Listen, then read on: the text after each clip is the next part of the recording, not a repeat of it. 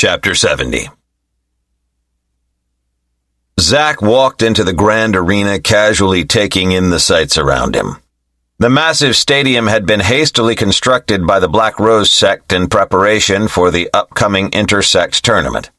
The entire structure looked freshly cut from black marble, with towering stands that would soon be filled by thousands of spectators.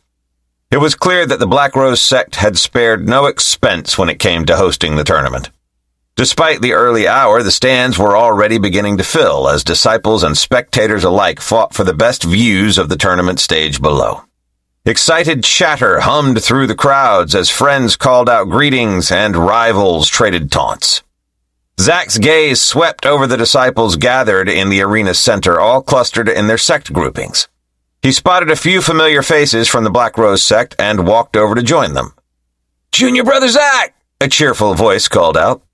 Zack turned to see Huey elbowing his way through the crowd towards him, a wide grin splitting his face. Once he reached Zack, Huey clapped him on the back. "Man, can you believe this place? The tournament's going to be epic!" Lowering his voice, he added, "And when you make it into the sealed realm, your senior brother's got your back. My luck's gotta rub off on you at some point." Zack laughed. Having Huey's notorious bouts of fortune on his side certainly wouldn't hurt. He still remembered how it saved the main body's hide a few times. "I'll hold you to that, senior brother." To Zack's surprise, he and Huey got on quite well. Unlike with the main body, Huey seemed quite laid back and relaxed around him, and even made a few jokes here and there. Noticing two more familiar figures, Huey waved them over. "Caleb, Amelia, come join us." As the two walked over, Amelia gave Zack a slow, heated once-over that made him resist the urge to take a step back. "Really, being cursed with such devilish good looks can be a hassle at times." Zack sighed, as though it wasn't the main body who meticulously crafted his body. "Well, I guess with great power comes great responsibility." "Let's join the other disciples in the waiting area," Caleb suggested. He gestured towards the tunnel leading under the arena floor. "We'll be summoned when it's time." The group nodded, moving to follow the steady stream of disciples. Zack glanced around, realizing that one disciple was missing. "Has anyone seen Nomad?" The disciples glanced at each other and shook their heads. "You know how he is, always wandering off on his own for who knows what," Huey said. "I'm sure he'll turn up sooner or later." What was that kid up to when he vanished like that? Zack wondered. It's not my problem. Keeping disciples in check is the main body's job. Shaking his head, Zack turned his attention to the other disciples filling the tunnel. With over a few hundred Foundation establishment contenders, seeking out potential troublemakers would prove tricky. "Someone's watching me." A prickle on the back of his neck made him glance over to find none other than Zeven staring back at him. "No, he's not looking at me." The Heavenly Light disciple was actually glaring at Amelia. The animosity was nearly palpable even from a distance. "Glare all you want. You don't have long to live anyway." Scanning the crowds again, Zack spotted another knot of disciples gathered around one Heavenly Light disciple in particular. The slender youth ignored those vying for his attention, though his posture suggested that he enjoyed the fawning. It was none other than Archon, a well-known prodigy even in the Heavenly Light sect. According to Morvran's intelligence reports, the youth resented Zeven for stealing some of his limelight as a newcomer to the sect. "Now there's a possibility worth entertaining," Zack mused. "Stoking the flames of rivalry to spur Archon into confronting Zeven during the tournament could produce some entertaining chaos, and who knows, it may even weaken the Son of Heaven. If you want to kill a Son of Heaven, you gotta play dirty." Before Zack could further ponder this, shouts erupted from his left. Whipping his head around, he spotted a hulking White Tiger sect disciple stomping through the passageway. Zack guessed that he had to be at least 7.5 feet tall. As the White Tiger disciple strode by, even some of the core formation competitors shuffled out of his path. The man's cultivation base fluctuations identified him as a solid Peak Foundation establishment realm cultivator. A dual cultivator! Zack felt a spike of excitement. He hadn't expected to see another cultivator like himself. The White Tiger sect was notorious for producing beast-like combat fanatics. An image of the huge disciple and Zack exchanging earth-shattering blows flashed through his mind. Smirking to himself, Zack decided finding the opportunity to face off against this brute in the arena could make the tournament somewhat less monotonous. The main body wants me to breeze through the competition, but where was the fun in that? Zack's musings were cut short by another commotion. This time it was to his right. He glanced over to see a cultivator from the Black Heart Sect go flying through the air before crashing into the wall. "Keep your filthy hands to yourself, worm!" a familiar voice snapped. Zack blinked in surprise to see Amelia standing there, wiping her hands as she glowered at the fallen cultivator. Interesting. He had naturally assumed the girl must have started the altercation, given her volatile temperament. Apparently, there was more to the situation. Slowly sitting up, the Blackheart disciple wiped blood from his mouth with the back of one hand. The air around him rippled with chi as he fixed Amelia with a venomous glare. "You should be grateful that I would even spare you the slightest notice," the man spat. Zack scrutinized the disciple, sensing the cultivation base of a peak core formation realm cultivator. Not bad, but I don't think he has what it takes to beat Amelia. Before the man could stand, a sudden pressure slammed down on him, forcing him back to his knees. Caelim's eyes had sharpened, bearing down on the Blackheart disciple with overwhelming intensity. Even though he knew Amelia could handle herself, he couldn't help but get involved. He hated those who preyed on women. "A sword cultivator!" someone exclaimed.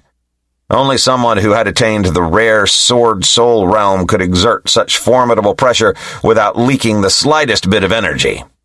Sneering, the Blackheart disciple moved to stand, but before things could escalate further, an ear-splitting chime rang out through the arena.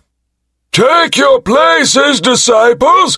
The first competition will soon begin!" Elder Fred's voice boomed overhead. "Guess playtime's over," Huey said, cracking his knuckles. "Let's go prove why our sect's the best!" Zack took one last sweeping look across the arena, imprinting the faces of the more interesting opponents to memory. When next they met, it would be as enemies. "Right," he murmured. "Let the games begin." 5 minutes ago. Seated comfortably in the highest booth overlooking the arena, Slifer stroked the scaly head of the baby dragon perched on his shoulder. Little Val peered down at the bustling crowds below, her slitted eyes bright with curiosity. "Why can't I join the tournament too?" she said, turning her big eyes up at Slifer. "It looks like fun." Slifer chuckled, reaching up to pet her. "I'm afraid not, little one. The tournament is only open to human disciples below the nascent soul stage." And Val was neither human nor below nascent soul. Her eyes rounded in surprise. "Oh, Val is too strong for humans?" Slifer laughed. "Yes, far too strong for them, I'm afraid. You'd gobble them all up without even trying." He tickled her belly, and she released a small burp of flame in protest, though she looked rather pleased by the assessment of her skills. "So Val can't play with them?" "If you played with them, it could be considered bullying," Slifer explained patiently. "We need to let the others have a fair chance to compete as well." The lie rolled smoothly off his tongue. The tournament was rigged to favor his disciples. Slifer didn't care about playing fair. Playing fair in a xianxia world only got you killed. But Slifer didn't enjoy lying, especially to little Val. However, it was his job to turn her into a righteous dragon, if there even is such a thing. Val mulled over Slifer's words for a few seconds before nodding. "I don't want to be a bully," she declared. "Master said being a bully is bad."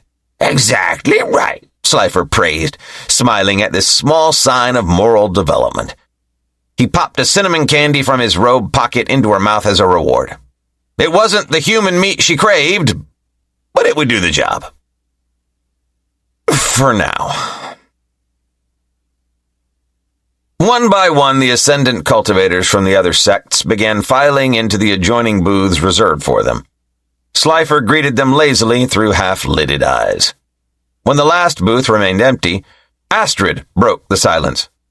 "Where is Kalius? Did anyone see the Blackheart sect master arrive?"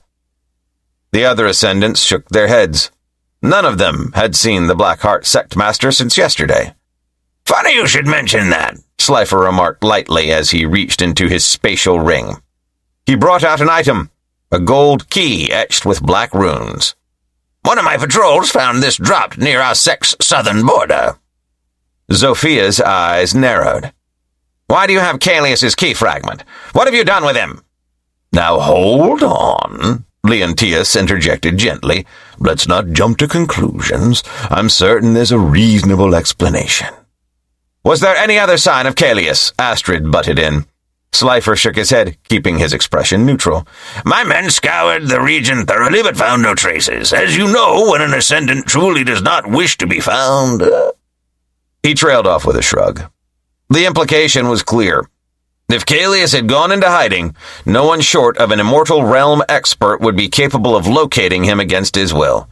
Preposterous! Zophia snapped, crossing her arms. You can't expect us to believe an ascendant cultivator just happened to disappear without a trace while visiting your sect. Do you take us for fools? Zophia. Always quick to think the worst of people. Slifer resisted the urge to rub his temples at the headache he could already feel developing. However, he couldn't blame her. It did sound suspicious. He had known revealing Kallius's key would arouse the other's suspicion, but if he had withheld it only to produce the artifact later during the opening of the sealed realm, it would have made him appear even more untrustworthy. If he was the ascendant cultivator that he pretended to be, then avoiding conflict wouldn't matter to him. And unfortunately, there was simply no graceful way to handle the Blackheart sect leader's unexpected disappearance. While I don't claim to know what happened to Sect Master Kallius, I can assure you I played no part in it, Slifer said, evenly meeting Zophia's hostile gaze. Are you really suggesting I have the ability to overpower and dispose of a cultivator of Kallius's level without anyone else detecting anything? Zophia's eyes flashed, but she held her tongue. Cultivators at their level could be defeated by others in the same realm, but they were incredibly difficult to kill. They just had too many life-saving treasures. And for one to go missing without being able to alert anyone, even she knew that sounded ridiculous. Enough speculation. If the Black Rose sect intended to attack us, why wait until now? They could have ambushed us from the beginning. She eyed Kallius's key fragment. All that matters is we have his piece. I'm sure Kallius will turn up eventually. With a huff, Zophia settled back in her seat. Unless the Black Rose sect master completed his breakthrough, the Black Rose sect simply didn't have the qualifications to threaten any of the other major sects. And if such a breakthrough were to occur, then the mysterious phenomenon that accompanied it couldn't be hidden. Crisis averted. Slifer held back a sigh. Please inform us if you learn anything more of Kallius's whereabouts, Leontius requested. You have my word. Slifer inclined his head, though he was skeptical whether the word of a demonic cultivator meant anything. He certainly wouldn't be naive enough to believe it. Slifer had his suspicions about the Blackheart sect master's sudden disappearance, but voicing them now would only rouse further suspicion. Better to keep it to himself for the time being. Satisfied that the ascendants were appeased, Slifer signaled for Elder Fred to commence with the opening proceedings. It's showtime. Right on cue, the tunnel entrances around the arena's perimeter shuddered open. What appeared to be a solid stone wall slid apart, revealing the competitors standing ready in the passageways. Welcome to the Intersect Tournament! Elder Fred's voice boomed through the arena. You have met the criteria to enter the tournament. Now is your chance to earn a slot to enter the sealed realm! The disciples below stood straighter, pride and excitement on their faces. Entering the sealed realm could change their fates. Those that were destined to die as mediocre could become the rising stars of the younger generation. 2 parallel tournaments will take place simultaneously over this coming month, Fred continued. 1 for the core formation disciples, and 1 for foundation establishment. The disciples listened intently. The tournament structure was familiar to them already. 5 total spots to enter the sealed realm will be awarded to each group, the elder said, holding up 5 fingers. Now on to the first stage. He waved a sleeve, conjuring glowing images of 2 contrasting environments. It will take place in 2 pocket realms we have prepared. Pocket realms were similar to mini-sealed realms. Like the name suggested, they were much smaller in size. It was normal for sects to have a few in their possession. The Foundation Establishment Group will be entering the Forest of Whispering Shadows. The image depicted a misty, gloomy woodland. As for the Core Formation Group, they will enter the Valley of Scattered Flames. This realm showed a fiery landscape of lava flows and smoky fissures. Participants will be divided randomly into teams of 3. Each team will be sent into separate pocket realms containing 1 yin scroll and 1 yang scroll. Fred allowed a dramatic pause before continuing. And of course, all team members must remain alive to pass. The rules are simple. Work together and survive. This announcement was met by muted mumbles as the disciples sized up potential allies and enemies. Teams would cut across sect divisions, forcing cooperation with rivals. The demonic cultivators in particular seemed disgruntled. Trust did not come naturally to them under the best circumstances. Relying on unknown teammates could prove disastrous. For once, the righteous cultivators shared their reluctance. How could they place their fates in the hands of those who walked the demonic path? Even with rules compelling cooperation, they still hesitated to trust those deviants. Could they truly cooperate? Raising his hands for silence, Elder Fred went on. The team assignments will now be determined. With another gesture, a wooden barrel etched with glowing symbols appeared on the ground. Each of you come forth and draw a marked stone. The number will assign you to your team. Before the first eager disciple could rush forward, a powerful pressure abruptly weighed down on the arena, stopping everyone cold. Gasps and shouts erupted as all heads craned skyward. There, a flying ship broke through the clouds before descending towards the tournament grounds. The disciples could make out a dark, hooded figure standing atop the deck. A cloaked man leapt over the side, landing cat-like on the booth holding the ascendant beings. Pulling back its hood, the figure revealed itself. It was the Black Death Sect Master. "What is the meaning of this, Valron?" Zofia demanded on her feet. "The Black Death Sect forfeited their tournament rights by not attending the Ascendant meet." The Black Death Sect Master chuckled, unbothered by her attitude. Come now. Let's not fuss over technicalities between friends. He walked towards the empty booth. Surely one more competitor would make things interesting. Absolutely not, Astrid declared, rising to join Zofia. The rules clearly state any sect absent from the meet relinquishes their entry eligibility. It sounds like you're making excuses. Do you fear facing true competition? Valron raised an eyebrow. Why, you! Zofia looked ready to leap down and throttle the man herself. Only Leontius's hand on her shoulder kept her rooted in place. But the Black Death Sect Master merely smirked at the ascendants. If you brought the Heavenly Light's esteemed Sect Master, I may have backed down, he purred. But against the likes of you, I think not. To emphasize his point, he unleashed the full pressure of his cultivation base. The sheer power forced Zofia and Leontius back into their seats. Only Astrid managed to remain standing, though uneasily. Pick Ascendant Realm! The Ascendants all turned to Slifer. Not only was he supposedly the most powerful amongst them, but he was the host. This was his mess to deal with. Damn it, why does this keep happening? What should I do? I can't afford to reveal my trump cards, at least not so soon.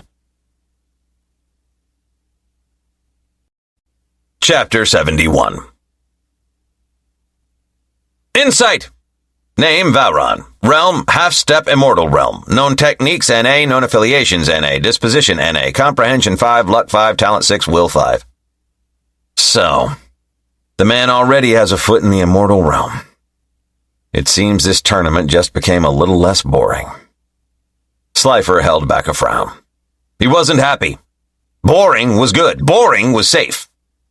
Based on Valron's attitude, Slifer guessed that the Black Death Sect Master likely aimed to goad him into a confrontation, then use him as a punching bag to show off his new cultivation to the other sects. However, Slifer had no desire to be anyone's puppet, least of all a punching bag. Like hell, I'm humiliating myself for your amusement, Valron. As much as Slifer wished to put the arrogant devil in his place, he knew revealing his trump cards this soon would be unwise. Diplomacy it is. Rising to his feet, Slifer felt the anxious gazes of the other ascendants fix on him, anticipating and perhaps even desiring a clash between the two. Valron is absolutely right, Slifer declared, flashing a carefree grin. The more competitors we have, the more exciting the tournament will be. Valron's eyebrows shut up in surprise. This was clearly not the reaction he had expected. Slifer smiled and waved a hand invitingly. By all means, join us. I look forward to seeing what your disciples can do against the best of our sects. Recovering quickly, Valron returned Slifer's smile. You are too gracious, Supreme Elder, he said smoothly. I appreciate you seeing reason. The other ascendants exchanged wary glances, suspicion etched on their faces. Clearly they wondered whether the two demonic cultivators were in collusion against them. Little Val tugged worriedly on Slifer's sleeve. Master, that strange man feels scary, she whispered. I agree, he cried, internally. However, outwardly, he smiled and gave the dragon a reassuring pat. Not to worry. I won't let anyone hurt you, little one. He slipped her another cinnamon candy to distract her. It worked. Val's small face immediately brightened. Master is the best! With Valron now seated. The Black Death Sect disciples disembarked from the flying ship and joined the other competitors on the arena floor. Slifer watched as the team allocation process resumed. When it came time for Huey to draw his number, Slifer had to resist a knowing smile. Through a bit of trickery beforehand, Elder Fred had secretly marked the stones corresponding to the chi of Slifer's disciples. Just as Slifer anticipated, Huey picked up a stone carved with the number 9. Excellent. Now to get the other two on the same team. Shortly after, Amelia approached and also selected the stone marked with the number 9. She shot Huey a smile as she came to stand beside him. Finally, Calum drew the same stone. Well, well. What a fortuitous coincidence, Zofia remarked dryly, casting Slifer a pointed look. One might even say this assignment process seems downright rigged. Slifer simply laughed. Come now, Zofia. You can only blame the heavens for my luck. He glanced down at Val, who bobbed her head in fervent agreement. Master said lying is bad. He would never ever cheat. Slifer nodded, ignoring the twinge of guilt he felt at the baby dragon's trust in him. Sometimes cheating is necessary, he reassured himself. Of course not, Zofia said flatly, clearly unconvinced. With a resigned sigh, she settled back into her seat. A sect securing small advantages for its own members was simply expected when hosting tournaments such as these. Zofia's own Heavenly Light sect had certainly rigged things in their favor during previous tournaments. At least the teams appear evenly matched otherwise, Zofia noted. The random assignment process resulted in most groups comprised of disciples from different sects. In comparison, Slifer's hand-picked team consisted solely of the top Black Rose disciples. She hated to admit it, but Slifer's sect did have a distinct edge this round. 30 minutes later. With the core formation teams allocated, it was time for the Foundation Establishment disciples. Slifer watched idly as they approached one by one to draw their numbers. Most knew better than to outwardly react to their new teammates, though Slifer noticed more than a few poorly concealed grimaces. When William stepped up, Slifer observed closely. He remembered William. During the disciple selection ceremony, the other Grand Elders expected Slifer to take him on. However, Slifer knew that whilst the boy's stats were decent, they were not enough to catch the eye of a Grand Elder, let alone a Supreme Elder. He didn't know how he did it, but Slifer knew that William had cheated. He was a motivated young man willing to do whatever it took to succeed, and that was what Slifer was looking for. He could be a good teammate for Zack. William drew a stone engraved with the number 3. Though he kept his face impassive, his breathing quickened. Slifer could sense the boy's anxiety. William knew that passing the first stage greatly depended on having good teammates. "Ha ha! Don't worry, lad, I've got that sorted for you." Slifer held back a laugh. He could get used to playing the strings behind the scene.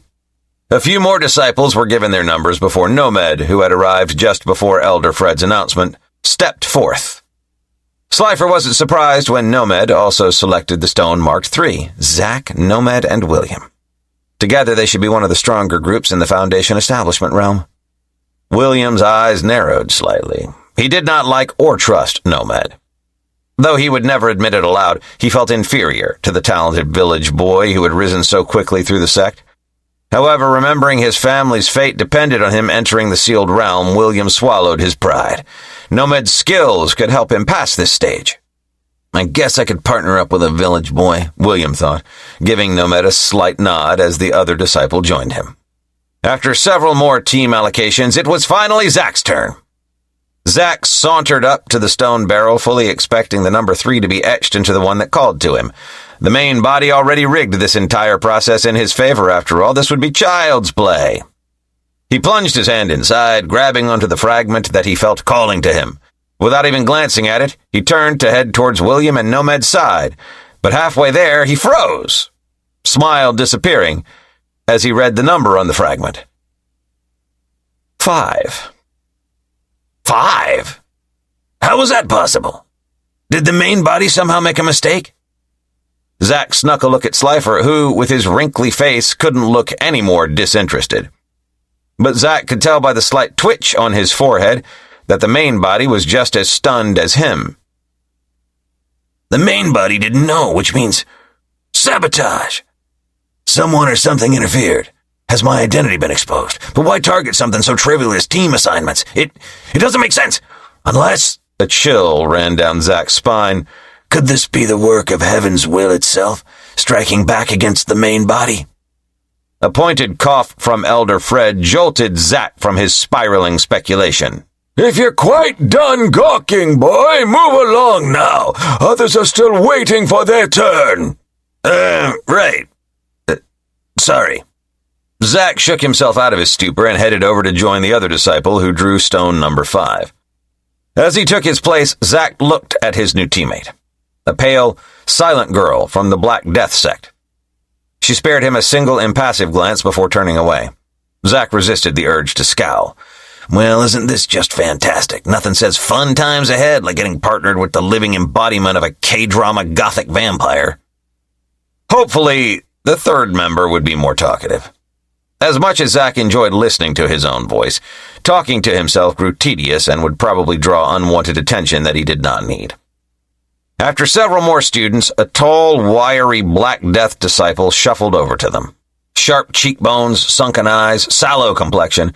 Yep, definitely some undead blood in this one. Maybe a zombie?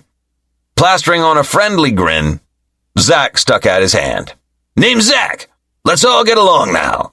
The boy ignored his outstretched hand, face expressionless. Zack let his arm drop, smile growing strained. "Okay then. Looks like sparkling conversation is off the table."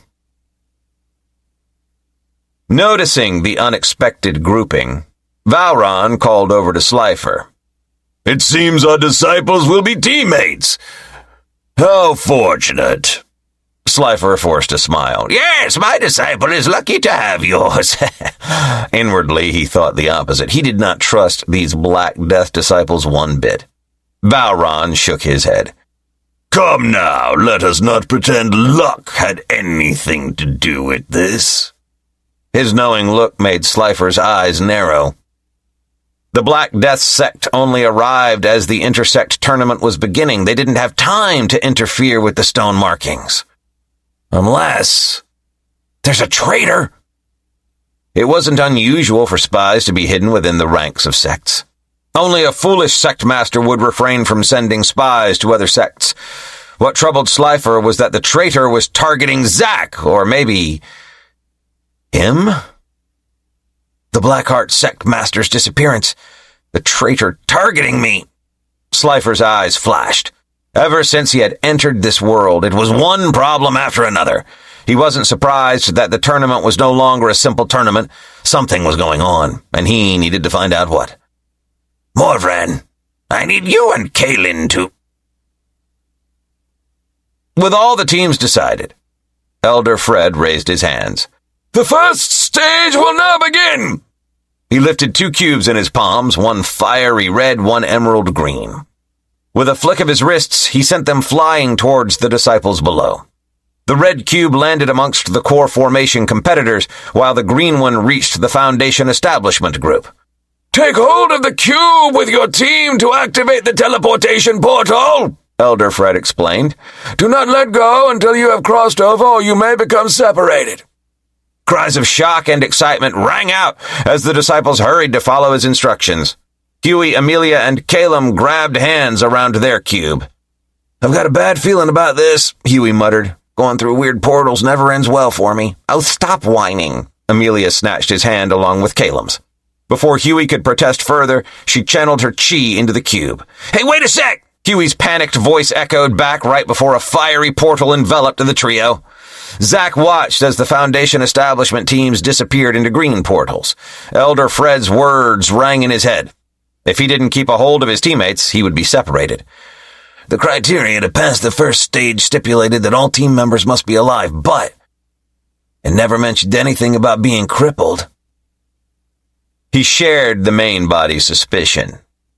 He knew that demonic cultivators should never be trusted, but something about these two was dangerous. Very dangerous. And Zack definitely did not want to be trapped along with them. As much as he craved excitement, Zack did not want to die. No, I'm too young to die. I'm only a few weeks old. The Black Death disciples closed in on either side of Zack, each grabbing one of his arms just before the Jade Stone arrived. So they ignore me when I want a handshake, yet this is okay? Zack sighed, feeling their grips tighten around his wrists like iron shackles. These guys are too shady, and I don't have any cards to keep me safe. I need to get out of here. Zack decided as the stone's teleportation field enveloped them. He quickly jerked his arms free and leapt backwards. The Black Death Sect members' expressions hardened, reaching forward to grab him. See you never, Zack laughed, waving as he disappeared into the vortex. Chapter 72. Valley of Scattered Flames. Huey let out a startled yelp as he tumbled out of the portal, landing face first into a pile of thick, mushy muck. Ah, gross! He exclaimed, scrambling to his feet. His face was covered in sticky, pungent gunk. He grimaced as he tentatively sniffed the foul substance. Oh no, is this what I think it is? Of course he would land smack into a pile of silver spine ape dung, known throughout the realm for producing the largest, smelliest piles of feces. They weren't even native to warm terrains. What was the bloody ape doing here? This is why I hate portals, he groused miserably. The old man's laughter rang in his head. Serves you right for not jumping in yourself, boy. A little crap will do you good. Scowling, Huey looked around for something to clean himself with. Finding a clear puddle, he hurriedly bent down to splash the water on his face. That's much better. He broke off with a strangled yelp as Amelia emerged behind him, biting back a smile. Pretty sure that puddle is ape piss, Huey. Huey reeled back, every inch of his face burning with humiliation. Just his luck, shit and piss, in one fell swoop. This day just keeps getting better and better. Seeing his expression, Amelia laughed. Oh yeah, laugh it up. Huey shot her a venomous look as he desperately wiped again at his face. This was all her fault for shoving him into that blasted portal. As the two bickered, Calum emerged from the portal.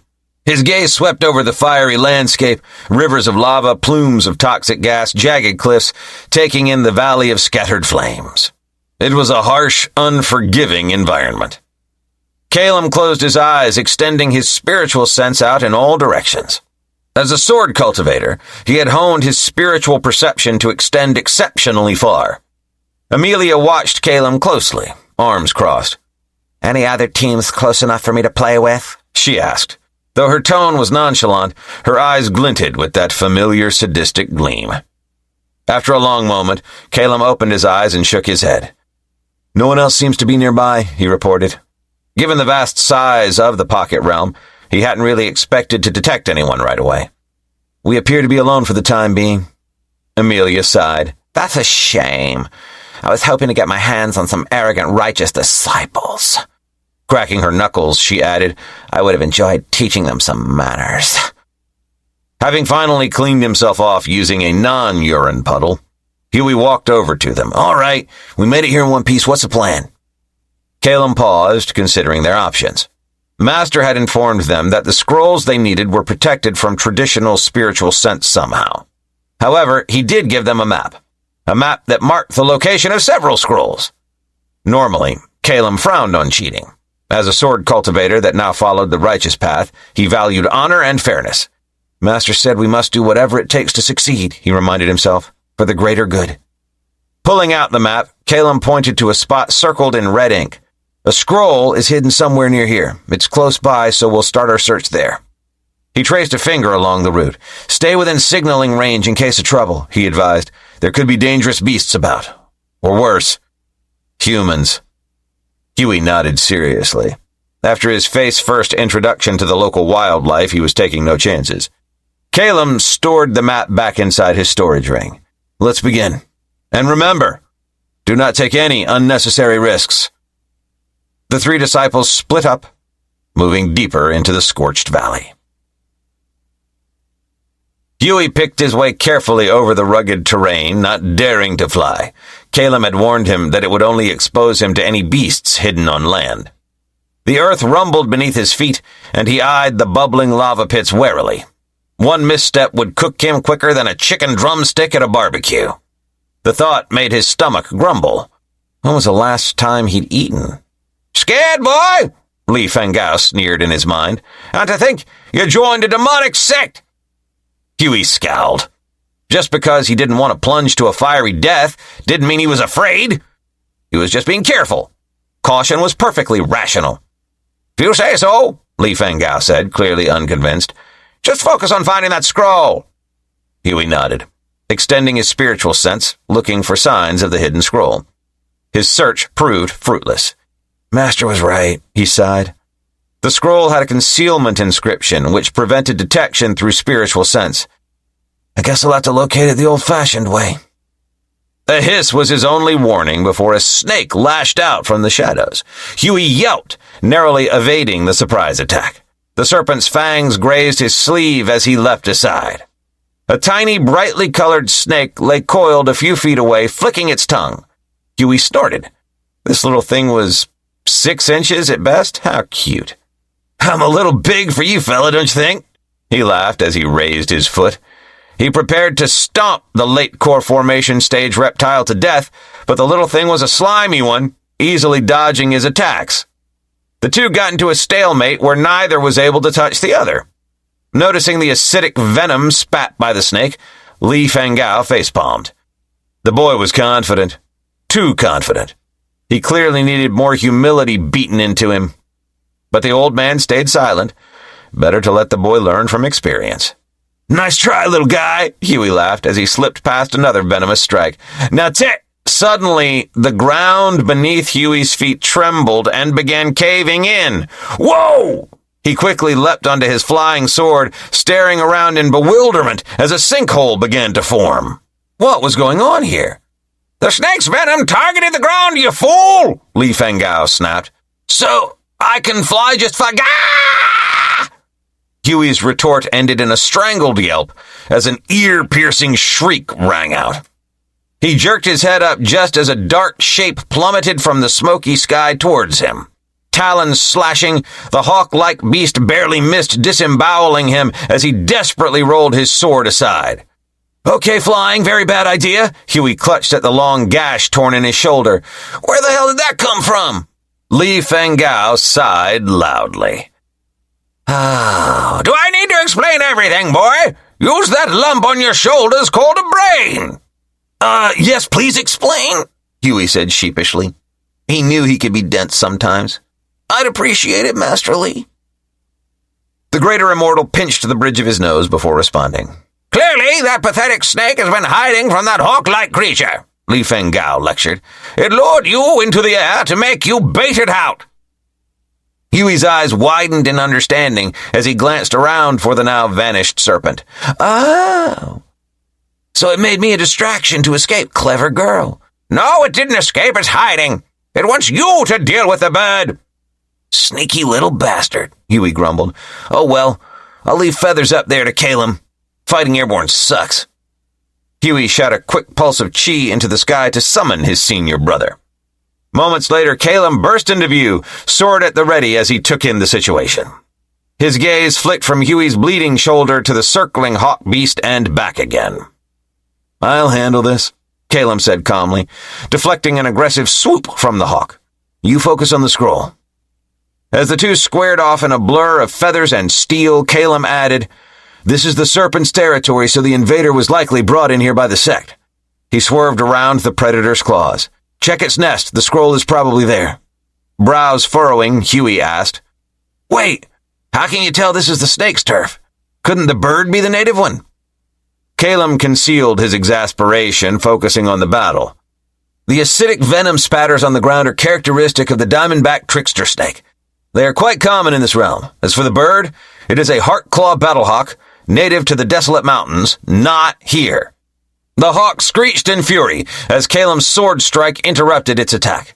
It pulled up sharply, circling around for another dive. Calum turned back to Huey. "Does that satisfy your questions? Now go find that nest while I handle this." Seeing Huey's blank look, Calum's eye twitched.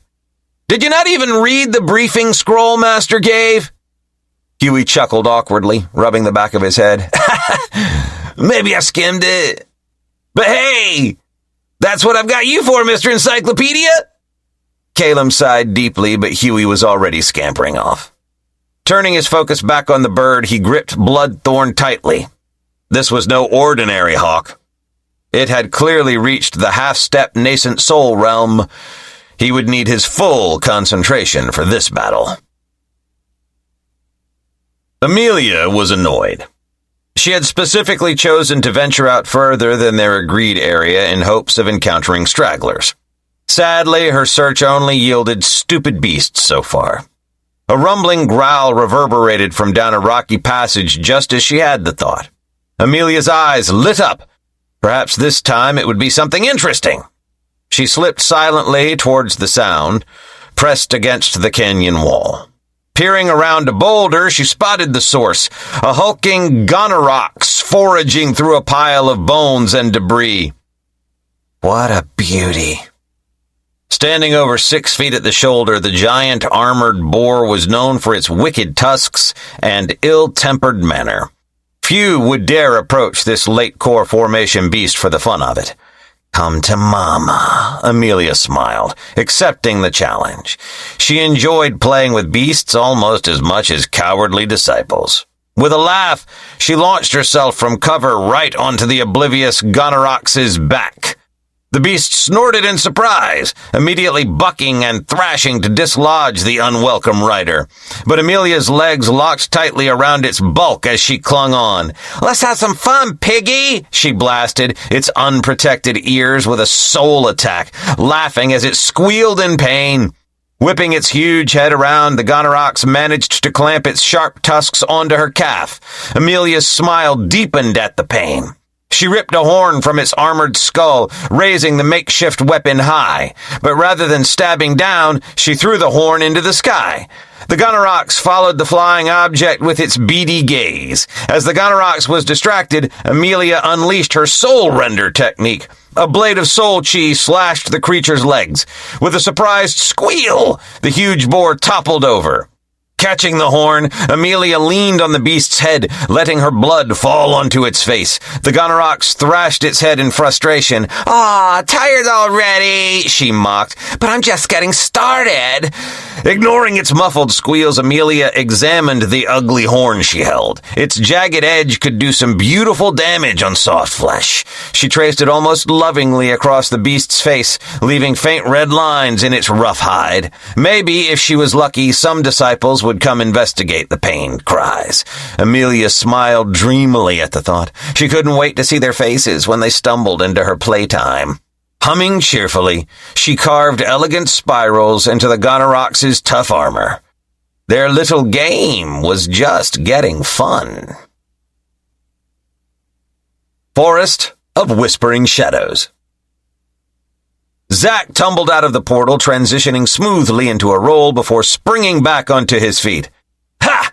Nailed the landing, he grinned, dusting himself off. His smile faded as he took in his gloomy surroundings. Murky fog shrouded the damp, marshy woods around him. A bog stretched out nearby, surface shimmering with oily black water. Lovely place, Zack grimaced, glancing back at the empty space that once occupied a portal. Yeah, this looks like a fantastic place for a vacation. Maybe I should build a summer home here. Shaking his head, Zack fished out his map, scanning for telltale markings. None. Damn. No scroll here, he muttered, returning the map to his ring. Sloshing noises drew his gaze back to the swamp. An enormous, beady-eyed creature surfaced, jaws gaping wide to swallow him whole. Zack immediately channeled lightning chi into his legs, the energy crackling over his skin as he nimbly jumped clear of the attack. Whoa now, no need for that! The beast sunk below the murky waters once more, glaring at Zack before slowly submerging. Zack wagged a scolding finger. Too late to back out now. You wanted a snack? Well, now I'm not leaving until I get a new pair of boots. That sneak attack sealed this dumb creature's fate. Clenching his fist, Zack channeled his chi into a glowing orb of lightning. With a casual flick, he lobbed it into the swamp waters, where it exploded in a brilliant flash. The entire bog lit up with branching arcs of electricity as the energy surged through every living thing in the murk. A chorus of strangled croaks and hisses rang out as the swamp dwellers spasmed and thrashed before falling still, roasted by the lightning blast. Zack made a tugging motion with his hand, and the creature's corpses rose to the surface, floating over to pile at his feet. Perfect! Plenty of materials to work with here. He casually stashed the dead beasts away into his storage ring. He never knew when creature parts might come in handy for pills and the like. Just then, Zack sensed 3 figures entering the range of his spiritual sense. Masking his presence, he slipped into the cover of the trees and silently observed the group pass by a few minutes later. I'm telling you, we need to split up. It's our best shot at grabbing 2 scrolls before the others, argued the burly, dark-robed boy Zack recognized from the Black Heart Sect. The slender blonde girl in blue Heavenly Light Sect robes shook her head firmly. No, we barely know anything about what we'll be facing. It's too risky alone. The final member of their team, a tall, white tiger disciple, nodded in agreement. She's right. We stand a better chance sticking together. The Blackheart boy scowled but didn't argue further. Whatever, we do it your way. But when your plan inevitably costs us this stage, don't say I didn't warn you. The white tiger disciple spoke up hesitantly. Well, splitting up might not be the best idea, but we're not totally unprepared. He patted the bronze medallion hanging around his neck. I have a treasure-seeking artifact from my sect. It can locate precious items under nascent soul level. The Black Heart disciple's glare transformed into a greedy gleam at this news, though he quickly masked it. An intriguing trinket, he remarked casually. Too casually. That's great. We can track down the scrolls with no problem then, said the Heavenly Light girl happily. But the white tiger boy shook his head. Not exactly. The medallion doesn't register the scrolls as treasures. Those don't give off an aura. It's only helpful for locating a second artifact once we have the first scroll. The Black Heart disciple sneered. Then what good does it serve now? Seems you've wasted everyone's time boasting about useless junk. It's not useless, the other boy protested. It can still help with the second scroll later. I just wanted to let you both know it's an option. Enough bickering, interjected the Heavenly Light disciple. We focus on securing 1 scroll first. Your medallion can assist us after that. Agreed? Both boys nodded in agreement. Maybe we should just ambush whoever finds the first scroll and steal it, suggested the Blackheart boy casually. Save us the trouble of searching. His teammates quickly vetoed this idea, refusing to stoop to such dishonorable tactics. Their argument faded into the distance as the mismatched trio moved off. From his hidden perch, Zack chuckled and rubbed his hands together. Oh, this is just perfect. Duty calls, idiots. He would follow these 3 buffoons until they acquired the first scroll, then take it along with that delightful treasure-seeking trinket. How generous of them to hand over such useful tools. Whistling cheerfully, Zack stealthily trailed after the group. Chapter 73. The mismatched trio trudged through the murky woods, boots squelching in the damp earth. The Heavenly Light disciple wrinkled her nose at the dank atmosphere. "What is that awful stench?" "It's the natural musk of the swamp, Princess," Leaf said with a smirk. "Not all of us grew up in cozy temples and libraries." The blonde girl shot the Blackheart disciple a withering look. "My name is Isolde, not Princess. And I'll have you know the Heavenly Light Sect temples require grueling physical training." "Oh yes, grueling training in how to properly fold robes and recite poems about rainbows, no doubt." "I wasn't asking for your opinion, Leaf." Isolde gave an exaggerated sniff. "Honestly, what kind of name is that for a big, scary, demonic cultivator anyway? It sounds like you should be the one frolicking in the flower fields." Leaf bristled, his face flushing an angry red. "Hey! It's as intimidating as any other name!" He jabbed a finger at Isolde. "Why don't you make yourself useful for once and scout ahead instead of complaining, Little Miss Sunshine?" "Little Miss Sunshine? Why you—" Isolde began hotly before Orion stepped between them. "Enough bickering! We need to focus on the task at hand," the tall, white tiger disciple said sternly. Leaf rolled his eyes but didn't argue. Isolde bit her lip. Orion was right, but that arrogant demonic cultivator just rubbed her the wrong way. "So where to next?" she asked Orion, pointedly ignoring Leaf. "Any signs of beasts ahead?" The older boy crouched, examining a disturbed patch of mud. Running his fingers over the imprints, his eyes narrowed thoughtfully. "These are feline tracks. Most likely a large predatory cat of some sort," Orion reported. "But something isn't right." "What do you mean?" asked Isolde. Beside her, Leaf scowled impatiently. "Well, if I'm right, then the tracks belong to a stone stalker tiger, but they typically prowl mountain ranges, not swamplands," Orion explained, rising back to his feet. "I believe someone deliberately released it here to guard something." Understanding dawned on Isolde's face. "The scroll! This must be on the right track, then." She turned eagerly to Orion. "Think we can sneak past the tiger and grab the scroll without a fight?" "What's the matter? Afraid to break a nail?" Leaf snorted. "We're cultivators, not helpless maidens." Isolde bristled at his mocking tone. "I'm not scared," she retorted. I'd rather avoid a deadly battle this early if we can." Before Leaf could respond, Orion stepped in. "I'm afraid confrontation is inevitable. Stone stalkers are clever beasts. It will detect us once we're within its territory." Leaf cracked his knuckles, an eager glint in his eyes. Isolde took a deep breath and smoothed her robes. She really hoped Orion knew what he was doing. Guided by the tracks, it wasn't long before the trio found themselves peering into a rocky overhang sheltering the tiger's den. Snarls echoed from within the darkness. Isolde tensed. "Definitely our tiger friend in there," she murmured. Peering inside, her breath caught at the sheer size of the beast dozing just inside. It was as big as a cart horse.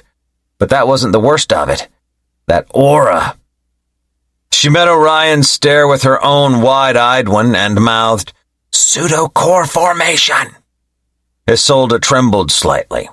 She had never faced anything above Foundation establishment before. They were insane to consider this. Orion clasped her shoulder, whispering, "Don't worry, we can handle this challenge together." Leaf just snorted at their words. "Weaklings, both of them." If they experienced the ruthless lives of demonic cultivators, they would not be hesitant so quickly at danger. "Let's just get this over with," he muttered. Without waiting for a response, the Blackheart disciple slipped into the cave entrance, sticking to the shadows as he stealthily circled around behind the tiger. Isolde and Orion had no choice but to follow suit. They split up to surround the predator before it noticed their presence. Unfortunately, their efforts proved futile as the tiger suddenly lifted its shaggy head, pupils dilating. Letting loose an earth-shaking roar, it bounded towards the cave opening to confront the trespassers. Isolde cringed as the gale nearly bowled her over. So much for stealth! The stone stalker swiped a massive paw at Orion. He narrowly dodged the blow meant to decapitate him. "Aim for its legs!" he shouted, unleashing a series of claw-quick strikes to the beast's shoulders. "Slow it down!" Leaf nodded, sweeping his leg out in a blazing arc. "Cinder whip!" A fiery lash coiled around the tiger's hindquarters. It snarled in pain but kept charging towards Isolde. She froze for a tenth of a second before her training kicked in. Twisting aside, she pointed her palms at the oncoming beast. "Solar flare!" Dazzling light exploded forth, blinding the stone stalker. It veered off course, smashing into the cave wall inches from Isolde.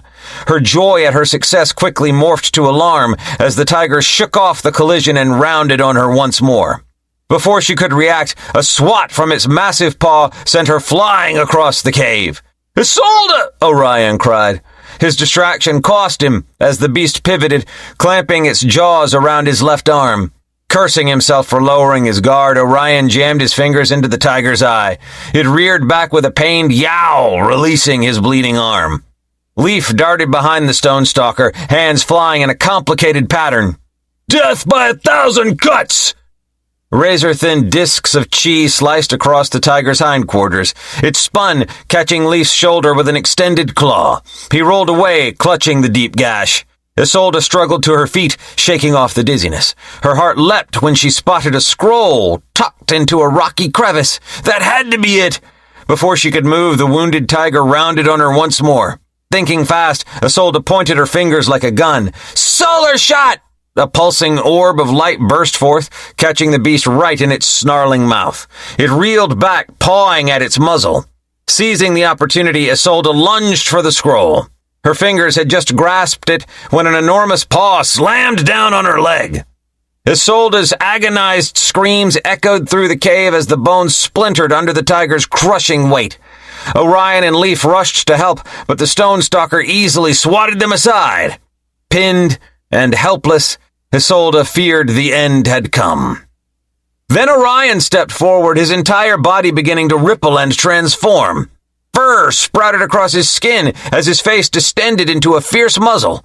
Claws tore through his fingertips as he dropped to all fours. Within moments, a hulking white tiger with the aura of a pseudo-core formation beast stood before them. "I can hold this form for 3 minutes, Orion growled. "Get the scroll now!" With the stone stalker's attention fixed on this new challenger, Isolde gritted her teeth and dragged herself free. Cradling her mangled leg, she clutched the scroll to her chest. They'd done it! Orion and the stone stalker collided in a whirlwind of fangs and claws. Evenly matched, the two tigers battled fiercely, neither willing to give up an inch. Isolde watched anxiously as Orion narrowly avoided the repeated swipes at his neck. Leaf circled the two beasts, waiting for an opening. When the stone stalker reared up to slash at Orion, he struck. "Phoenix arrow!" A spear of condensed flame shot forth, piercing deep into the stone stalker's chest. It sank to the ground with a final anguished roar, blood splattering the rocky floor. Panting heavily, Orion's body rippled and reverted to human form. He looked down at the dead beast. "You fought well, brother tiger. May your spirit run free in the heavens." He then turned to his teammates. "Nice work, you two," he said, pulling out an earth-rank healing pellet from his ring. "Here, it's not enough to completely heal that leg, but it should be enough to travel." "Thank you." Isolde swallowed the pellet. As for Leaf, his gaze lingered on the corpse. "Do either of you mind if I harvest materials from our fallen friend? Waste not, want not, as they say." Isolde shrugged indifferently as she watched her injuries heal. "Go ahead. Better you than leaving it to rot." Orion turned away. He didn't like killing tigers, let alone harvesting them. However, he knew it wasn't his place to force his beliefs on the others. After Leaf had salvaged what he could from the corpse, the trio were ready to depart. One scroll down, just one more to go. Hidden in the upper branches of a tree, Zack watched the trio emerge from the cave. His eyebrows rose when he spotted the happy expression on their faces. Well, well, it looks like they brought me a scroll, he murmured. How kind of them. Circulating his chi, Zack prepared to drop down and ambush the unsuspecting disciples. Caught up in their victory, they would never see him coming. This was just too easy. He tensed, ready to strike, then paused. Faint chi signatures approached from the right, steadily moving closer. Another group? Interesting. Zack's eyes narrowed. Stilling his breath, he calmed his aura and observed the scene unfolding below. Moments later, an ice spear burst from the woods straight at Isolde. Crying out, she tried to dodge, but it still grazed her shoulder, drawing blood. Ambush! Leaf yelled, hands blazing as he whirled to face their attackers. Beside him, chi covered Orion's hands, forming claws. 3 teenage boys walked out from the trees. Zack recognized the black-heart robes on one burly boy and the flowing white garments of a pure soul disciple. The third, a tall, handsome lad in rich black and red robes, was apparently from the Black Rose sect if his arrogant expression was anything to go by. Not wasting time on pleasantries, the Black Rose disciple pointed a finger at Orion's group. Hands over the scroll if you wish to keep your lives. Icy vines burst from his sleeve, slithering towards them. With her injured leg not ready for battle, Isolde could only defend as the vines entangled her. But Leaf quickly conjured a wall of flames to keep the ice at bay. Back off, Torin! He snapped at the Black Heart disciple. This is our scroll! Torin laughed coldly. Oh, Leaf, you know it doesn't work that way. He hurled a fireball towards Leaf's face. We're all enemies here. But the pure soul disciple stepped forward, trying to convince the other group. Please don't make us kill you. Just surrender the scroll and you can walk away unharmed. Torin scoffed. Where's the fun in that? I intend to leave a trail of bodies behind me before this trial ends. He laughed at his companion's baffled reaction. Fight now! Regret later! Take them out, Mael! Torin ordered. The Black Rose disciple, Mael, nodded and sent another icy spear flying at Isolde. But this time, Orion intervened, deflecting it with a swipe of his paw. We won't make this easy, he shouted. Despite not having the ability to activate the partial transformation again in such a short time span, he would not back down without a fight. With a roar, he charged at Mael, his claw-like hands glowing brightly. Caught off guard, Mael hastily raised an ice spear to block the slash at his throat. Meanwhile, Leaf squared off against Torin, both hands wreathed in flames.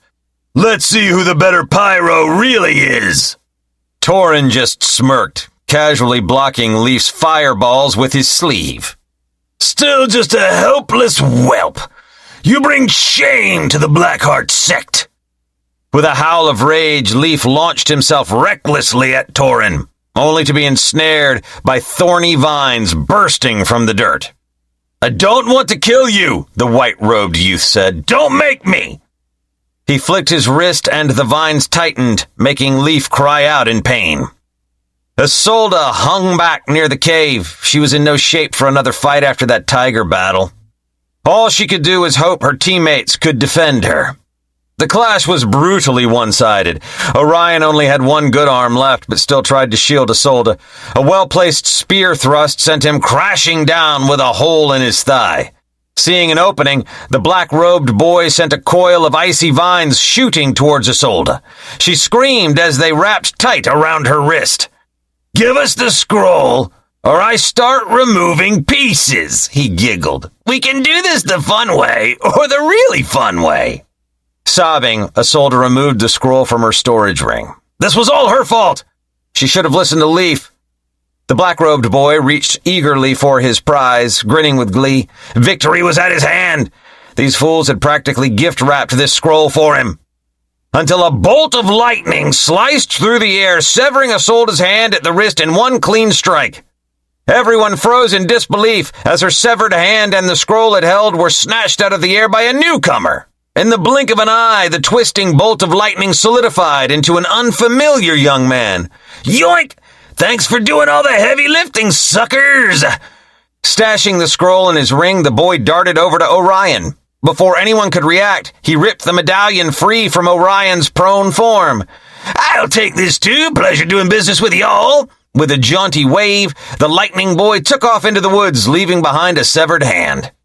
For one heartbeat, both groups just stared after him in absolute shock. Then Torin roared in outrage, "After him, fools! We can't lose that scroll!" The three boys immediately abandoned their attack on Orion's team to give chase.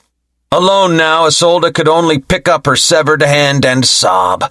They had lost everything in one ambush. She had never felt so hopeless and defeated. The trial was surely over for them now. Zack ran through the shadowed forest, grin still stretched wide. Things had played out even better than he had hoped. One scroll, one tracking medallion, zero effort. Those idiots made it too easy. No one thought to look up and be wary of a surprise aerial strike. Trees blurred past as he rapidly increased the distance from his three pursuers. Their angry threats echoed behind him, as if those losers had any hope of catching a lightning cultivator in the woods. Still, no reason to take chances. Zack changed direction abruptly, heading towards one of the yin scroll locations. Let those idiots run themselves ragged chasing a cold trail. With his two precious new tools, Zack could easily find the next scroll. Chapter 74. 3 young cultivators were making their way through the valley. One wore the robes of the Black Rose Sect, while the others bore the insignia of the Pure Soul and White Tiger sects, respectively. As they searched for the scrolls, a faint squealing reached their ears. The 3 exchanged glances, debating whether to investigate. The White Tiger disciple closed his eyes, extending his senses. "There's only one aura over there," he reported, brow furrowing. "They're at peak core formation level." He opened his eyes, glancing between his companions. "For someone to be alone, either they're overconfident," he paused meaningfully, "or extremely dangerous." The 2 late core formation cultivators shared a cocky look. "Please, the 3 of us can easily handle a lone peak core disciple," the Black Rose disciple scoffed. "Don't tell me you're scared." The White Tiger disciple shook his head sharply. "Fear just breeds defeat. If we work together, we can overcome anyone in this mini-realm." The 3 exchanged confident nods before heading towards the strange sounds. As they drew closer, the muffled squeals grew louder and more pained. The Pure Soul cultivator couldn't help but cringe at the cries. "What kind of freak enjoys inflicting pain like that?" he muttered uneasily. But he didn't dare suggest turning back now. He didn't want to propagate the already widespread belief that Pure Soul cultivators were cowards who would do anything to avoid confrontation. Turning a corner, the 3 disciples froze at the sight before them. A silver-haired girl sat casually on top of a massive armored boar. In one hand, she held a jagged horn, using it to slowly carve patterns into the squealing beast's hide. The pattern looked like a name. The Black Rose disciple's face drained of color. "Amelia," he choked out. Before the others could react, he spun on his heel and fled back the way they'd come. The White Tiger and Pure Soul disciples stared after him in confusion. Over his shoulder, the fleeing cultivator cried, "Run, it's her!" Exchanging bewildered looks, the 2 disciples ran after their companion. Once they'd put some distance between themselves and the crazy cultivator, they grabbed the Black Rose cultivator's arm. "What are you doing?" the White Tiger disciple demanded. "Don't tell me you're afraid of a little girl!" The Black Rose disciple shook his head frantically, still trembling. "You don't understand! That's one of Supreme Elder Slifer's personal disciples!" The other 2 looked even more puzzled. "So what?" asked the Pure Soul disciple. "She's still just one cultivator." The Black Rose disciple's eyes went wide with fear. "You don't get it! Amelia's not just strong, she's completely insane. She loves torture and pain," he shuddered. "We can't beat someone like that in a fight, and if she gets a hold of us..." The White Tiger disciple shook his head firmly. He did not take kindly to cowardice. "You should never run from someone just because they're stronger. Don't you have any courage?" He turned to the Pure Soul disciple. "With the 3 of us, we can handle her." But seeing the Black Rose disciple's stricken face, he felt the first twinges of doubt. Someone who could inspire such primal fear in a demonic cultivator was clearly dangerous. The Black Rose disciple seemed near tears. "You don't understand. I've heard Amelia's defeated even nascent soul cultivators before. We wouldn't stand a chance." The White Tiger disciple paled slightly at this revelation. As a peak core formation cultivator himself, he was quite confident in his strength. He knew he was only able to match half-step nascent soul enemies currently. Having help could allow him to stalemate a weak full nascent soul, but defeat one? Impossible. The pure soul disciple nodded slowly. "Ah, I see. Well, in that case, good call on retreating," he said, clapping the Black Rose disciple's shoulder. "I'd rather not tangle with someone unhinged enough to torture beasts for fun." The Black Rose disciple nearly sobbed in relief at their understanding, but a chill suddenly ran down all three of their spines. "Oh? Who are you calling unhinged?" a soft voice questioned from right behind them. They whirled to find Amelia standing there idly playing with the bloody boar horn. An unsettling smile graced her lips as she tilted her head at them. "Demon!" the Black Rose disciple yelped, nearly tripping over his own feet to get away. The Pure Soul disciple also backpedaled furiously. Only the White Tiger disciple stood his ground. He raised his sword warily at the girl. "Though I'll agree, I do take pleasure in certain acts," Amelia continued lightly, but her gaze turned hungry as it passed over them. "I'd be happy to show you just how much, if you're interested." Calem's eyes narrowed as he was pushed back by the hawk-like beast. It let out an ear-piercing screech, claws swiping dangerously close. He sighed, raising his sword defensively. Through his master's teachings, Kalem had converted some of his demonic techniques into righteous ones, but unfortunately not all of them. "Hopefully I won't need to resort to any demonic techniques to defeat this creature," he thought. As the hawk swept in for another strike, Kalem activated his sunrise slash technique, vanishing and reappearing behind the bird. He slashed at its head with his sword, but the hawk somehow sensed the blow coming and dodged aside at the last second. It immediately countered, its talons grazing Kalem's arm and nearly tearing through the sleeve of his robe. He leapt back just in time, grimacing slightly at the near miss. "Tch, this thing's instincts are too sharp. 9 lights mirage," Kalem muttered. Suddenly, 8 identical images of him appeared, each wielding its own sword. They surrounded the hawk in a circle, then attacked simultaneously from all sides. The hawk let out an enraged screech, pushing back several of the images with a powerful wind blast. Though it destroyed 3 of the images, the technique allowed 2 of the real Kalem's sword strikes to land. The hawk squawked in pain as gashes opened along its flank. "Finally!" Kalem's lip curled in satisfaction, but it quickly turned to alarm as the injured hawk's eyes suddenly burned red. With an echoing shriek, its aura began climbing exponentially, quickly reaching the power of an early nascent soul cultivator. "It's still climbing!" Kalem's eyes widened. He couldn't allow the beast to fully enter its berserk state. At this rate, it would become too powerful for him to handle without suffering from severe injuries. He had to end this, now. Hissing through his teeth, Kalem thrust his sword forward. "Thorned lash!" The blade seemed to shoot forward, extending and elongating until it struck the frenzied hawk directly in its thick neck. The razor-sharp point pierced deep, cutting off the creature's building scream. Kalem quickly retracted the whip-like weapon back to its normal sword form as the mortally wounded hawk collapsed, its aura fading away. Just more death. As a former demonic cultivator, Kalem was no stranger to violence, yet he would avoid ending lives when he could. He let out a soft sigh, watching almost sadly as a long, tongue-like appendage emerged from his sword, devouring the beast's chi.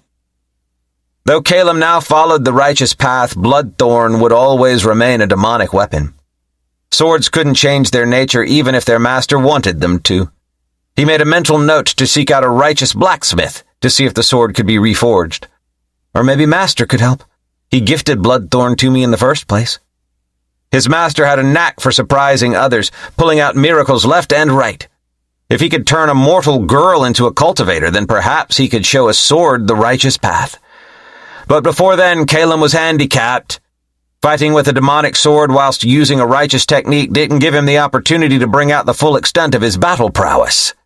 However, the bond between the two was too strong for him to consider using a replacement. "We live and die together," Calum whispered, as he flicked the blood from his blade. Bloodthorn growled in agreement as it continued to feed. Reflecting on the battle, Calum sighed. "I still have far to go before I can call myself a true righteous cultivator. This battle only proved how reliant I still am on my demonic abilities." As Bloodthorn burped in satisfaction, Calum suddenly sensed a spike of energy from the direction Huey had gone. "Huey," he muttered, quickly flying towards the disturbance. Whatever trouble his junior brother had found, Calum only hoped he wasn't too late. Huey picked his way carefully across the fiery valley, focused on finding that hidden scroll. Calum was off battling some giant bird, which sounded way too troublesome. As for Amelia, he honestly had no idea what his senior sister was up to, but it likely involved a lot of screaming. And not the good kind. "You're supposed to be cultivating a heart of iron, boy!" Li Fengao's voice rang out in Huey's mind. "Yet a mere walking pace as you're wheezing like an old man!" Huey scowled, but couldn't deny the complaint. The rocky terrain combined with the oppressive heat was sapping his energy fast, which made him feel uneasy. A core formation cultivator feeling tired just from walking? Something was off. "Hey, give me a break! This place is like a bloody furnace," he grumbled. "I'd like to see you do better in this heat, geezer." The Immortal's disdainful huff nearly blew Huey's eardrums out.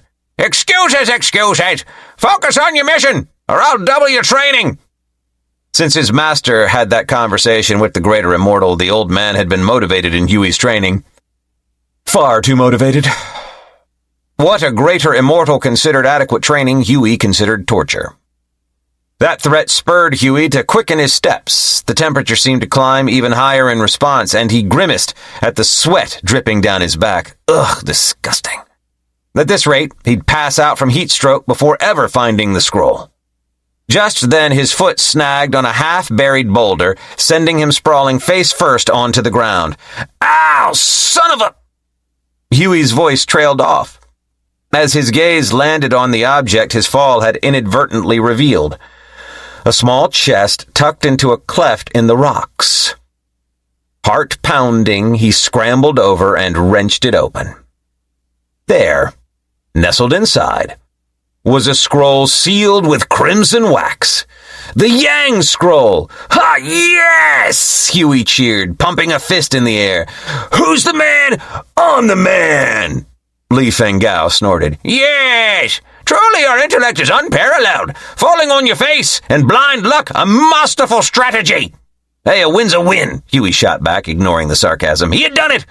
Wait until he showed Calum the scroll, his senior brother would be thrilled, but more importantly, he could tell Oliver how he was the reason why they all passed the first stage. "She'll be so impressed. I can already imagine the look on her face." Tucking his prize safely away into his storage ring, Huey's facial expression turned serious as he glanced around cautiously. Other teams could be looking for an easy ambush. He needed to regroup with the others immediately. Suddenly, Huey sensed a flash of movement overhead. He looked up just as a dark figure plummeted from the smoky sky towards him. Twisting desperately, Huey narrowly avoided the diving kick aimed at his head. He caught a glimpse of black robes and a porcelain mask etched with a black skull. "A Black Death disciple!" he gasped, ducking under a flurry of punches. What rotten luck to run into one of them here, and a crazy aggressive one at that! But Huey quickly realized something was off about his attacker. Rather than using any techniques, the person stuck solely to physical strikes, as if holding back. Cryptic words continued spilling from behind the mask between attacks. "Fight! Me! Useless! Die!" Huey's danger sense blared as he sidestepped an elbow strike at his throat. Who is this weirdo? Chapter 75. The three young cultivators scrambled to get away from Amelia, but she continued trailing after them. She wouldn't let her prey off so easily. "Leaving so soon," she called out in a sing-song voice. "But we were just starting to get to know each other." The Black Rose disciple risked a panicked glance over his shoulder, only to find the silver-haired girl less than 10 feet behind, still casually twirling the bloody boar horn in her hands. He pumped his legs harder, internally cursing his luck. Of course they'd run into one of Elder Slifer's deranged disciples. The pure soul disciple ran alongside him, wheezing slightly from exertion. She vanished, reappearing directly in their path. The Black Rose disciple yelped, nearly crashing into her. "Come on, at least introduce yourselves before running off," Amelia chided, tilting her head. "It's only polite." The Black Rose disciple paled, stumbling back a step. The pure soul disciple grabbed his companion's arm, urging him to keep moving. "Let's go, don't engage with her," the pure soul cultivator muttered under his breath. Amelia's smile turned predatory as she watched them try to skirt around her. Every time they changed direction, she flickered in front of them again. It was like a twisted game of cat and mouse. The White Tiger disciple's expression darkened with each repetition. His companion's pleading glances did little to curb his rising irritation. He'd had enough. The White Tiger disciple stood his ground and glared at Amelia. "It seems you have no intention of letting us leave. If you want to fight, then stop these childish games and face me properly." "Oh? Don't tell me you're actually planning to fight me." Amelia looked him up and down. "How brave." "If you won't let us pass freely, then we'll force our way through," the White Tiger disciple stated evenly. The Black Rose disciple clutched at his sleeve. "Don't be stupid, we need to run!" Shaking him off, the White Tiger disciple flourished his sword. "A tiger never retreats from a battle. If I must stain my hands with more blood to reach the nascent soul stage, then so be it." Without warning, he suddenly plunged the tip of the blade into his own stomach. The Black Rose and Pure Rose disciples recoiled in shock as blood leaked from the gaping hole that was staring right at them. "Have you gone insane?" the Black Rose disciple shouted.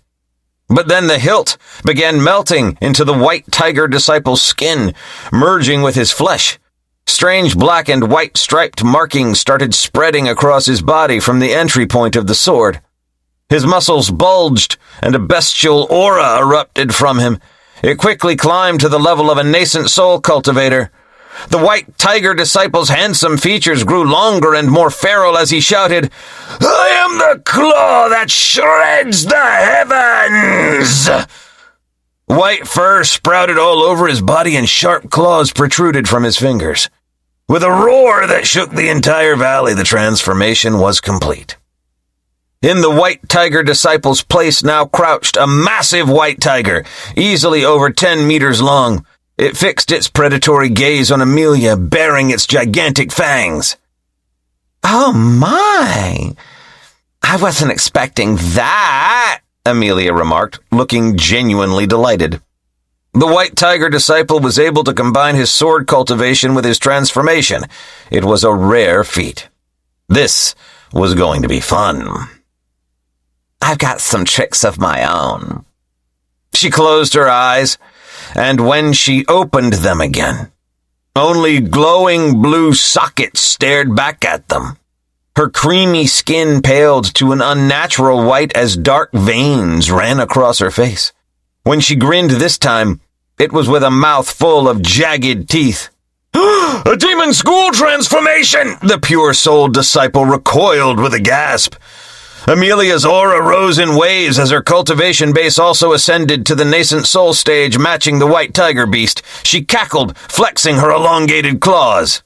"Now then, who wants to play first?" she purred. With a roar, the tiger lunged towards Amelia, but she easily danced out of reach, her speed doubled by the transformation. Too slow," Amelia chided, wagging a clawed finger. Then she casually flicked her wrist, sending a ribbon of purple energy slicing towards the beast. "Soul render!" The tiger tried to dodge, but the technique still grazed its side, making the beast yowl in pain. The pure soul disciple's expression turned grim at the sight. A demonic soul technique! Be careful! If it lands clean, it could destroy your soul completely! Turning, he began tracing glowing symbols in the air around his companions. A soft blue light enveloped them both as one of his protective soul techniques took effect. Oh, how precious! Look at you two helping each other. Amelia laughed, leaping backwards. But don't think your little soul shields can stop me. I'm not a one-trick pony. To demonstrate, she curled the fingers of one hand. A ball of flames sparked to life in her palm. The pure soul disciple paled at the sight. "Burn!" Amelia cackled, sweeping her arm out. The fireball went flying, exploding against the canyon walls. More flickering flames joined it as she sent them spraying recklessly in all directions. The white tiger beast snarled, trying to slash through to reach her, but Amelia revealed a pair of purple wings from her back. Beating them once, she launched into the air, easily evading each swipe. You said she was unhinged, but this is just absurd! The pure soul disciple cried. He should have expected that the sadist was also an arsonist. The Black Rose disciple grit his teeth in frustration. He wanted to flee. It was a hopeless situation. But if either of his companions died here, it would eliminate all of them from the tournament. He couldn't give up, not yet. Clenching his jaw, he stopped hesitating and joined the fray. Fireball barrage! He shouted, sending a dozen flaming orbs at the ghoul. Amelia laughed wildly, retaliating with her own fireballs. Yes, let's burn it all! The two fireballs collided, exploding violently. The pure soul disciple struggled to maintain the soul barriers against the shock waves as flames rained down around them. Over the roaring of the explosion, Amelia's shrieks of glee could be heard as she evaded the white tiger's increasingly sluggish strikes as it tried to reach her in the air. The beast was too large to fly on a sword. After mocking them from the air, she noticed that the pure soul disciple was left unguarded. "You're mine!" She dove down and clasped her claws around the pure soul disciple's face before he could react. "Gotcha!" She then slammed him face first into the rocky ground. The soul shields around his companions shattered as he lost consciousness. Amelia crouched over him, claws digging into his cheeks almost gently. The white tiger froze mid-swipe, its eyes locked on the fallen pure soul disciple. Don't move now, she cautioned, tilting her head with a smile. You don't want me to crush its pretty head, do you? Panting heavily, the great tiger lowered its head. It had failed. The time limit on the transformation had run out. Dark markings began receding from its body. Its muscles shrank and the fur shed until only the ordinary human form of the white tiger disciple was left. The Black Rose disciple, seeing this, sighed. There was no point in further resistance. Clearly, this fight was over. There now, that wasn't so hard. Just be good boys, and you might live to see tomorrow. She extended a hand towards them. Now then, I believe you owe me a little something. Hand over your scroll. The Black Rose and White Tiger disciples exchanged uneasy glances. We, don't actually have any scrolls on us, the Black Rose disciple admitted. Amelia blinked. For a moment, her smile faltered. Then it returned, brighter than before, as she thought of an idea. Well then, it seems you'll have to work for me until you can obtain one. She clapped her hands together. Oh, this will be fun, my own little worker bees. The White Tiger disciple bristled, pride stung. A tiger cannot be tamed so easily. But the warning look from his companion made him swallow his protests. They clearly had no choice in this matter. Gritting their teeth, both disciples bowed their heads. Amelia's smile turned satisfied as she studied them. So this was how her master felt, having others bend to his will. Yes. She could definitely get used to it. Huey grunted in pain as another series of quick jabs connected with his chest, driving him back several feet. The Black Death disciple pursued him relentlessly, not giving him a chance to catch his breath. Gah! What's with this guy? Huey wheezed, narrowly dodging a knee aimed at his stomach. The attacks themselves weren't too powerful, but the constant barrage of punches and kicks was keeping him completely off balance. He'd barely lasted 30 seconds against this weirdo and hadn't even had a chance to activate a proper technique. It was the classic advantage body cultivators held over those focused on spiritual power, the ability to unleash attacks instantly compared to the split second needed to activate arts and techniques. And this Black Death cultivator was exploiting that gap masterfully. Another fist hammered into Huey's chest, blasting him backwards and knocking the breath from his lungs. Oof! Inwardly, he cursed as he gasped for air. Pathetic! Truly pathetic! Li Fengao's voice boomed in his mind. Is this the limit of your skills, boy? To be tossed around like a rag doll? Huey scowled, leaping back to avoid an elbow jab at his throat. Oh, shut it, you senile geezer! This freak's not normal, he shot back mentally, but couldn't help but agree with the old man. Being constantly rocked around by someone using only basic punches and kicks was just embarrassing. The Black Death disciple hadn't said a word since appearing and ambushing him. The voice that taunted out earlier phrases was clearly being distorted by some artifact in the mask.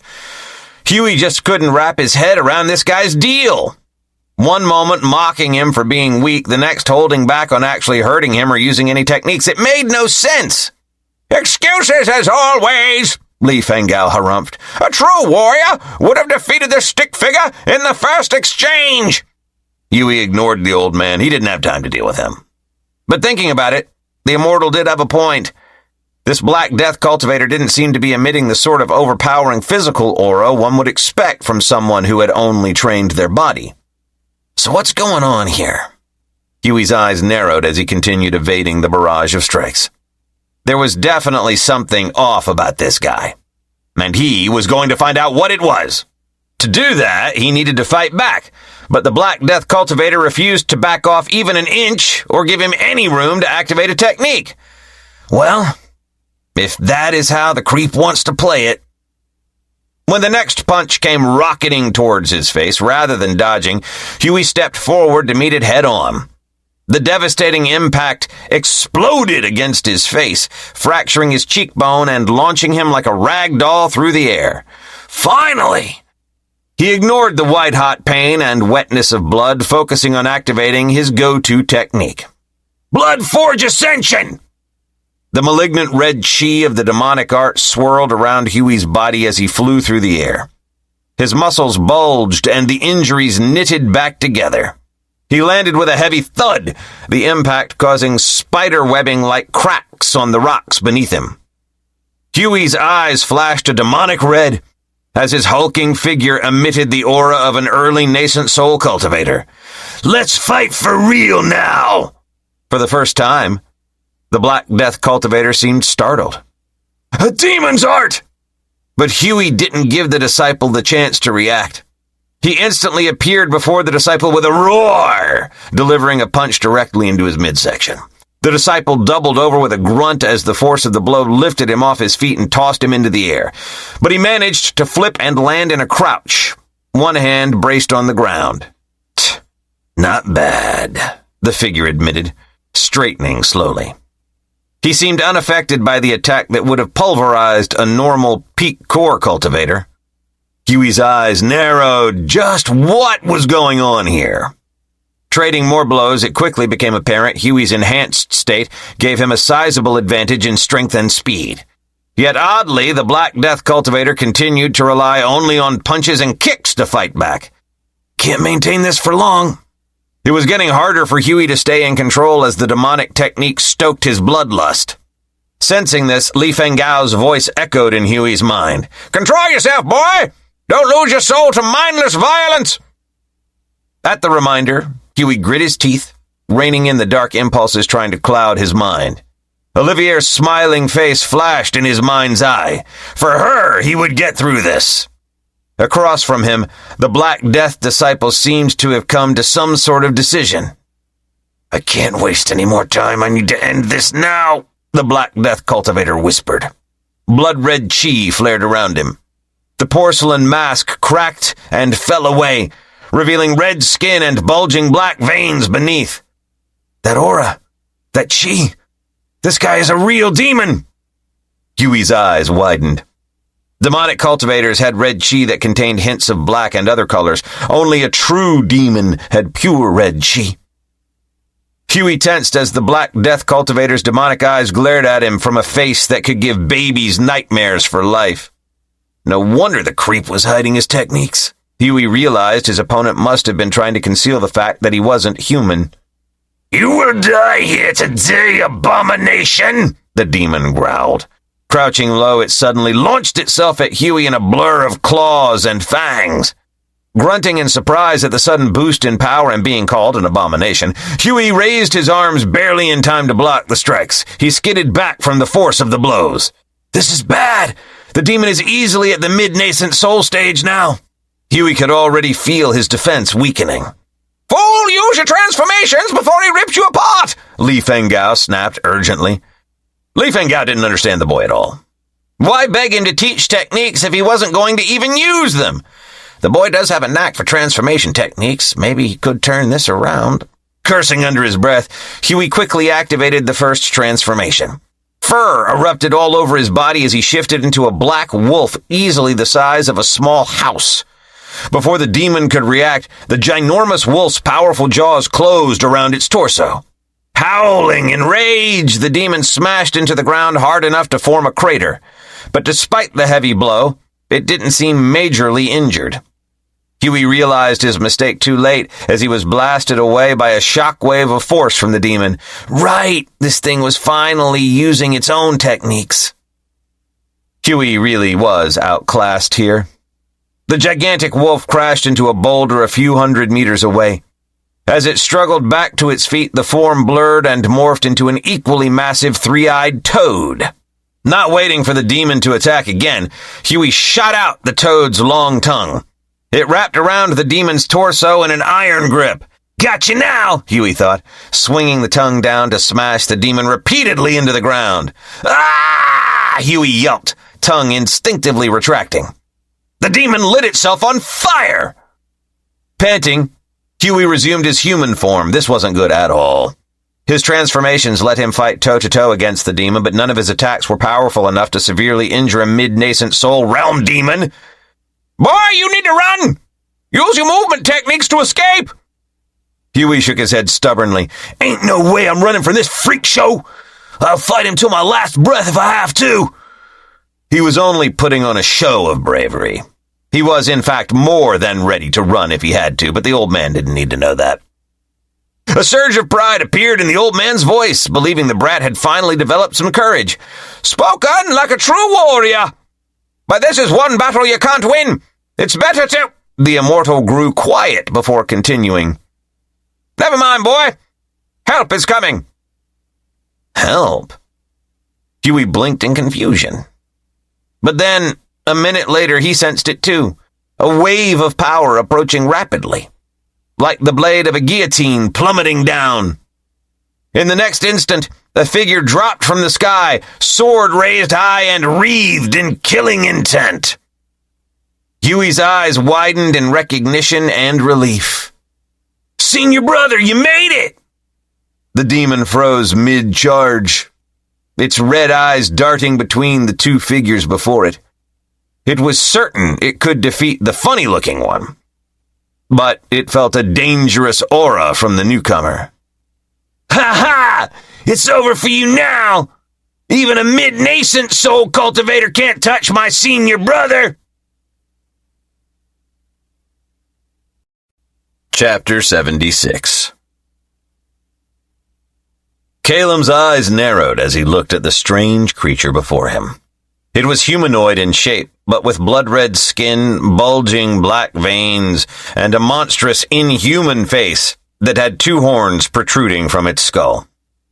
This was no beast or cultivator, but a true demon.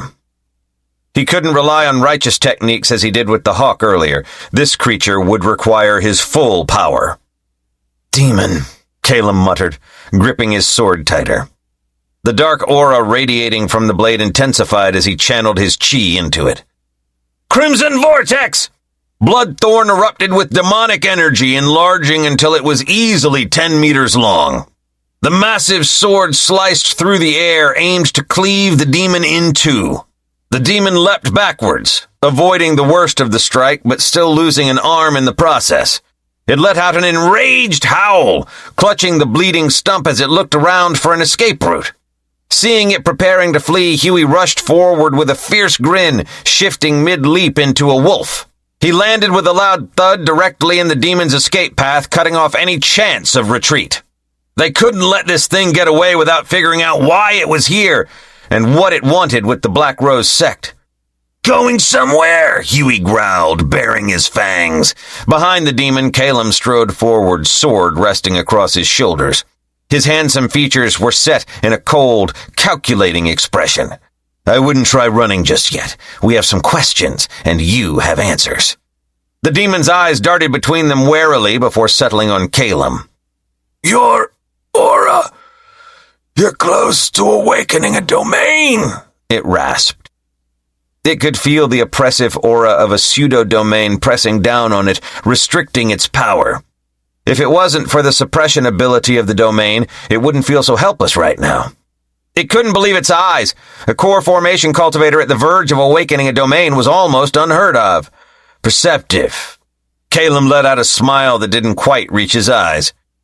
But I'm not the one being interrogated right now. With blinding speed, he appeared behind the demon and lashed out with Bloodthorn.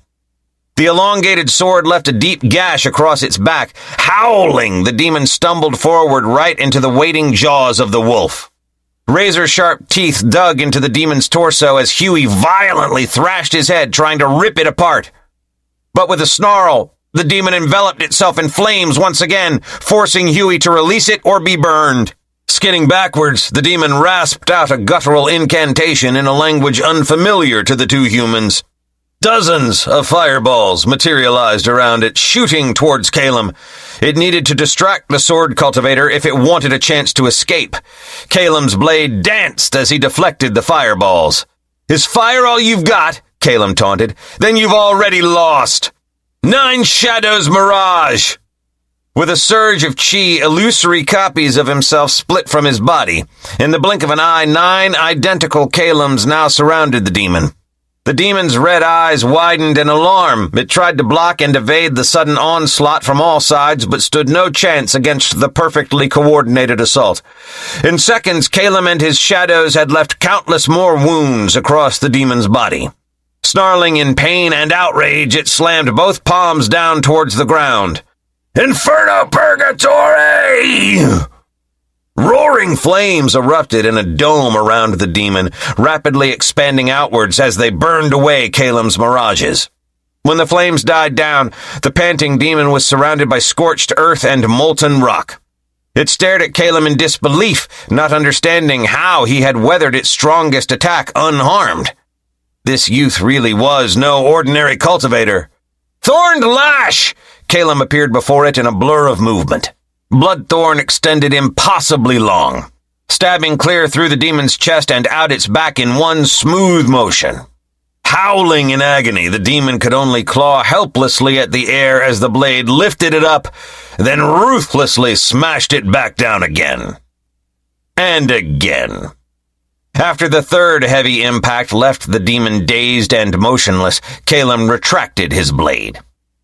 Breathing heavily now, the demon could only watch as Huey once again blocked its escape route.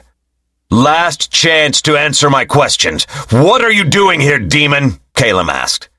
When it just spat a glob of black blood at him in response, Calum's eyes narrowed.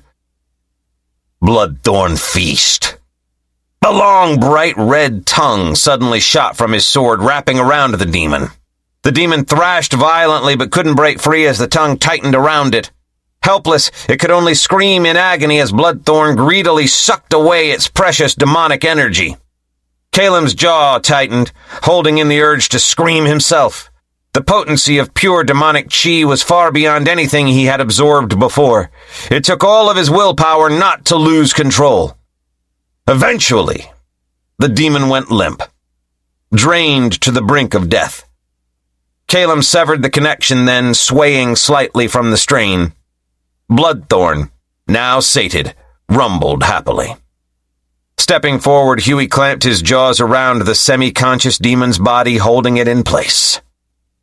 "I'll ask one final time. Why are you here?" Calum asked. The demon's glassy eyes struggled to focus on him. Then the bloodied mouth twisted into a grin. "You cannot stop what is coming," it rasped. Before Calum could demand an explanation, Li Fenggao's voice echoed urgently in Huey's mind. "Fall back now!" Trusting the immortal's warning, Huey immediately released the demon and shifted back to human form. "Senior brother, move!" he shouted to Calum. They leapt away just as the demon self-detonated in a blinding explosion. The shockwave blasted out in all directions, scouring the earth and leaving a smoking crater behind. Calum and Huey landed lightly. Calum stared at the devastation with wide eyes. He had sensed no buildup of demonic energy before the blast. Just what was going on here? What did it mean by "what is coming"? Clearly, there were unknown forces at work plotting against the sect. Calum and Huey glanced at each other. "Master needs to be informed." Amelia strolled through the forest, humming to herself with a faint smile on her face. Trailing reluctantly behind her were the 3 cultivators who had become her companions. There was Jumpy, the nervous wreck from the Black Rose sect, who flinched if you so much as looked at him. Then there was Stripes, the white tiger disciple who fancied himself a great warrior, but had gone down with barely a fight. And finally, Timid, the frail little pure soul disciple who spent most of his time staring at the ground. Yes, Amelia had chosen fitting names for the trio of misfits that fate had dropped into her lap. And as much as they claimed to hate their new nicknames, they were stuck with her until they could obtain a scroll. "Come along, my little worker bees," Amelia called out. "We mustn't dawdle if we want to claim our prize." "Are you certain a scroll is even here?" Timid asked nervously, cringing a bit as Amelia turned her bright smile on him. "Of course! Have I let you boys down yet?" She giggled at their unimpressed looks. "Oh, don't be like that. This is so much more fun than wandering around aimlessly, isn't it?" "Let's just get this over with," Stripes grumbled. "Shh, now." Amelia pressed a finger to her lips as they approached a rocky clearing. "I hear something up ahead." They crept up and peered down at the skirmish below. 2 pure soul disciples and 1 heavenly light disciple were battling a monstrous ape-like creature easily 15 meters tall. And in one of its massive hands was a scroll. Amelia had to stop herself from laughing out loud at their luck. This was even easier than she'd hoped.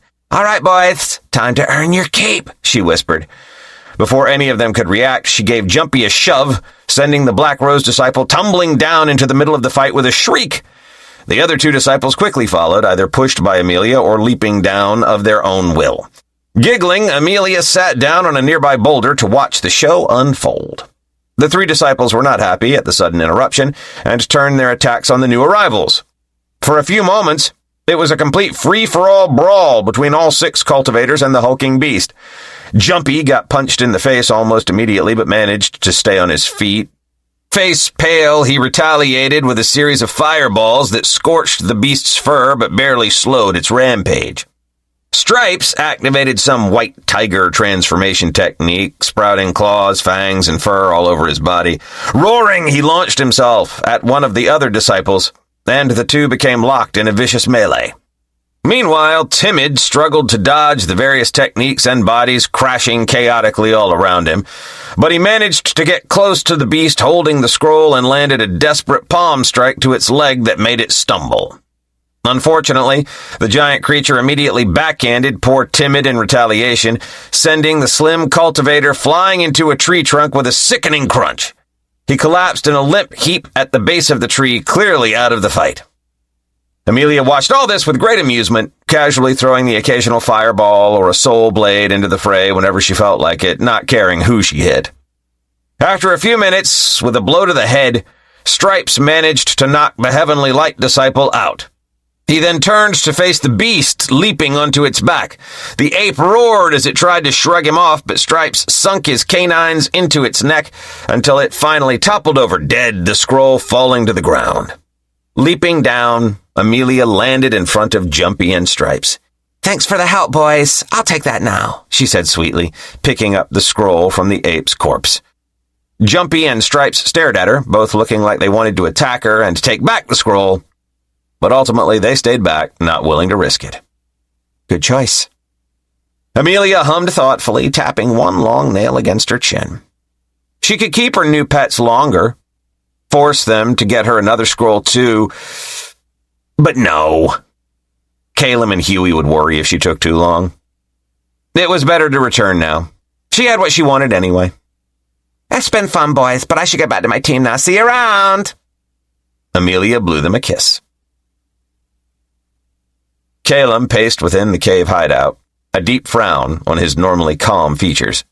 Huey leaned casually against the wall, watching his senior brother with a hint of amusement. "Come on, senior brother, I'm sure she's fine," Huey said lightly. "You know our little hellcat can handle herself. That's not the point, Huey. We're supposed to be a team, but she ran off on her own without any consideration for us."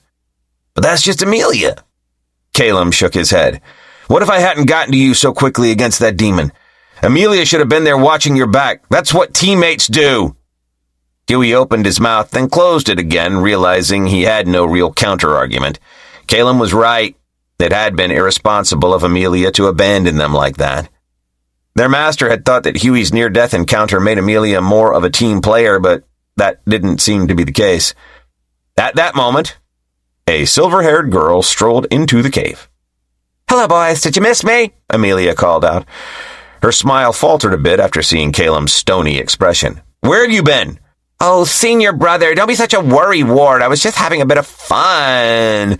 She tried to drape herself casually over his shoulder, but Caleb shrugged her off. "Our master entrusted me with keeping everyone safe during this trial. Your carelessness could have led to Huey's death." Amelia frowned, unused to being scolded so harshly by him.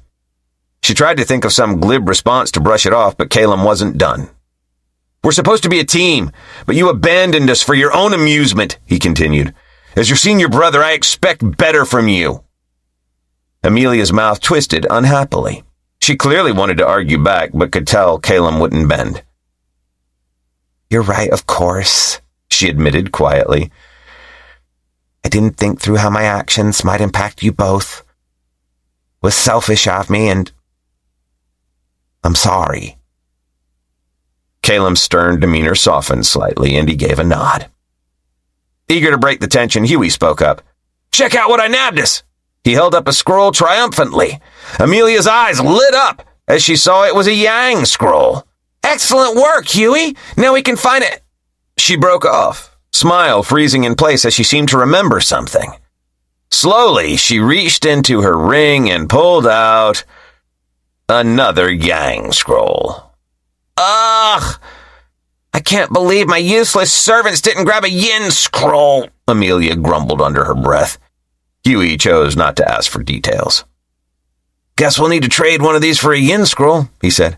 Instantly, Amelia was shaking her head. "Oh, we don't need to bother with that. We can just take a yin scroll from someone. It'll be easy. I saw some nice targets earlier." "No," Caleb shook his head. Despite the battle against the demon looking easy, utilizing a pseudo-domain as a core formation cultivator was draining. We're not wasting our time and energy fighting others for no reason. The next stage starts immediately after this one. "I'm with senior brother," Huey nodded. "I've had my fill of battle for one day." Seeing she was outvoted, Amelia let out a sigh. "Fine. I suppose we can do this the boring way." Suddenly, she perked up. "Oh! I know just the stick in the mud to wheedle a trade out of. Come on, boys, let's go find him." "Find who?" Huey asked. "Dentos!" Chapter 77. Atreus struggled to prevent his legs from trembling as he followed the two Black Rose disciples through the fiery, volcanic terrain. The chubby one with the buzz cut wasn't so bad. For a demonic cultivator, Xavier seemed nice enough. but the tall, lanky one with the wild hair and crazed eyes. Atreus shuddered just thinking about him. Dentos. Atreus had witnessed the madness of the Black Rose disciple firsthand. He'd seen Dentos go toe-to-toe with Zeven, the Heavenly Light Sect's legacy disciple and son of heaven. And if Atreus was being honest, Dentos had been getting the better of the duel before it was interrupted. Even more terrifying than his skill was Dentos's complete lack of morals. Atreus had watched in horror as the demented cultivator ruthlessly tortured not only disciples from rival sects, but also members of his own Black Rose sect. It was clear Dentos didn't differentiate between friend and foe when it came to inflicting pain. Up ahead, Dentos suddenly stopped walking. Oh no, what now? Atreus froze, his heart pounding. But the Black Rose disciple wasn't looking at him. Dentos's gaze was fixed on a small group of Heavenly Light disciples who had just emerged from behind a boulder. Atreus thought he recognized one of them. Isn't that Leo, one of Zeven's friends? His stomach dropped. If Dentos decided to play with them too... Sure enough, an unsettling grin spread across Dentos's face. He pointed at the group. "Xavier, fetch!" "You got it, boss!" The chubby disciple responded with a grin, cracking his knuckles. He ran towards the unaware Heavenly Light disciples. Atreus averted his gaze, not wanting to watch the impending carnage, though he couldn't block out the screams that soon pierced the air.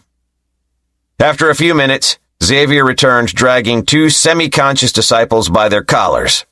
He dumped them on the ground in front of Dentos, who crouched down with interest. Atreus noticed Xavier was sporting quite a few new burns and cuts. "Good job, Xavier," Dentos praised, patting his subordinate's shoulder. "Now let's see what secrets our new friends can share, shall we?"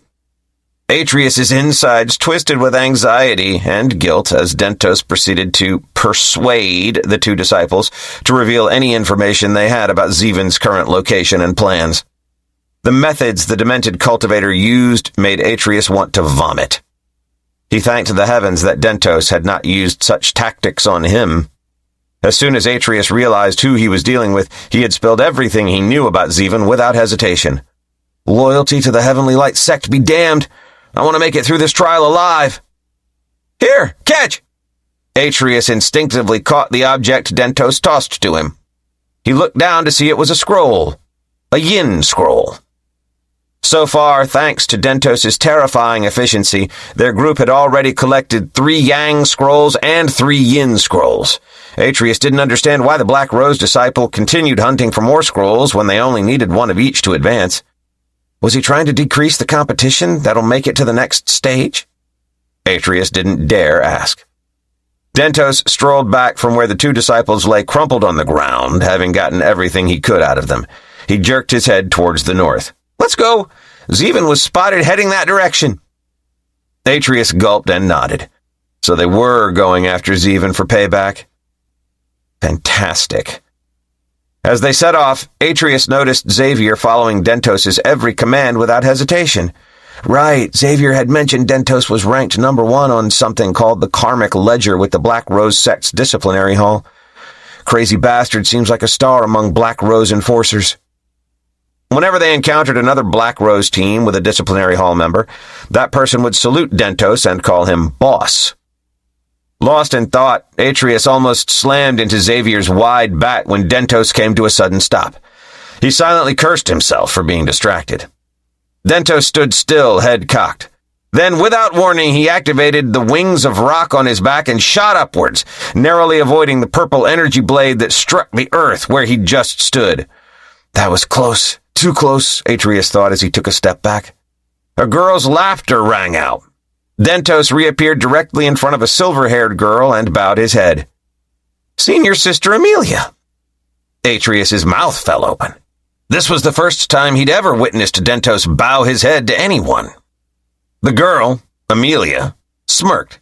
"Still as quick as ever, I see, Dentos." "Thanks to Master." 2 more Black Rose disciples emerged to stand beside Amelia, a handsome raven-haired youth and a mischievous-looking teen. Was it necessary to attack him? The handsome sword-wielding cultivator frowned slightly. Amelia shrugged. We like to keep each other on our toes in the disciplinary hall. Dentos nodded in agreement. Atreus sensed there was some history between him and this dangerous beauty. From what he knew, Amelia had recently started working at the disciplinary hall as well, often partnering up with Dentos in his interrogations. In return, she had apparently promised to put in a good word about Dentos to their master, Supreme Elder Slifer. It seemed both these demonic cultivators shared similarly twisted tendencies. Yes, I suppose I should have expected as much from you two, Calum sighed. Clapping her hands together, Amelia turned her gaze back to Dentos. Right, let's get down to business. She held up 2 yang scrolls. Care to trade? Dentos motioned for Atreus to step forward. Nervously, Atreus presented 3 yang scrolls and 3 yin scrolls to the Black Rose disciples. The younger teen let out an impressed whistle. Wow, you guys have been busy. All thanks to Boss Dentos, Xavier declared proudly. Calum shot Amelia a pointed look. If only you were half as efficient as Dentos, we wouldn't have had any issues. Amelia barely refrained from rolling her eyes. She had yet to meet anyone whose ability to quickly accomplish objectives could match Dentos. The lanky cultivator was like a machine, singularly focused and ruthlessly efficient, though his reasons for wanting a master still eluded her. Oblivious to her thoughts, Dentos spoke up. You're welcome to take all 6 scrolls. We can easily get more. He motioned for Atreus to hand them over. Atreus nearly choked in disbelief. Hadn't obtaining these scrolls been difficult and dangerous, why was Dentos so quick to just give them away?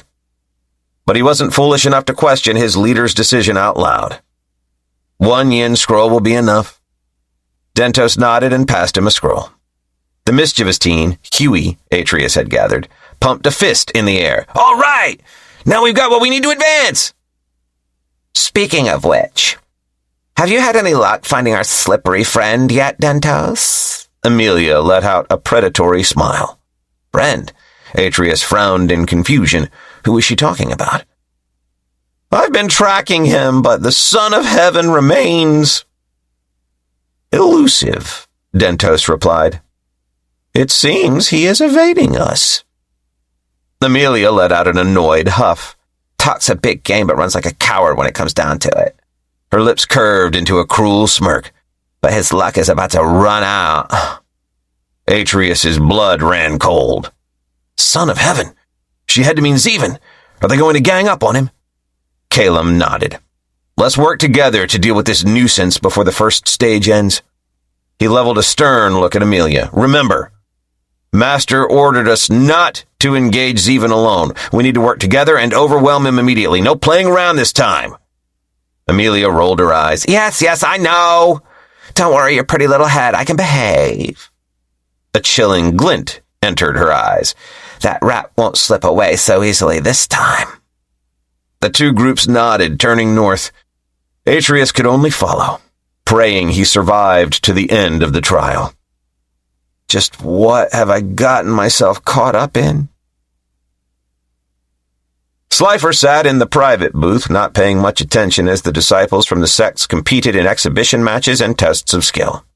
He wished he could head back to his fine quarters, but as the host, he couldn't excuse himself. It's the xianxia equivalent of a talent show, Slifer stifled a yawn. He had never enjoyed talent shows back on Earth. Like Dad used to say, I have no talent. Well, that's not true anymore. The situation was different in this new world. This time around, he had been given a more fortunate hand. Sitting in place for 7 days, I can't feel my legs, he thought, tapping his hand against his knee. At least there's only 24 hours left before the real fun begins. The elders of the other sects also sat meditating, all except for one. Zofia sat scowling with her arms crossed. I cannot believe the esteemed Black Rose sect does not present the first stage, she remarked. Are your disciples' talents so pathetic you wish to hide them even now? Now, Zofia, it is their right to maintain secrecy. Leontius opened his eyes. Your own sect has done the same in the past. Zofia's scowl deepened, but she held her tongue. Slifer resisted the urge to smirk. He was familiar with the hypocrisy of so-called righteous cultivators, so he would let those two argue it out. Slifer had 2 reasons for blocking outside observation of the first trial round. First, it allowed his avatar, Zack, to use any techniques without worrying about being exposed. But there was another, more pragmatic reason. Slifer's gaze darkened, thoughts turning to the thorn in his side. Zeven, beloved son of heaven and legacy disciple of the Heaven's Light Sect. The arrogant whelp was crazy. Clearly, he would do anything to get revenge on Slifer. Yes, Zeven needed to be removed, and soon. The first stage provided the perfect opportunity away from any watchful eyes. The Heavenly Light Sect would likely take offense at their darling prodigy being ganged up on and eliminated, and Slifer didn't want to deal with the headache they would cause when they retaliated. But with the first stage hidden, they could never prove Slifer's involvement, even if they suspected it. Hopefully they finish their hunt quickly, Slifer sighed. Zeven's luck can't hold out forever, especially when he will be facing multiple protagonists. Chapter 78. Zeven rode through the valley of scattered flames on a horse-like creature, which he had nicknamed Blaze. Blaze was an ash courser. Standing at 15 feet tall, it had a muscular build covered in ash-colored fur that allowed it to blend into the surroundings. Its hooves were strange, almost resembling talons. They gave the beast traction on the loose volcanic terrain. "You're a good boy." Zeven leaned forward, patting Blaze's neck affectionately. It was only appropriate that he, a son of heaven, had such a magnificent companion.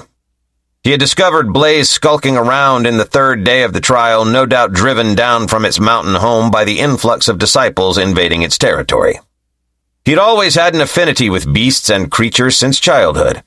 It hadn't taken much for him to earn Blaze's trust, only a few dried strips of meat. The ash courser now followed his every command, which was convenient now that he was on the run. As soon as Zeven realized that he was being tracked, he had abandoned his 2 teammates and fled with his new mount.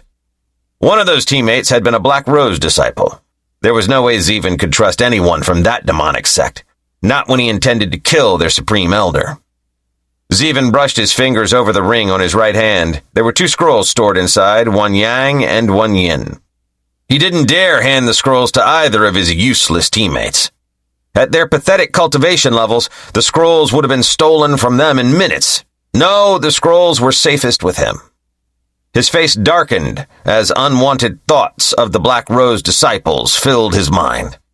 Hunted like a wretched dog, all because those demons wanted to stop him from carrying out heaven's justice. One day, I'll personally exterminate every last one of those foul cultivators, ridding the realm of their evil for good. Zeven clenched his teeth. Sensing its master's fury, Blaze let out an uneasy whine. Zeven quickly softened his expression, gently stroking the ash courser's neck. "Easy, boy. It's not you that I'm mad at." Blaze nodded before its ears suddenly pricked upwards, nostrils flaring. The ash courser's head swiveled, fixated on a rocky outcrop they were approaching. The beast possessed sharper senses than any human if it smelled trouble ahead. "So it's time, then, is it?" Zeven's eyes narrowed, looking around warily. 6 figures walked out. Black Rose disciples formed a circle around him, cutting off any chance of escape. But one figure hung back. "Is that Atreus?" "Atreus," Zeven growled at his fellow Heavenly Light disciple. "What is the meaning of this?" Atreus lifted his hands, taking a step back. Zeven, I don't want any trouble. I just need to pass this trial." Before Zeven could respond, a silver-haired girl stepped forward.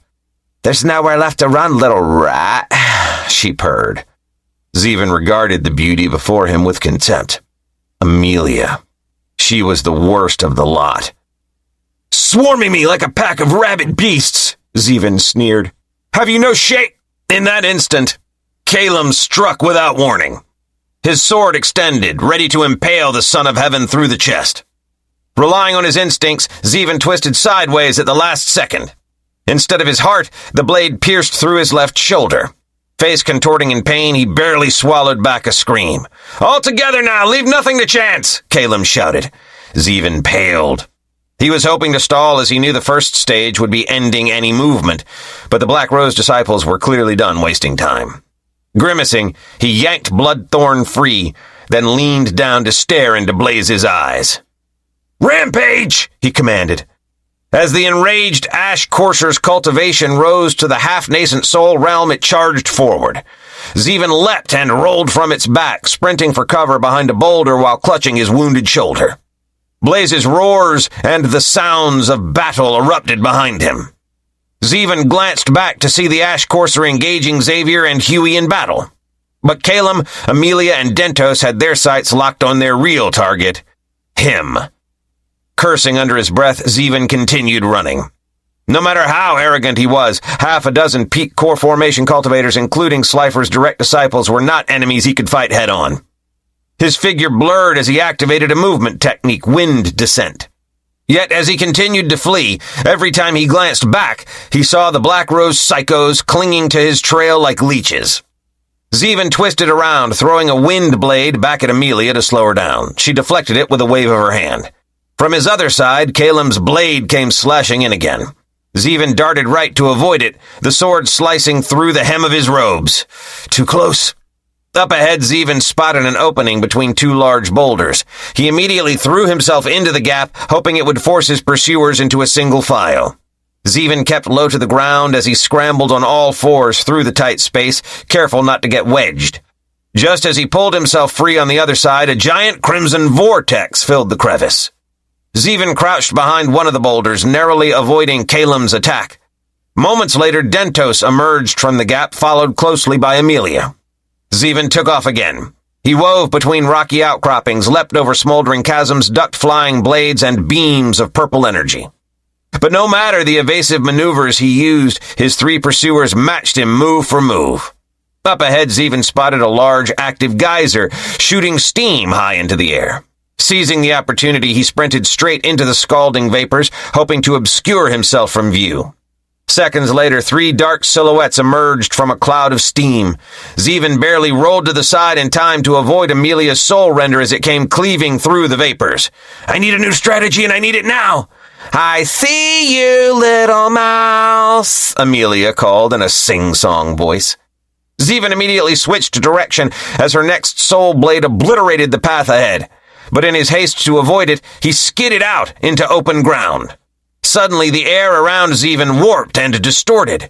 What sorcery is this? An enormous, transparent cube formed, trapping him inside. A lanky cultivator stood just outside the cube, controlling its creation through his paintbrush. "Dentos! Now! Attack together!" Calum yelled. Amelia, Calum, and Dentos unleashed their techniques simultaneously. Amelia's soul render, Calum's crimson vortex, and Dentos's painted spear combined into one massive, roaring column of destructive energy aimed directly at Zevin's heart. "No! It can't end like this!" Zevin thought desperately. "Not until I get my revenge! I will get my revenge!" Just as the attacks were about to connect, the world around Zevin blurred and dissolved.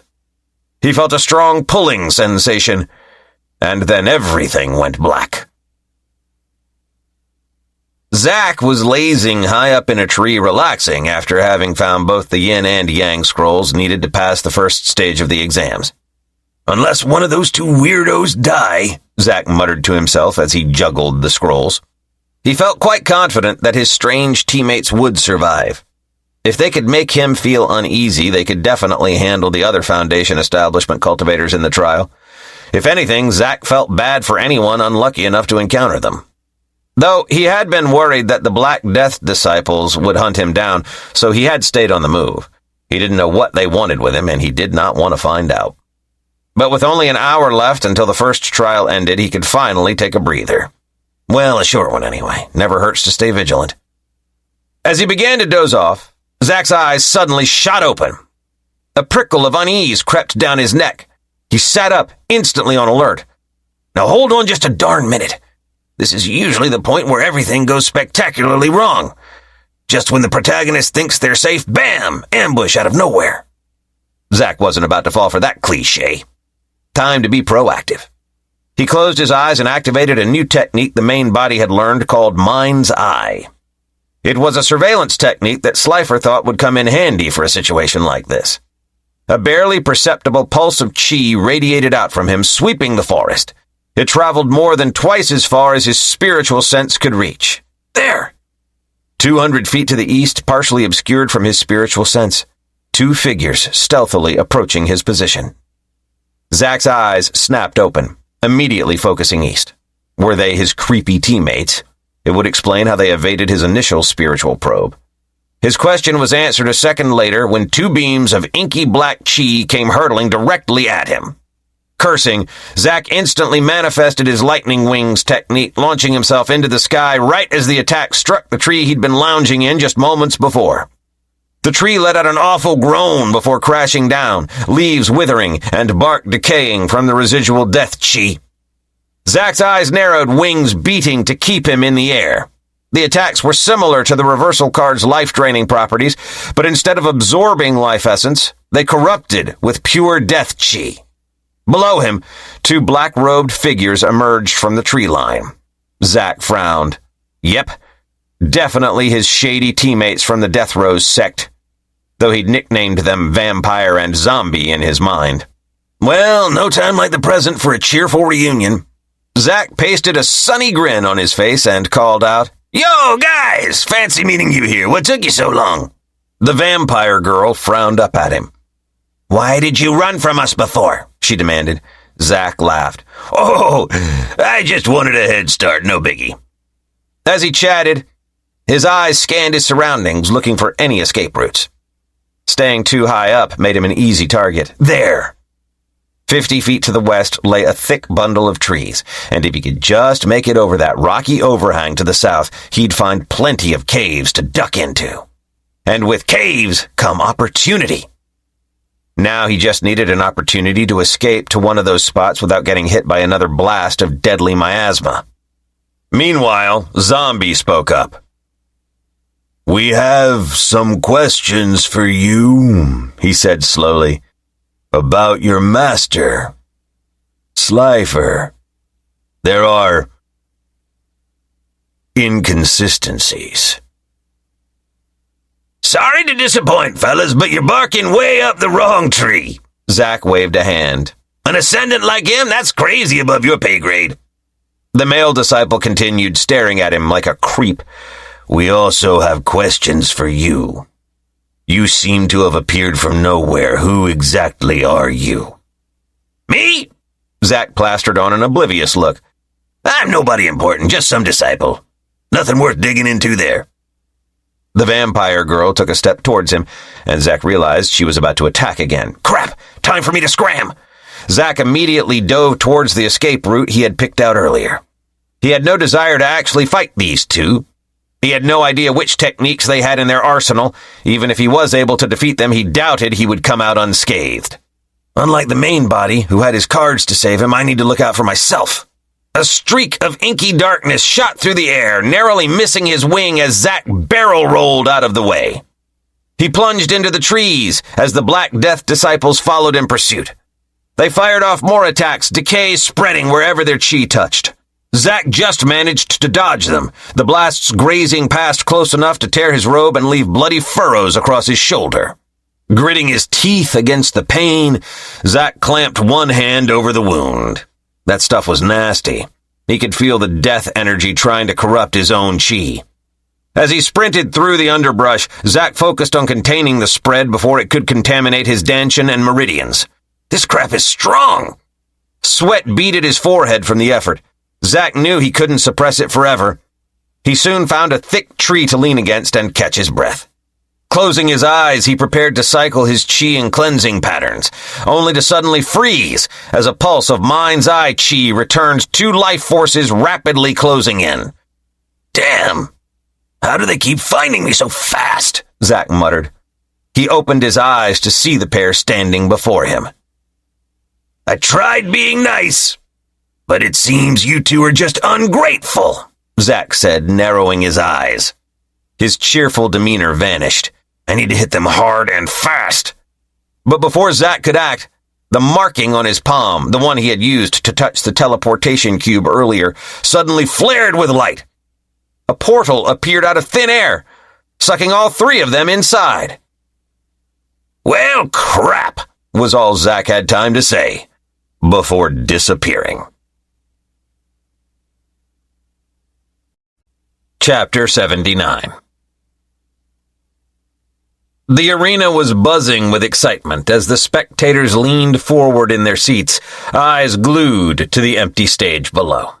Any moment now, the first stage of the tournament would come to a close. Only the teams who secured both the precious Yang and Yin scrolls while keeping all three members alive would progress to the next round. In the highest booth, on the most impressive seat, sat Slifer, lazing around like he had no care in the world. He had no doubt that his disciples would pass the first trial with ease. They were the elite of the Black Rose Sect, hand-picked and trained by the original personally. But more importantly, they were either protagonists or pseudo-protagonists. It would take more than some average core formation cultivators to deal with them. No, Slifer was far more interested in whether his followers had succeeded in disposing of that pesky cockroach, Zeven. My, someone's awfully sure of themselves. Slifer didn't bother turning his head at the voice coming from 2 seats over. Zofia leaned towards him, an impish grin on her face. Getting a bit complacent, are we? When Slifer continued ignoring her, Zofia let out a frustrated sigh. It's rude not to look at someone when they're talking to you. Didn't your master teach you any manners? You're the rude one! Val bared her fangs. Stop annoying master! He wants nothing to do with an old hag like you! Old hag? Now where did she learn language like that? Was it Amelia? Slifer wondered. As nice as it was for Val to come to his defense, he didn't want to spoil her with crude language like that. She was just a baby after all. Zofia's eye twitched, but her smile remained fixed in place. Still hiding behind your little bird, I see. Bird! Val, a dragon! On Slifer's other side, the Black Death Sect Master Valron turns to him with a smile. The results of the first stage may surprise you, Supreme Elder, he said. Though his words sounded innocuous enough, Slifer's senses prickled. Surprise me? What was the man getting at? Slifer nearly frowned. None of his disciples had fallen in the trial. He was certain of that much. The system would have notified him instantly if that was the case. Just what are you plotting? His gaze sharpened and he stared intently at the Black Death Sect Master's face. He had yet to receive any updates from Morvran or Kalin regarding the Black Death Sect's movement, so he had decided to add Fenlock to hunt. It's not like he has anything better to do. All he does is spend time with his junior sister. Slifer shook his head. Fenlock's strange relationship was not something he wanted to delve into at this moment, but I do think gaining his complete loyalty is related to that junior sister of his. Any further thought was interrupted as dozens of spatial portals sprang into existence around the arena. Slifer sat up straighter, an eager glint entering his eyes. Here we go! Let's see how they did! Hundreds of cultivators came tumbling out of the portals onto the platform. Many had injuries or torn clothes. Slifer immediately focused on scanning the mass of disciples for his own. He held back a sigh of relief as he spotted Amelia's silver hair, then Dentos's lanky frame, followed by the rest of his team. They seemed a little battered, but overall intact. Good. Satisfied his disciples had passed, Slifer turned to shoot Valron a pointed look. The Black Death Sect Master had the grace to appear surprised. Interesting. It seems he really didn't expect my disciples to return. This gave Slifer pause. There was a big difference between sabotaging group allocations and attempted murder. Unfortunately, he had no idea what the demonic sect master was up to. If only I could buy the answer from the system. Ding! Congratulations! Your disciples all passed the first stage. You have gained 400 karmic credits. It's always nice to get credits without having to move a muscle. Slifer's eyes then narrowed as his gaze landed on a familiar muscular figure with dark shoulder-length hair. Zeven. Somehow that tenacious cockroach had survived. Slifer shouldn't be surprised. The heavens seemed to favor their precious son no matter what obstacles were thrown in his way. Much like actual cockroaches, Zeven just kept crawling back time and time again. Slifer hid his displeasure and schooled his features into indifference. He couldn't let anyone guess the extent of his hatred, or was it fear, towards the Heavenly Light Sect disciple. A supposed ascendant cultivator targeting a mere core formation cultivator would bring about too many questions. A spiritual transmission from Calum stole his attention. "Master, I'm sorry we failed the mission. But there is something important we found out. The Black Death disciples are—" When the blinding light of the portal finally receded, Zack found himself dumped onto the floor of an arena. Groaning, he rolled over and sat up, blinking rapidly as his vision adjusted. One sweep of the surroundings and Zack instantly recognized where they were: the Intersect tournament grounds. Hundreds of other cultivators were also pulling themselves up from the ground around him, some letting out sighs of relief, whilst others complained. "Ugh, finally! I never want to see another lava pit again. Just thank the heavens we made it out of that nightmare. Feels like we barely escaped with our lives. Are trials normally this deadly?" Zack stretched his back, wincing as his joints popped. He was battered, hungry, and desperately in need of a bath, but otherwise no worse for wear. A burning sensation in his shoulder proved him wrong immediately. "Oh yeah, I've got to get that sorted before it becomes a real problem." Zack's eyes turned to his two teammates who were rising to their feet as well. The male and female Black Death disciples stared at him with their usual blank, creepy expressions. Zack suppressed a shudder. "Well, ain't this just an awkward reunion?" He laughed nervously. Their last encounter in the trial space had been tense, to say the least. The pair had gone from seemingly ignoring his existence to abruptly trying to murder him. And they had pursued Zack relentlessly despite his attempts to lose them. It was as if passing the trial meant nothing compared to their desire to kill him, which made zero sense. Just what do they have with me? I'm obviously an amazing dude, but still. Before Zack could ponder the mystery further, he sensed a familiar tugging at the edges of his spiritual awareness. It felt as though strands of his recent experiences were being gently extracted from his consciousness. This again. He had grown accustomed to the out-of-body sensation that accompanied the main body syncing their experiences and memories. "Hope you're happy, boss man. The first round wasn't exactly a picnic," Zack muttered internally. Images of the deadly black miasma the two Black Death disciples wielded flashed through his mind. "Send me the antidote before my arm falls off." The booming voice of Elder Fred interrupted Zack's complaints. "Attention! All participants, stand with your teammates immediately!" Zack grimaced.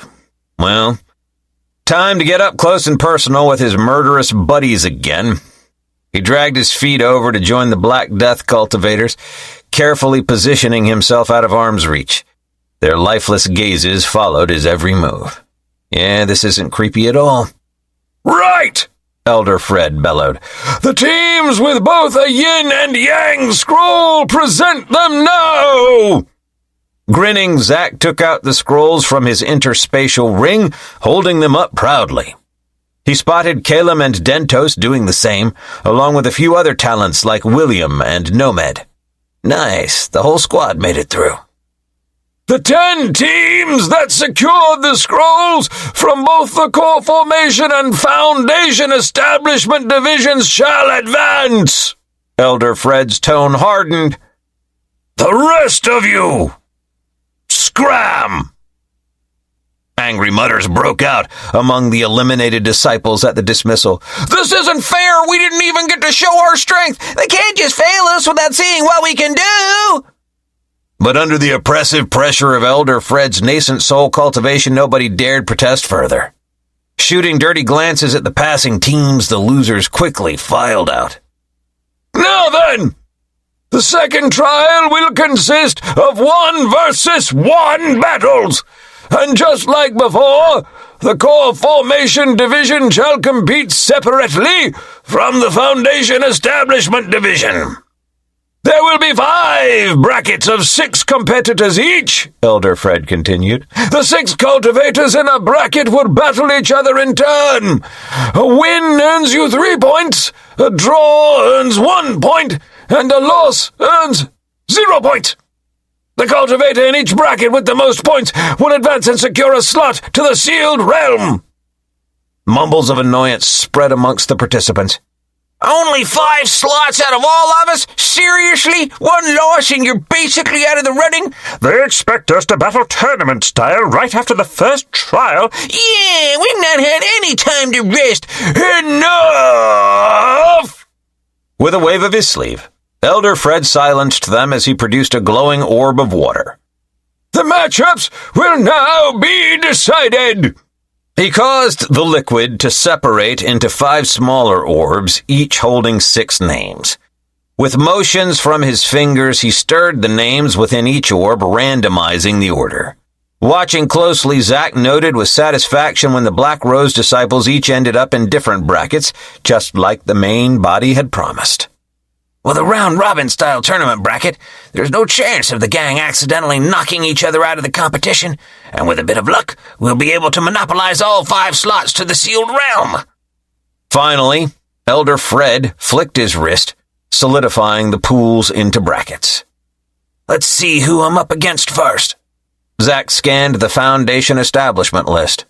The first match will be Zack versus Varoom, Elder Fred announced. Varoom? What kind of name is that? It sounds like one of those little toy vehicles kids race around. What were they called again? Hot Wheels? Well, no use making jokes the poor guy won't even understand. I'll just have to throttle him quickly instead. Zack cracked his knuckles as he stepped forward, ready to face the nobody from the Blackheart Sect. Chapter 80. This scrawny pipsqueak doesn't look like much.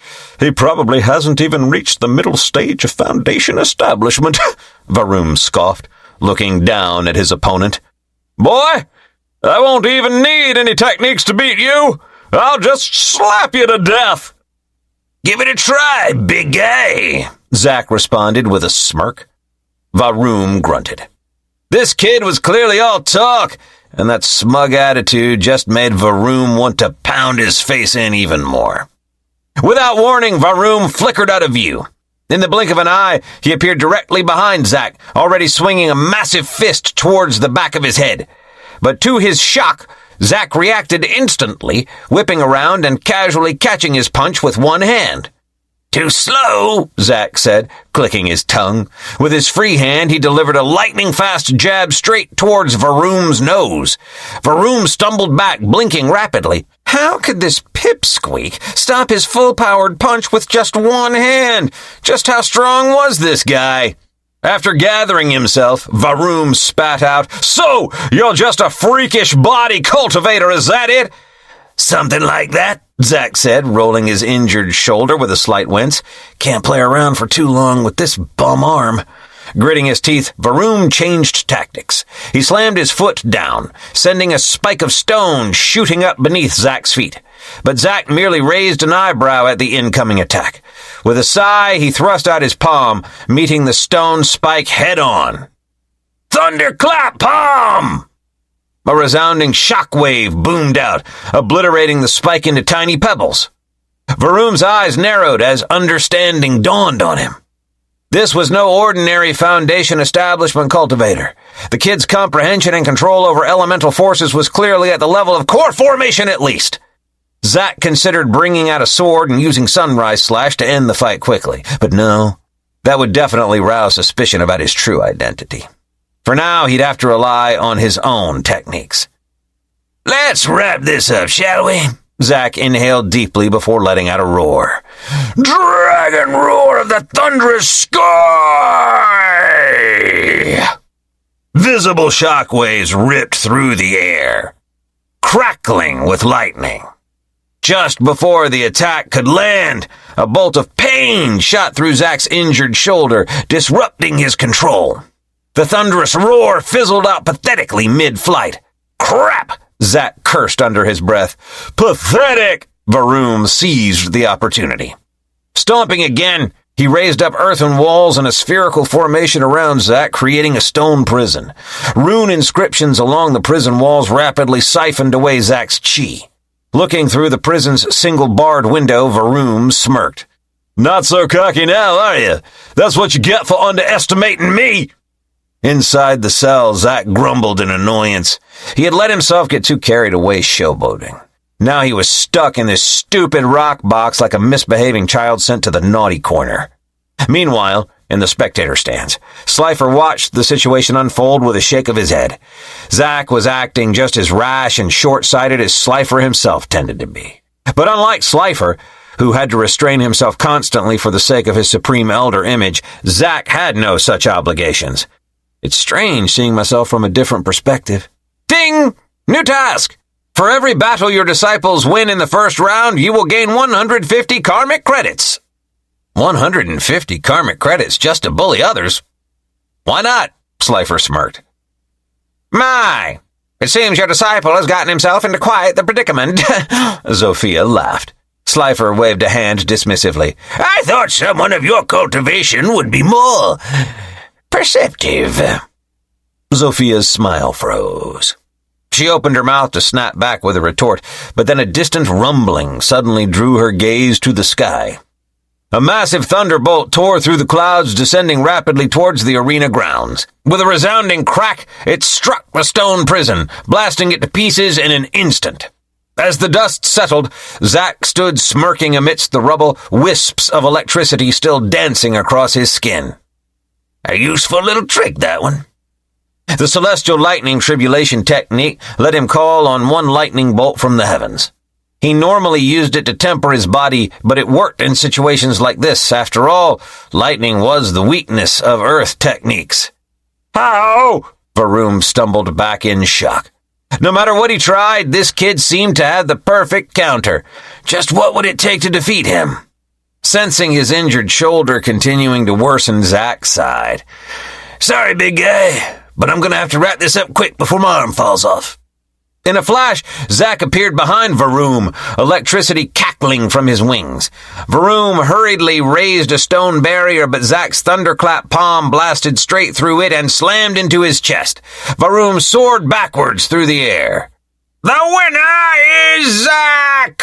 Elder Fred declared. Satisfied, Zack made his way off the arena stage, slowly rolling his bad shoulder. That fight had been way too close for comfort. He sent a reminder to the main body. Yo, boss man, gonna need that poison antidote pronto before my whole arm rots off. William watched as Zack strolled casually from the arena. Zack had come out of nowhere and somehow managed to become the Supreme Elder's disciple. William didn't understand how a nobody like Zack deserved that honor when he, a young master, did not. But what grated on William even more was how talented and powerful this newcomer seemed to be, much more so than William himself. It was unacceptable! No! William shook his head. He couldn't keep thinking like this. It was this attitude that had gotten his family involved with that mess in the first place. Next match, William versus Alfie! Elder Fred announced. William grit his teeth.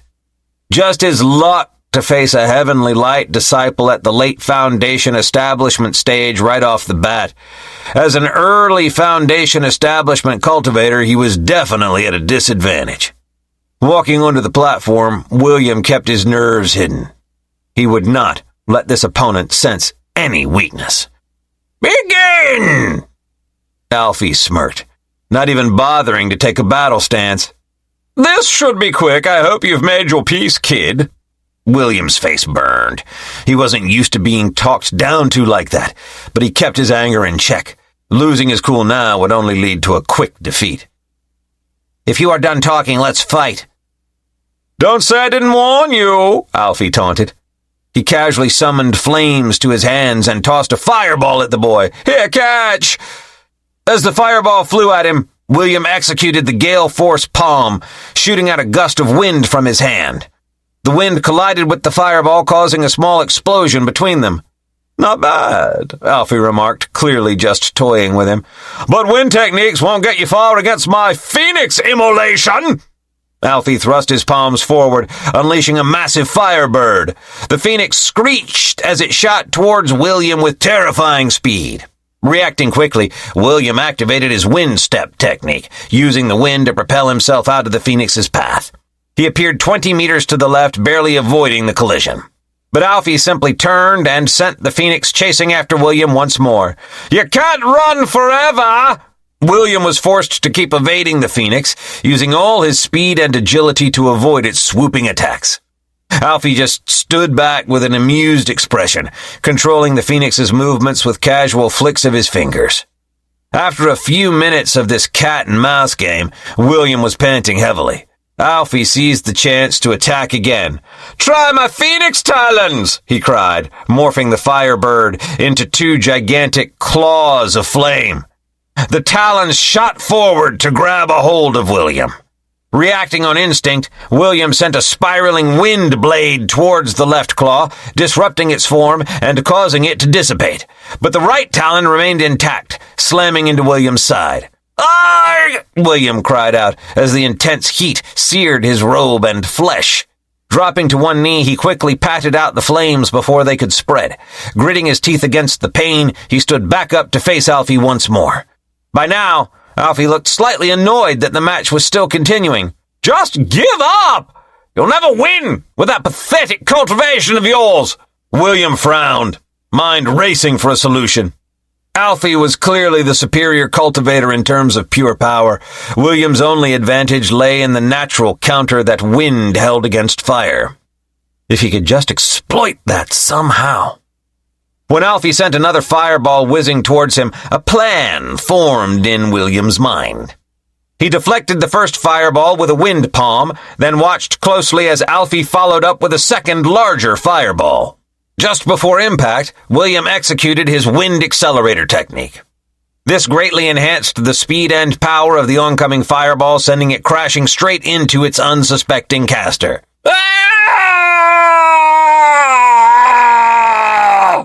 Alfie screamed in shock and pain as his own fireball exploded against him with twice the force. The heavenly light disciple fell to the ground, frantically trying to pat out the flames that now devoured his own robes. After a few minutes, the fire finally died out, leaving Alfie groaning on the floor with smoke rising from his clothes. "The winner is William!" Elder Fred announced. "1 down, 4 to go." William sighed as he walked off the stage. If it wasn't for his quick thinking, he would have been the one rolling around on the floor. Still, he had expected no less from someone of his standing. This Alfie had learned the hard way not to underestimate a young master. Watching from the stands, Slifer nodded in approval. It seemed this William fellow wasn't as stupid as Slifer first thought. The boy had managed to snatch victory from the jaws of defeat by using his opponent's strength against him. Maybe I was too quick to dismiss him. "Next match, Huey of the Black Rose Sect versus Paddy of the Pure Soul Sect," Elder Fred called out. "All right, it's finally my turn," Huey whooped, leaping down into the arena. Across from him, a young man in white robes stepped forward. "I take no pleasure in violence, but do not believe I will hold back," Paddy said gently, bowing. "Bring it on, pretty boy," Huey shouted, bouncing on the soles of his feet. "I'm gonna mop the floor with you." Chapter 81. Huey glanced up at the spectator stand, spotting Olivier among the sea of faces. She gave him a small wave. "Gotta give the people a good show," Huey said with a grin, "especially with my #1 fan watching." Paddy followed Huey's gaze up to Olivier. "Ah, there is a jade beauty cheering you on. So, you do not wish to disappoint her?" "You bet!" Huey thumped his chest. Nothing's gonna stop me from winning now that my lady is watching. Olivier blushed at the declaration, clasping her hands together as she prayed for Huey's safety. She knew he could be reckless in battle. Then come, Paddy said, settling into a graceful battle stance, palms outstretched. Show me what you can do. Yeah, I'll show you all right. Huey shot forward, cocking back a fist. He aimed a punch straight at Paddy's face, putting his full weight behind the blow. But his fist passed harmlessly through empty air as Paddy's form flickered and vanished. Illusion, Huey realized too late. A sweeping kick to the ribs sent him sprawling. You must see through deception to land a blow on me, Paddy whispered, his body wavering like a mirage. Huey growled, bouncing to his feet. He didn't need a lecture from his opponent. He got enough from the old man as it was. He charged again, throwing a flurry of blows, but each one only met air as Paddy's illusionary form flickered around him. A sharp elbow to the back of Huey's head made him stumble. Huey whirled, lashing out behind him, but again struck nothing. In the spectator stands, Olivier watched anxiously, hands clasped together. Be careful, Huey. Sensing her worry, Huey gave a small wave. No need to worry, Liv. I got this. Olivier shook her head, but couldn't help a small smile. Oh, that fool. Do not divide your attention in battle, Paddy chided. It will cost you dearly. As he spoke, 10 exact copies of Paddy suddenly appeared, surrounding Huey in a wide circle. Huey's eyes darted around warily. Let's see you find the real me now, the Paddies spoke in unison, their voices overlapping from all directions. Reminds me of Senior Brother's technique, but only a knockoff version. Huey cracked his knuckles, a grin spreading across his face. I'll just smash through all of you at once! Spinning rapidly, he unleashed a barrage of wild punches and kicks, plowing through the ring of illusory Paddies. They flickered and vanished under his attack, but the real Paddy remained untouched. Before Huey could stop spinning, a heavy blow slammed between his shoulders, driving him down into the arena floor with a crash. Huey groaned, momentarily stunned. Up in the stands, Olivier winced at the impact. Are you all right, Huey? She called down worriedly. Ha ha! I'm just getting warmed up! Huey laughed, flashing a thumbs up despite his stinging back. He leapt back to his feet and dropped into a fighting stance, but internally he was annoyed at himself. Gotta take this more seriously or I'll end up embarrassing myself in front of Liv. As the battle intensified, the ring on Huey's finger suddenly pulsed, and a grumpy voice echoed in his mind. Pathetic! Is this the best you can do, boy? The immortal Li Fengao scolded. You fight like a brainless ox! Use your techniques! Huey scowled. I don't need advice from some old fart! Li Fengao huffed indignantly. Insolent brat!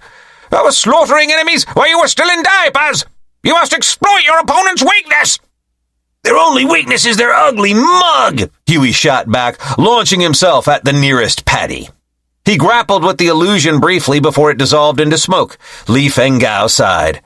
His weakness is specialization, the immortal lectured. This boy relies too much on illusions. Find a way to break his illusions, and he will fold. Huey paused, glancing down at the ring. Huh. I guess you got a point for once, Gramps. Do not call me Gramps! Huey decided to change the flow of the fight. He would need to go big. Crouching down, he channeled his chi before exploding upwards. Black Wolf transformation! Fur sprouted across Huey's body as he morphed into a giant black wolf. Letting out an earth-shaking roar, Huey swiped his clawed hands in wide arcs, shredding 2 of the illusion Paddies. But once again, the real Paddy evaded by a hair's breadth. Huey bared his fangs in annoyance. Stand still, will ya? If you insist, Paddy replied. He stopped moving as Huey charged towards him. At the last second, Paddy thrust out his palms. Spirit shackling chains! Glowing blue chains materialized around Huey, their spectral links clanking as they wrapped around his limbs and torso. The sudden stop sent Huey crashing face first to the ground with a yelp. He thrashed violently, but the spirit chains held fast. Paddy glanced down at him impassively. Do you submit? This battle is over. Like hell it is, Huey snarled. With a roar, he poured all his strength into shattering the chains. They cracked and splintered until they gave way. Huey jumped to his feet. His earlier playfulness had vanished, replaced by a ferocious glare. No more playing around, I'm taking you down! He charged, claws outstretched towards Paddy's throat. But faster than he could blink, Paddy disappeared, reappearing 20 meters away. My apologies, but it seems like you will not give up. So I must end this for both our sakes. Paddy sighed. He formed a diamond with his thumbs and forefingers. Soul-crushing prison! A blue pyramid materialized around Huey. The translucent walls rapidly closed in, trapping him within the tiny space. Huey panicked. His wolf form scrabbled desperately as he tried to escape, but his claws simply slid off the walls of solidified spiritual energy. Sweat beaded Huey's brow as his breaths came in shorter, harsher gasps. It felt like the very life was being squeezed from his lungs. He could hear the cheers and shouts from the spectators, but they sounded strangely muted and distant, as if he was hearing them from underwater. Suddenly, a clear voice cut through the haze in his mind. Come on, Huey! You can do this! I believe in you! Olivier! Huey's gaze snapped up, meeting Olivier's from across the arena. Her hands were clasped worriedly against her chest, eyes brimming with concern, but she kept her focus fixed on Huey, mouthing silent words of encouragement. Huey clenched his jaw. No way he was going to fail and embarrass himself in front of his girl. Mustering every ounce of power, Huey slammed his palms against the pyramid's walls. Get off! With a final explosive push, the prison shattered into fading wisps of spiritual energy. Huey collapsed to his hands and knees, sucking in deep gulps of sweet air. His black fur was matted with sweat, but his amber eyes still burned fiercely. Across from him, Paddy's eyes widened in surprise. How? You should not have been able to break that technique. Huey barked out a strained laugh as he struggled back to his feet. Never underestimate a Black Rose disciple! His legs wobbled dangerously, and he had to dig his claws into the stage floor to remain standing. Dark splotches blossomed across the front of his robes where blood seeped from numerous gashes and lacerations on his chest and limbs caused by the prison's crushing force. You are gravely injured. Let us stop this pointless battle so you can receive medical aid. Huey scowled. Ain't pointless, he panted out. We got spectators relying on us for a good show, and I aim to deliver Bloodforge Ascension! Huey's veins bulged and skin flushed an angry red as the berserker transformation overtook him. His muscles swelled until he was a hulking beast of a man, the wolf features of his previous transformation mutating into something more closely resembling an ogre, but somehow even more terrifying. I'm gonna take your head! Huey roared. Faster than before, he dashed at Paddy in a red blur. Paddy's calm expression finally broke into one of surprise as he frantically blocked and evaded the onslaught of crushing blows. Even he was forced onto the defensive against such overwhelming power. But Huey's strikes came even faster. Paddy's guard began to slip.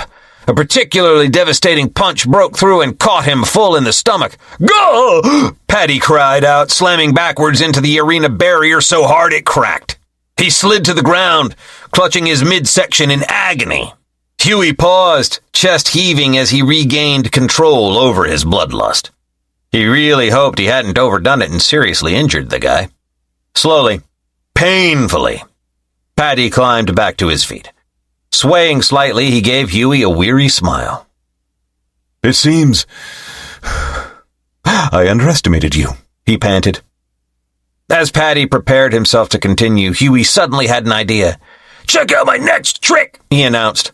There was a burst of black smoke, and when it cleared, a gigantic, three-eyed toad croaked on the arena floor, a large tongue lolling from its mouth.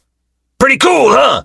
Before Paddy could respond, the toad's tongue shot out quicker than the eye could follow, looping around him. With a sharp yank, it hoisted Paddy high into the air, leaving him dangling upside down by one leg. Do you submit? The toad croaked at the struggling cultivator trapped in its tongue. Paddy wheezed helplessly. Seeing no escape, he reluctantly nodded. Huey released him and transformed back into human form, pumping his fists. Yeah! That's what I'm talking about! Up in the stands, Olivier breathed a sigh of relief. Thank goodness. Elder Fred stepped forward. Victory goes to Huey of the Black Rose Sect! The crowd erupted into applause as Huey took a bow. Paddy picked himself up off the ground, brushing dirt from his robes with as much dignity as he could muster.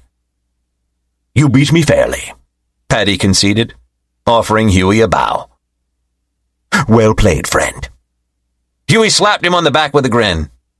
You put up a good fight too, buddy. No hard feelings, eh? Paddy managed a small smile in response before limping from the arena, massaging his sore ribs.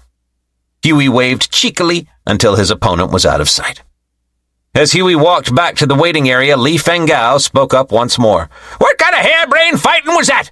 You made a complete fool of yourself out there. I still won, didn't I? Huey grumbled under his breath. Winning through sheer dumb luck and transforming does not make you a skilled fighter, Li Fengao lectured. You were appallingly slow to enter your blood-forged state despite struggling earlier, and your blows had no finesse or strategy. You were just flailing around blindly. Hey, I kept him on his toes, didn't I? Huey argued. Unpredictability is my style. Li Fengao scoffed. That was not unpredictability. That was just sloppy improvisation and wasted energy. You must have a clear plan of attack tailored to your opponent's weaknesses. Never show your full hand right away either. Make them underestimate you first before striking the finishing blow. Ugh, whatever. Backseat battling is real easy. Huey rolled his eyes. I'd like to see you do better from inside that dinky ring, oh mighty one. Why, you arrogant little... Next match, Calum versus Antonio, Elder Fred announced. Ding! Your disciple Huey has won. 150 karmic credits times 3, 450 karmic credits gained. That 100% loyalty multiplier coming in handy. Slifer watched as Huey pumped his fists, celebrating his victory over Paddy. While the battle had been entertaining for the spectators, Slifer couldn't help but feel that Huey's reckless fighting style had mostly been down to luck. If it had been Slifer's avatar in the ring instead, such carelessness could have easily led to defeat or, knowing his luck, death. Zack couldn't rely on blind luck to win his fights. Now, if only my other self took the fights more seriously. Next match, Calum versus Antonio, Elder Fred announced. The two disciples stepped into the arena. Calum stood with his hand resting on the hilt of Bloodthorn. Try not to embarrass yourself too badly, the Heavenly Light disciple taunted. Wouldn't want that pretty face of yours all bruised for the victory ceremony. Calum didn't respond, ignoring the jab. He knew words were meaningless here, only strength mattered. Begin! Elder Fred declared. Antonio immediately blasted towards Calum in a blur, cocking back a meaty fist. Just before it could land, Calum sidestepped, the blow sailing past his cheek. Antonio's momentum carried him stumbling several feet beyond. He whirled around with a growl. Don't run away, damn it! Calum remained silent, hand still resting casually on his sword hilt. With another roar, Antonio launched a frenzied series of punches and kicks, but Calum flowed between the attacks like water, barely exerting himself as he ducked and wove with minimal movement. Antonio struck nothing but air, his frustration visibly growing. Finally, Calum went on the offensive. His sword sang as he drew it faster than the eye could follow, slashing across Antonio's chest. Gah! Antonio cried out at the sudden blaze of pain.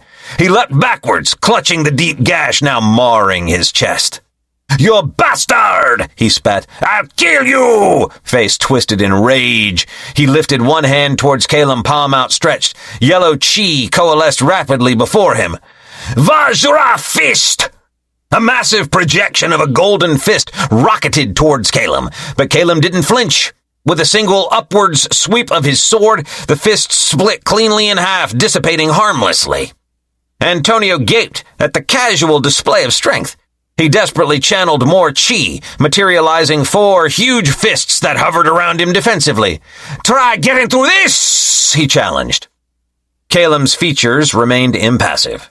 Without a word, he stabbed his sword into the ground before him. Thorned lash! Before Antonio's eyes, Bloodthorn seemed to come alive. Its blade lengthened impossibly as it shot out in Antonio's direction. It wrapped around two of the golden fists, constricting tightly. The fists warped and cracked under the pressure before shattering. Shita! Antonio dispelled the remaining fists and tried to dodge, but the sword was too quick. It coiled around his limbs and torso, razor edge digging into his skin as it lifted him up. Antonio thrashed helplessly several feet above the ground. "Let me go!" he roared. Calum made a slight pulling motion with one hand, and Bloodthorn instantly retracted, slamming Antonio down hard enough to leave cracks in the stage floor. Elder Fred hurried over and checked Antonio's condition before raising his hand. "Winner Calum!" Ding! Your disciple Calum is won. 150 karmic credits times 3, 450 karmic credits gained. As expected of Calum, efficient, controlled, and not toying with his opponent like Huey. Slifer nodded approvingly from the stands as he noted the similarity between his disciples' battles.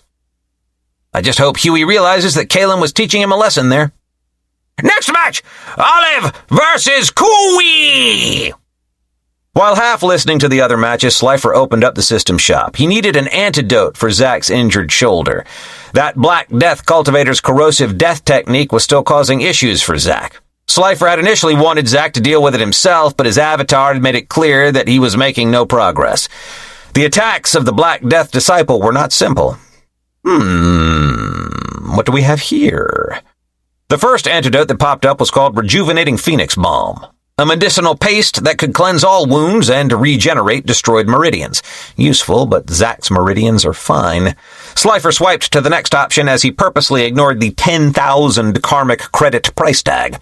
Next was Life-Sealing Pill. At only 100 karmic credits, it was able to forcefully suppress any malicious chi or toxins within the body. Tempting, but I'm not trying to suppress anything. I need to get rid of the problem. Finally, he found what he was looking for. Essence Cleansing Serum. This liquid could purge both external and internal injuries by liquefying them and flushing the corruption from the body's essence channels. 500 karmic credits, not bad. He quickly purchased the serum and had it sent to his storage ring. Perfect. Now to inform Zack. He closed his eyes and delivered a message directly to his other self. "Hey, I got you something to fix that messed up shoulder. It's in the ring." In preparation for the sealed realm, Slifer had spent a handsome amount of karmic credits to link two rings so that they shared the same pocket dimension. 1,000 karmic credits is definitely worth it. Whilst Zack is in the sealed realm, I can just buy items and send them over. We'll see how the other protagonists deal with that. Ha! With his job done, Slifer returned his full attention to the tournament stage as the next match was announced. Zeven versus Catherine! Chapter 82. Slifer watched with interest as the next two contestants stepped into the arena. Zeven of the Heavenly Light Sect and Catherine of the Black Rose Sect. The cocky son of heaven wore a smirk as he faced Catherine across the arena. Try not to bore me too quickly, will you? Catherine bristled, flames already dancing along her fingertips. We'll see who's bored after I burn off that stupid grin. Begin! Elder Fred announced. Catherine immediately leapt at Zeven, propelling herself forward on jets of fire from her feet. With a fierce cry, she hurled a massive fireball straight at her opponent's head. But faster than she could react, Zeven thrust out a palm, conjuring a swirling vortex of wind that swallowed up the fireball. With his other hand, he made a squeezing motion. Wind lock! Before she could retreat, the air around Catherine condensed with an audible crack, forming into glowing green chains that clamped onto her limbs and held her suspended in the air. Already, Zeven yawned. What a disappointment. He flicked his wrist, and the chains flung Catherine against the ground, then up into the barrier wall. Over and over, her battered body smashed back and forth between the two surfaces as she screamed. Finally, Zeven recalled the chains, dropping Catherine to lie crumpled on the floor, barely conscious. He prodded her with the tip of his boot. Pathetic! Is this the best your wretched sect can muster? Elder Fred hurried over and checked Catherine's condition. Her face was badly bruised, and blood dripped from her nose and mouth. With a shake of his head, the elder raised his hand. The winner is Zeven! The Heavenly Light disciples erupted into deafening cheers for their victorious sect brother. Chants of "Son of Heaven! Son of Heaven!" rang out from the stands. Even spectators from the other sects looked impressed by Zeven's swift and utter demolition of his opponent. As for the Black Rose section, it was silent except for a few muttered curses. Huey slammed his fist angrily against the railing. He's cocky now, but wait till I face him! That is the fate of all demonic cultivators, Zeven declared loudly enough for all to hear. To be crushed underfoot by the righteous! More cheers erupted from the Heavenly Light disciples. Slifer resisted the urge to roll his eyes. Protagonists were always one for dramatic speeches. I quite like his style, Valron chuckled. As expected of our finest, none of the disciples here can match Zeven, Zofia said with a proud smile on her face. So he defeated some no-name scrub. Big deal. My own disciples are far more entertaining to watch, and he's already lost against Amelia before anyway. As if sensing Slifer's thoughts, Elder Fred stepped forward for the next announcement. Amelia of the Black Rose Sect versus Adrian of White Tiger Sect. The petite, silver-haired girl stepped into the arena with an innocent smile on her face. Adrian towered over her, rippling with muscle. I'll try not to hurt you too badly, little girl. Adrian laughed. Amelia's smile grew even more innocent as she clutched her hands to her chest. Oh my, you're so big and strong. Please be gentle with me. Slifer had to resist the urge to snort out loud. The little minx was laying it on thick with her act. He could already predict what was about to happen. As expected, the moment Elder Fred announced the start of the match, Amelia's entire demeanor changed. Her innocent smile twisted into a vicious grin, and her hand snapped out, backhanding Adrian across the face before he could react. The White Tiger disciple reeled back with a startled shout, clutching his cheek. Why, you little... Amelia immediately schooled her features back into a mask of terror. I'm so sorry, Amelia exclaimed. but I got scared. Forgive me. I didn't even attack. But Amelia was already on him, hands covered in purple chi. Spirit-severing claw! Her nails elongated into wicked talons that she raked across Adrian's chest in a blurred series of swipes. Blood sprayed as Adrian's robes were shredded, 5 deep gashes slicing across his torso. He stumbled back with a cry of pain as his soul burned. Damn you! Amelia dropped her innocent act as a cruel smile appeared on her face. Not bad, she murmured as she licked the blood from her claws. but big, strong men always taste the sweetest when their arrogance turns to despair. You bitch! Adrian shouted as he activated his Sect's signature White Tiger transformation. Muscles bulged and white fur sprouted across his body as he dropped on all fours, morphing into a massive tiger. Razor-sharp claws dug into the arena floor as he pounced with a deafening roar. But Amelia darted around the wild strikes, looking almost bored. As Adrian passed by, she delivered a slap to his bottom. Bad kitty! You need to be punished for that little temper tantrum. She grabbed the tiger by the tail and slammed him down hard. Adrian yowled as the arena floor cracked under the impact, but Amelia was just getting started.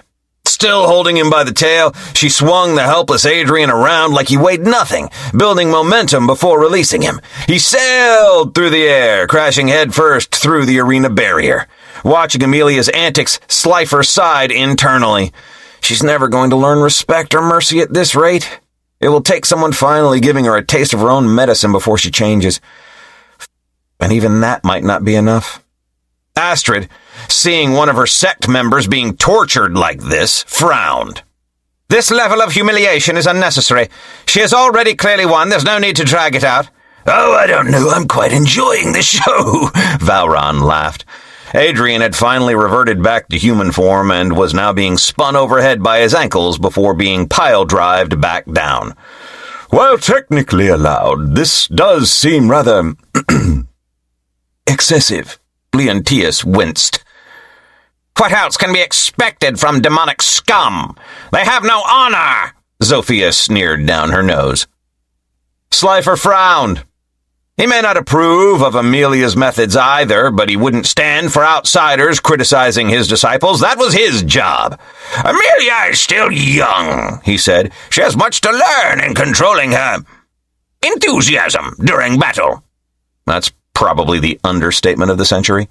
The words had barely left his mouth when Amelia leapt onto the semi-conscious Adrian's back.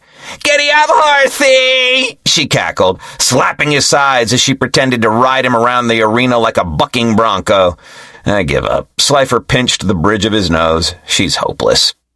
Amelia then hopped off and proceeded to repeatedly smash Adrian's face into the ground like she was grinding pepper. After grinding Adrian's face into the dirt several more times, Amelia seemed to grow bored. With a dismissive sniff, she dusted off her hands and walked away, leaving her opponent in a whimpering heap. Elder Fred awkwardly raised his arm. Victor! Amelia of Black Rose Sect. Ding! Your disciple Amelia won! 150 karmic credits gained. Well, at least she won. Guess I'll have to give her a lecture about respecting your opponent for all the good it will do. Amelia curtsied to the cheering Black Rose disciples. Then she turned and gave a wink straight at Zeven, blowing him a kiss. The Son of Heaven looked like he wanted to murder her on the spot. The remaining matches of the first round passed by fairly quickly. Dentos, as efficient as usual, defeated his Black Heart Sect opponent with several well-placed strokes of his paintbrush. The poor cultivator found himself sealed inside a painting of a serene meadow for the remainder of the duel. Nomad got lucky with his matchup, facing off against a pure soul sect cultivator at only the mid-foundation establishment realm. The mismatch was obvious to everyone, as Nomad battered his opponent into submission in less than a minute. It will take more than a gap of one substage in cultivation to defeat a protagonist. Next match! Zack of the Black Rose Sect versus Urion of the Heavenly Light Sect! Let's see how my other self does. Slifer straightened up in his seat with interest. Ding! New task. For every battle your disciples win in the second round, you will gain 200 karmic credits. Wow! If I get credits for every battle they win in the rest of the tournament, just how many credits would that be? Zack strolled into the arena wearing a confident grin as always. Despite Slifer healing his shoulder, he still wore bandages wrapped around one arm for show. Urion smirked when he saw the bandages. Just give up now. With you already half crippled, I'd hate for you to embarrass yourself out there. Funny. I was hoping to get matched against one of you Heavenly Light peacocks. Zack's eyes glinted dangerously. Can't wait to pluck those arrogant feathers of yours. You begin!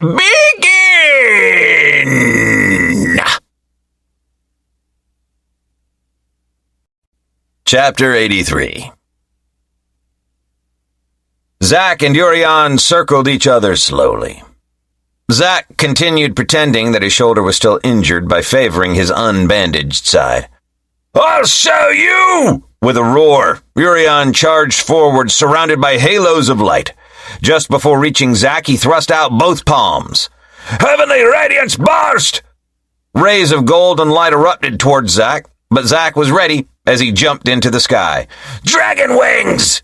With a crackle of electricity, lightning wings sprouted from Zack's back. With a single flap, he easily evaded the heavenly radiance burst as it scorched to the ground where he had been a moment before. From above, Zack smirched down at Urion. Too slow! He then dive-bombed straight towards his opponent, fist cocked back. Thunderclap palm! Urion crossed his arms, manifesting a shield of light to block the blow. Zack's palm collided with a resounding boom that shook the entire arena. Urian slid back several meters from the force, but his shield managed to absorb the worst of the attack.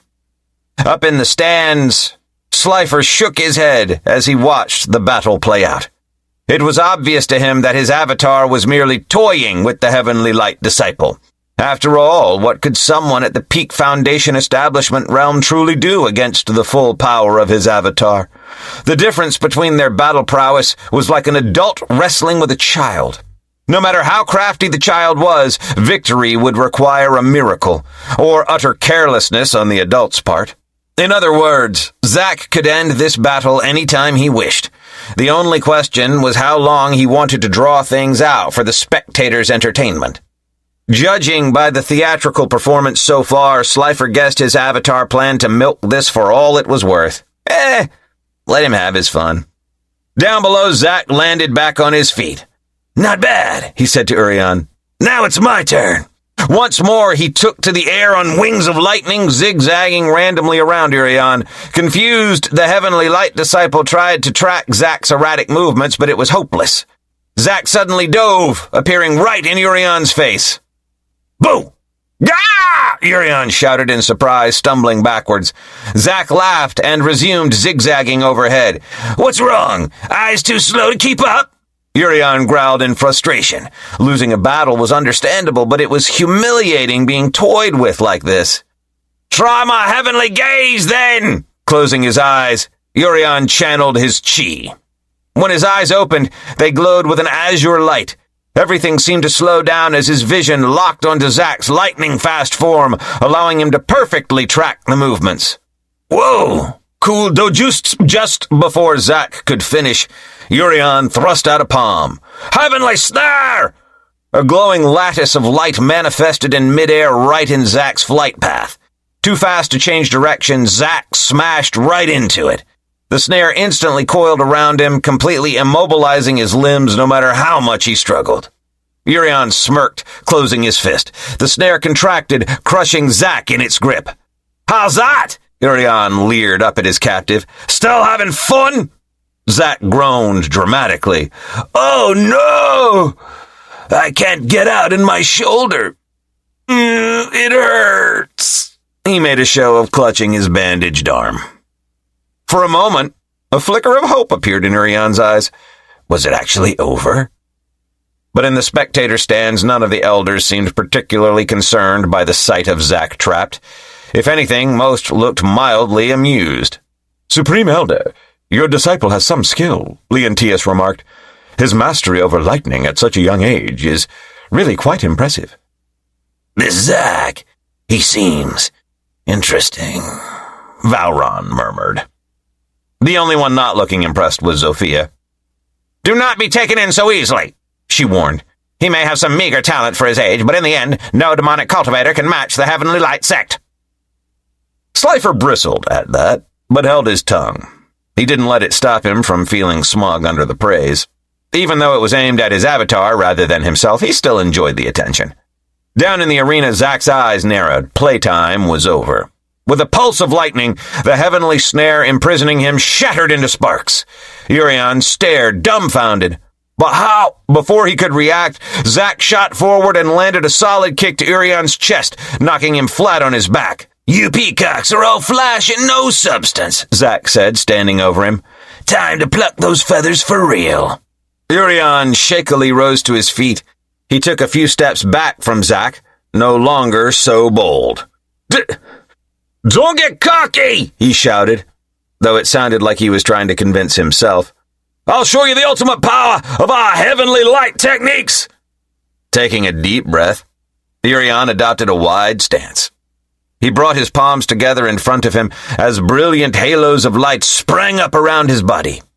The arena shook from the sudden spike in spiritual pressure. "Behold the heavenly radiance cannon!" Between Urian's hands, a small orb of light appeared, deceptively innocent at first. But it quickly expanded, intensifying into a miniature sun that grew larger and larger until Urian finally thrust it forward with a roar. The orb transformed into a massive beam of blazing light, seeming to set the very air aflame as it annihilated everything in its path. In the stands, Sophia smiled proudly. This was one of the Heavenly Light Sect's strongest techniques. No mere Foundation establishment cultivator could possibly withstand a direct hit.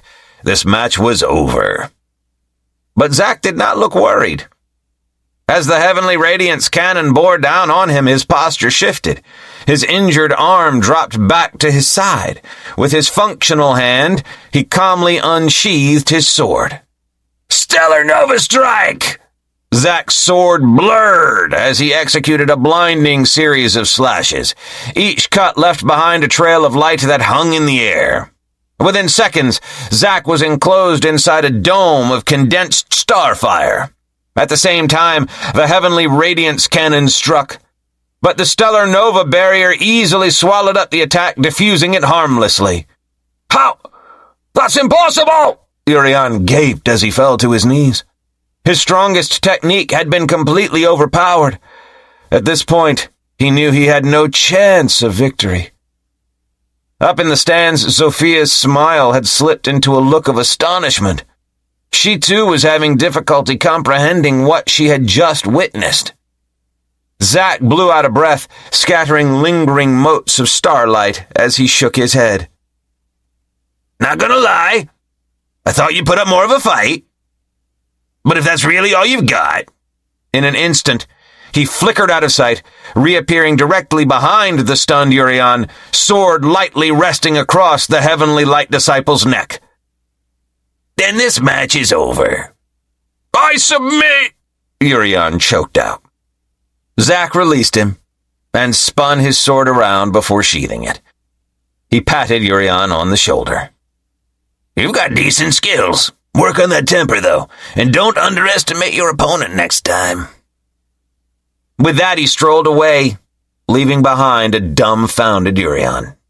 The Heavenly Light Disciple stared after him for several seconds before his knees gave out and he plopped down hard on his behind.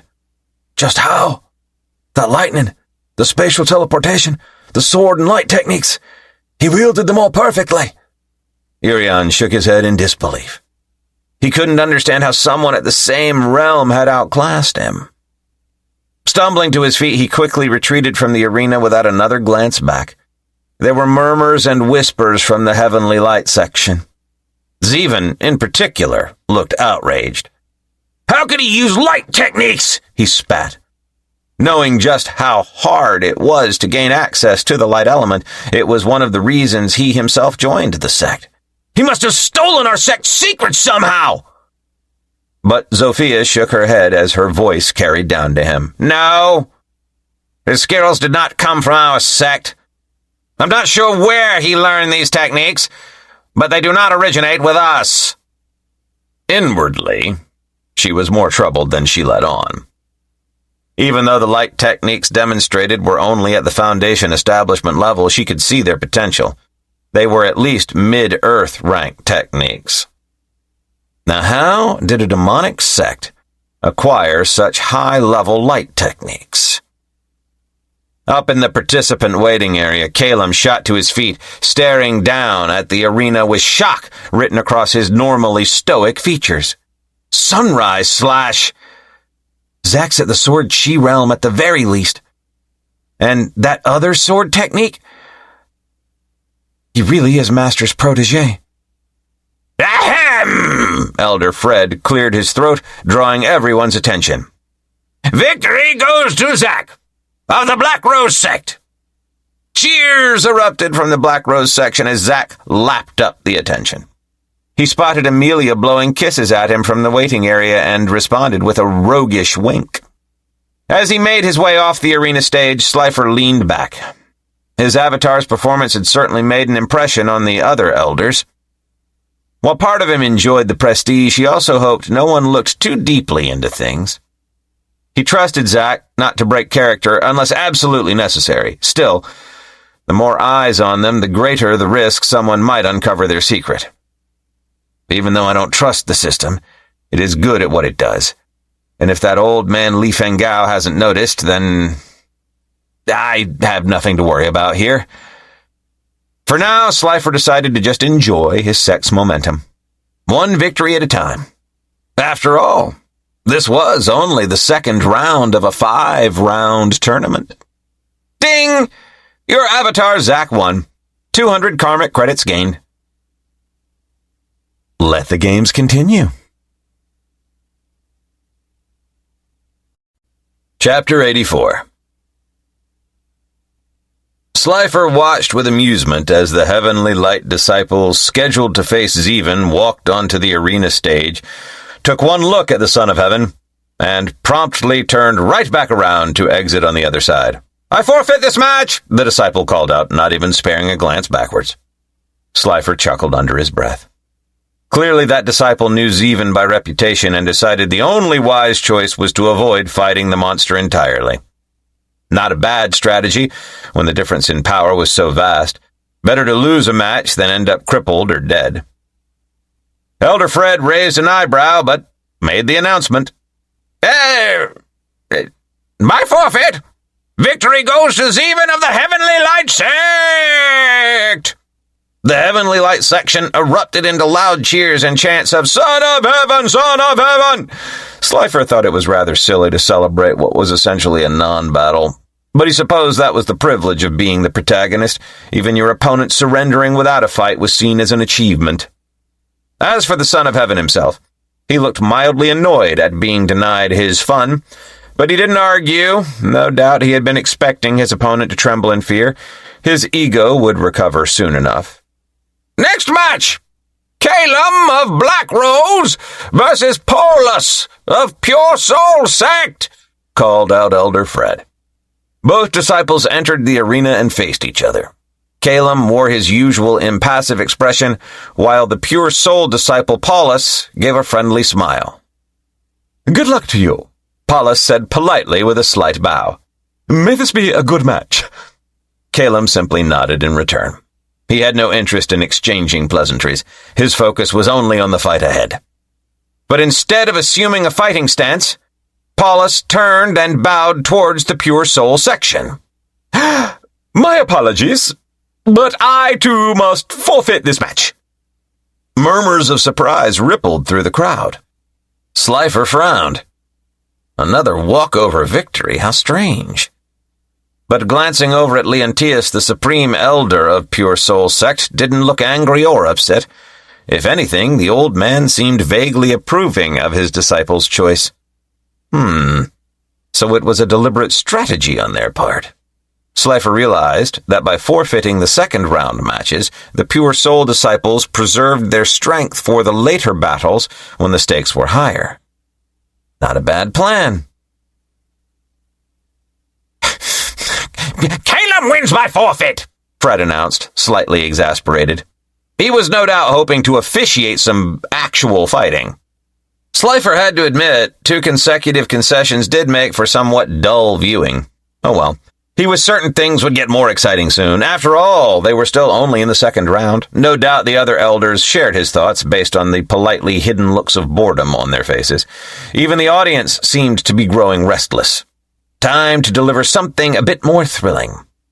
As if on cue, Fred stepped forward for the next announcement. Amelia of the Black Rose Sect versus Krikoff of the Black Heart Sect.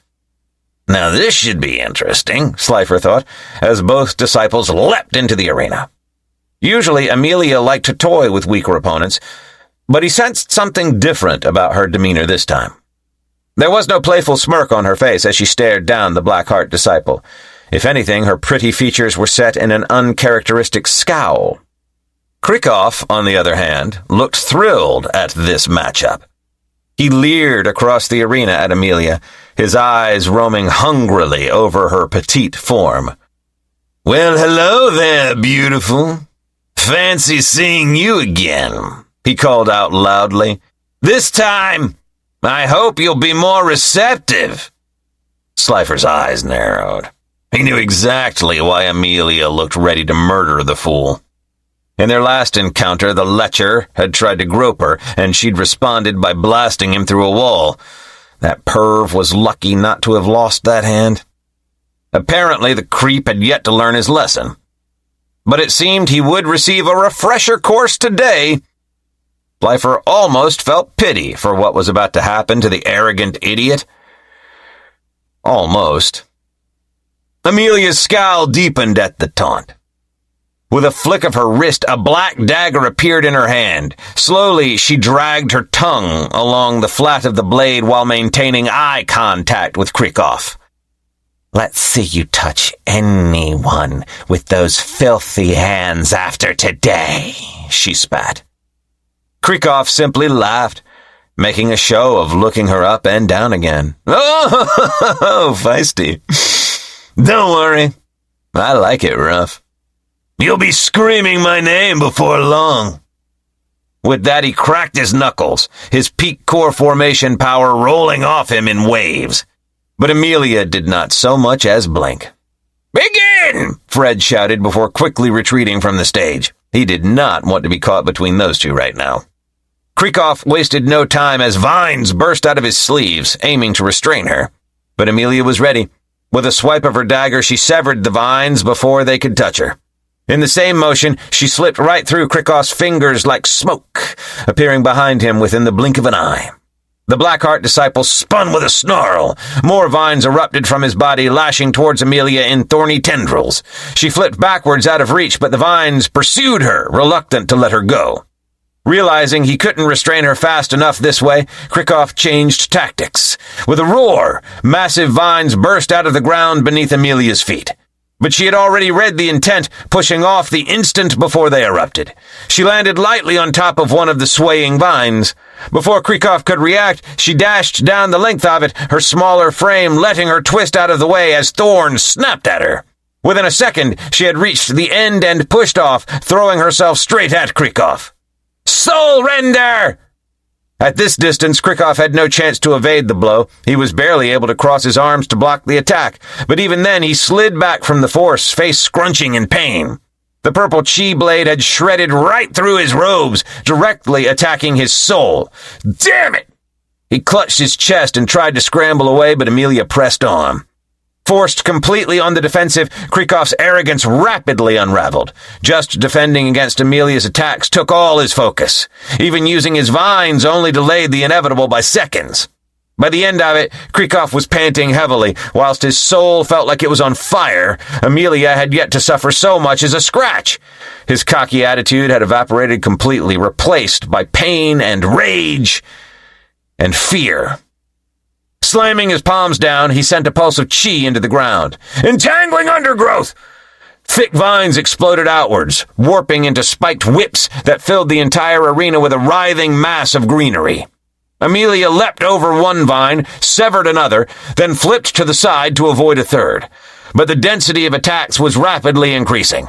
Her expression shifted slightly for the first time. Her eyes narrowed as she looked for an opening. Merge! Krikoff condensed all the scattered vines into one last thorny tentacle and sent it spearing straight towards Amelia with all his strength behind it. Too focused on her footing, Amelia did not react quickly enough this time. The massive vine whipped around her torso, thorns biting deeply into her flesh as they coiled tight. She bit back a scream, the black dagger still clutched tightly in her hand. Gotcha now, bitch! Krikoff exulted. With a savage jerk, he hauled Amelia off her feet, smashing her down hard against the arena floor. Again and again, he whipped her into the earth. Amelia's head snapped back with each blow, chest constricted by the vines. Up in the stands, Slifer leaned forward, eyes narrowing. Now things are getting serious.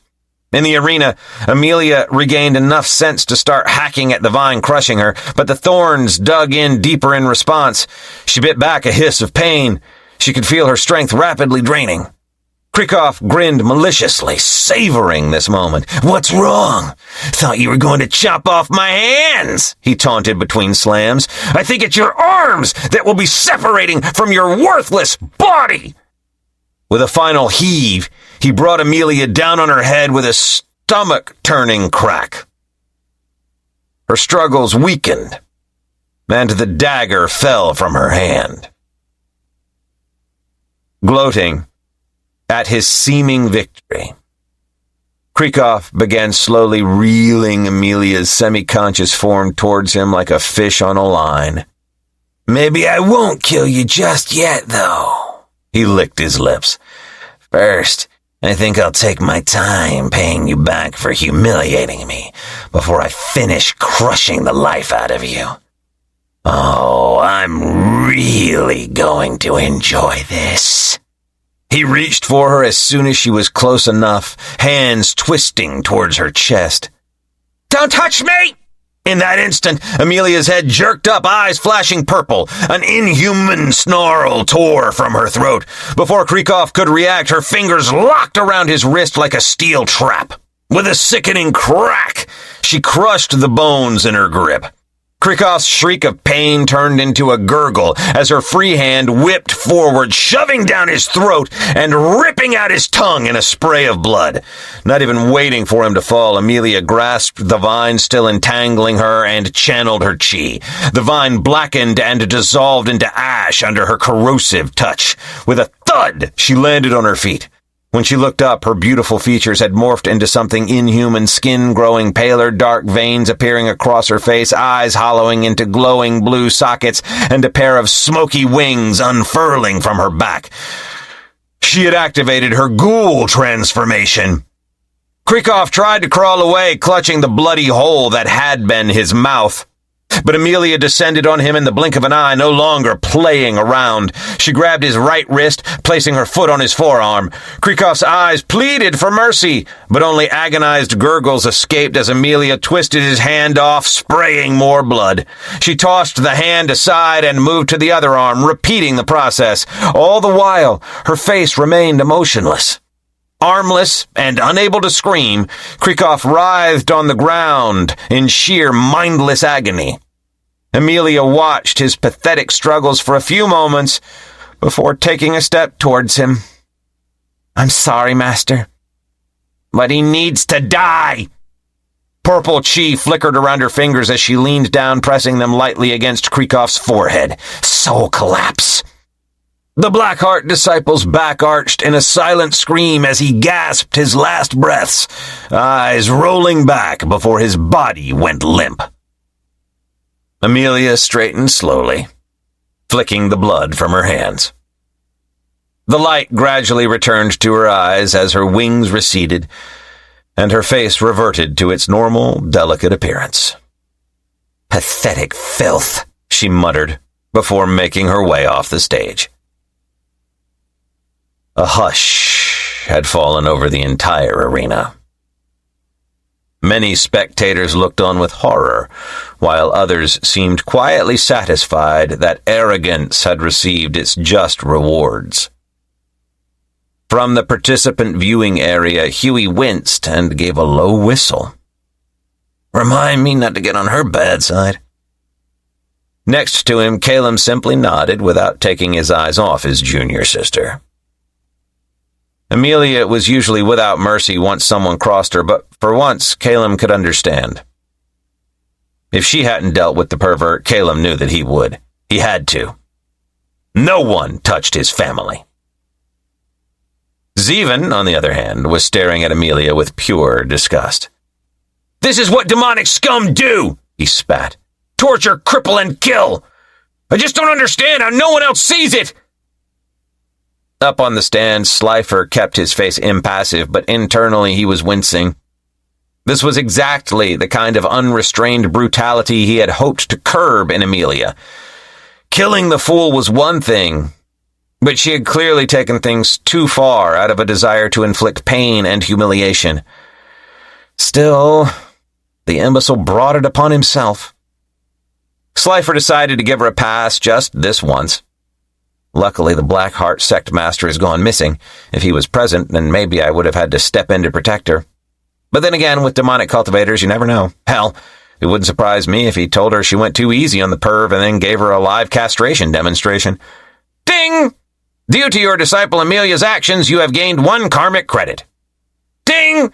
Your disciple Amelia has eliminated a demonic cultivator. 25 karmic credits gained. Slifer dismissed the notifications as he turned to see the reaction of the elders beside him. The elders seemed divided in their reactions. Leontius in particular seemed appalled. That level of torture was completely unnecessary. He frowned. Supreme Elder, I fear the heart of your disciple is blacker than the name of your But before he could finish, Slifer held up a hand. That young man has harassed and even laid a hand on my disciple. She showed remarkable restraint until now, all things considered. He left the exact details ambiguous, but the meaning was clear. The female elders in particular immediately looked outraged on Amelia's behalf. "Is that so?" Zofia said, eyes narrowed dangerously. "Then he deserved worse than what he got. Do not waste pity on those who prey on women." Leontius looked taken aback, while Vauron simply chuckled. Astrid nodded in agreement with Zofia. "She taught him a lesson he earned," the White Tiger elder declared. "I have no sympathy for such trash." Leontius fell silent, unwilling to criticize Amelia further given the circumstances. In truth, he was conflicted. Justice had perhaps been served, but the methods still unnerved him. Down in the arena, Elder Fred finally stepped forward as Krikov's mangled corpse was carried out. Victory to Amelia of the Black Rose Sect! Chapter 85. Ashton of the White Tiger Sect versus Ray of the Black Heart Sect! Ashton stepped into the arena. At over 7 feet tall, he was a giant with bulging muscles that seemed ready to tear through the white robes, straining to contain them. Up in the waiting area, Zack's eyes lit up. The winner of this battle would face him in the next round. Now that's more like it. No more wasting time with these weak sauce appetizers. I want the main course. He could already feel his blood pumping faster at the thought of battling someone with Ashton's sheer physical prowess. Most cultivators relied too heavily on their techniques, in Zack's opinion. He wanted to see what this dual cultivator could do with that monstrous body of his, because Zack knew that when it came to hand-to-hand combat, no one could match him. Let's see those tiger claws go up against my fists. Just try not to go down too quickly, big guy. I plan on putting on a good show for the crowd. Across from Ashton, a lanky cultivator with flame-red hair entered the arena. Ray. He wore a cocky grin as he sized up his opponent, clearly unintimidated by Ashton's massive form. With a scoff, Ray produced a black rose from within his robes and tossed it at Ashton's feet. "I'll lay you to rest on a bed of ashes, White Tiger," Ray declared, flames already dancing along his fingertips. Ashton said nothing in response, settling into a solid, ready stance, palms open and facing Ray. He had no need for flashy threats or posturing. The time for talk was over. "Begin!" Elder Fred shouted. Ray instantly went on the offensive, hands flying as he threw waves of black fire at Ashton. But with startling agility for his size, Ashton twisted and turned, avoiding the attacks. He then countered by slamming both palms forward. Quaking Palm Blast! A powerful shock wave erupted from Ashton's hands, shattering the black flames and slamming into Ray. The Blackheart cultivator managed to cross his arms right before impact, shielding himself from the worst of the hit, but the force still sent him skidding back several meters, heels digging into the arena floor. Undeterred, Ray pressed his attack once more. Hellfire Dragon! The black flames swirled and expanded before him, taking the shape of a gigantic serpentine dragon. It reared back its head and shot towards Ashton, mouth opened wide, ready to swallow him whole. But Ashton held his ground. Clenching his right hand into a fist, he punched out as the flaming dragon bore down on him. Iron Break Fist! Empowered by a surge of chi, Ashton's fist plowed straight through the Hellfire Dragon's head, dispersing it completely. Residual flames licked harmlessly across his white tiger robes, but failed to do any damage. "Is that all you've got?" Ashton rumbled. "Let's see you block this!" Ray snarled. Drawing back both hands to his side, he concentrated his chi into a swirling vortex of black fire between his palms. The flames spun faster and faster, condensing down into an orb. With a shout, Ray thrust his palms forward, firing off the concentrated blast. "Black cannon fire!" The orb shot towards Ashton, but Ashton remained calm, clasping his hands together. A visible wave of chi radiated out from his body as all his muscles flexed at once. "White Tiger's fortitude!" The black fire cannon struck Ashton head-on, swallowing him in an inferno. The arena shook under the force of the detonation. Slifer turned to see the White Tiger's Supreme Elder's reaction, but found that there was not a flicker of concern on her face. "Yeah, I think that Ray fella is screwed." As the smoke cleared, Ashton stood in the same spot, completely unharmed. He hadn't bothered moving or defending. He simply relied on the durability granted by his chi enforcement technique and his physique. Ray stared in dismay. Just what kind of monster was this guy? His strongest attack didn't even make him flinch. Among the crowd, looks of astonishment crossed more than a few faces. For Ashton to so casually overpower a peak foundation establishment cultivator's techniques with just the force of his body. Very impressive. "My turn," Ashton said. Crouching down, he slammed both palms flat on the ground. "Tectonic upheaval!" A shock wave rippled out from Ashton's hands, cracking and buckling the arena floor. Caught off guard, Ray was knocked off his feet and landed hard on his back with a grunt. But Ashton wasn't done yet. The White Tiger disciple suddenly crossed the distance between them in two huge strides. Before Ray could react, Ashton's massive hands clamped down on his shoulders. Ray struggled helplessly as he was lifted clean off his feet. Ashton held him up with one hand as though he weighed nothing. Then with a roar, Ashton flung Ray straight up into the air. "White Tiger meteor smash!" Bouncing off the very tops of the arena barriers, Ray shot back down like a fiery comet, unable to stop or change direction. At the last possible second before impact, Ashton spun and delivered a devastating punch to Ray's stomach as he descended. The Blackheart cultivator spat out a mouthful of blood as his body absorbed the massive blow. He was sent rocketing across the arena in a high arc until he smashed upside down into the barrier wall, leaving a man-sized crater on impact. Then he slid down and collapsed on the ground.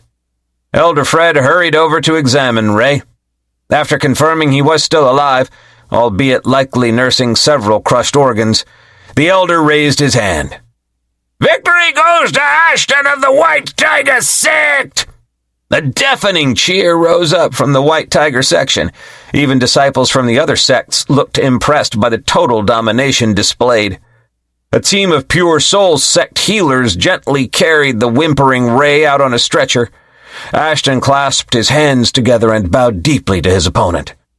"You fought well. I apologize for any excessive force. Please, recover swiftly." Up in the stands, Astrid smiled proudly as her disciple displayed the might of their sect for all to see. None could match the White Tiger sect's bodily cultivation techniques when it came to pure physical toughness, and who better than a dual cultivator to showcase that? In the waiting area, Zack was on his feet, clapping and laughing. "Now that's what I'm talking about! Skills and brawn, the total package! Finally, a real challenge. None of those squishy, robed weaklings. Soon it'll be time to see who the real dual cultivator is around here." He eyed Ashton hungrily as the White Tiger disciple left the arena. Slifer observed his avatar's eager reaction and suppressed a sigh. He knew nothing he said would make a difference once Zack got all fired up. That bull-headed enthusiasm of his was a strength in its own way, but Slifer didn't want his avatar throwing caution and strategy to the wind. From his memories of Stage 1, he was quite cautious. But maybe I'm underestimating him. Archon of the Heavenly Light Sect versus Surion of the White Tiger Sect! The two disciples stepped into the arena. While Surion may not have been as large of a giant as his junior brother, he was still a towering slab of muscle compared to normal-sized humans. He flexed his muscular arms and cracked his neck from side to side. You saw what happened in my junior brother Ashton's match, didn't you? He chuckled. That black-heart fool was crushed within minutes. You'd be smart to surrender now if you don't want to be carried out on a stretcher. Archon gave a flick of his long blonde hair and smiled. You're not at my level. You should take your own advice. Up in the stands, the female Heavenly Light disciples were going crazy, screaming Archon's name. He's so dreamy, one squealed. And that gorgeous hair. I just want to run my hands through it all day. Another fanned herself. Archon paid them no mind, his gaze moving to the participants' area where it locked with Zeven's. The Son of Heaven stared back at him, eyes narrowed. In the Heavenly Light sect, Zeven was a newcomer who had swiftly defeated many core disciples to become a legacy disciple. Archon wished to face him in the tournament to show everyone the difference between a newly raised legacy disciple and one born into the role like himself. Surion grunted in annoyance as he realized his opponent wasn't even looking at him anymore. You underestimating me, pretty boy? He growled. I'll claw that smug look right off your face. Archon just sighed in response. He saw no benefit in arguing with a beast. Begin! Elder Fred shouted. Immediately, Surion attacked. Windblade palm! He thrust out both hands, generating twin gusts of cutting wind. The razor-sharp air blades shrieked towards Archon. But Archon didn't move. The windblade palms glanced off harmlessly. Surion's eyes narrowed, so it wouldn't be that easy. With a shout, he leapt into the air, chi surging as his body expanded and morphed. White fur sprouted across swelling muscles as claws and fangs elongated. Within seconds, the white tiger cultivator's transformation was complete, leaving an enormous white tiger in his place. The tiger slammed back down, arena floor cracking under its weight. Lips peeling back from saber-like teeth, it let loose an earth-shaking roar and pounced at Archon, seeking to tear through his defenses through sheer brute force. The heavenly shield rippled under the blow, but held firm. Archon didn't even blink. Snarling in frustration, the white tiger began circling the barrier, searching for any weak points to exploit. Finding none, it came to a stop directly in front of Archon and opened its mouth. Then, drawing in a deep breath, the tiger let out another roar, this one concentrated with sonic chi vibrations projected straight towards Archon's head. The sound-based attack pierced flawlessly through the light shields, wreaking havoc on Archon's equilibrium as it hammered his eardrums. For the first time, cracks appeared in the Heavenly Light Disciple's tranquil facade. Face contorting in irritation, Archon raised one hand, fingers poised to snap. "Be quiet, beast!" Snap. A circle of glowing daggers formed around him. "Heavenly Barrage!" At his command, the daggers shot forward, impaling themselves into the white tiger's limbs. The tiger roared in pain, the sound attack breaking off as blood poured from its wounds. Archon summoned another object into existence, a whip of sunlight. He wrapped it around the injured tiger's neck, making the creature yowl and thrash, but no matter what it did, it could not break free. Seconds later, it went limp, reverting back to Surion's human form as he slumped to the ground unconscious. "Should have taken your own advice," Archon yawned, dismissing the light whip. The Heavenly Light female disciples broke out in excited squeals again. "So strong! He's amazing! Senior brother, I'll be your pet next!" "No! Use that whip on me next time!" Another cried out boldly. This drew gasps from the others. Archon paid them no mind, elegantly sweeping his hair back as he turned to leave the arena.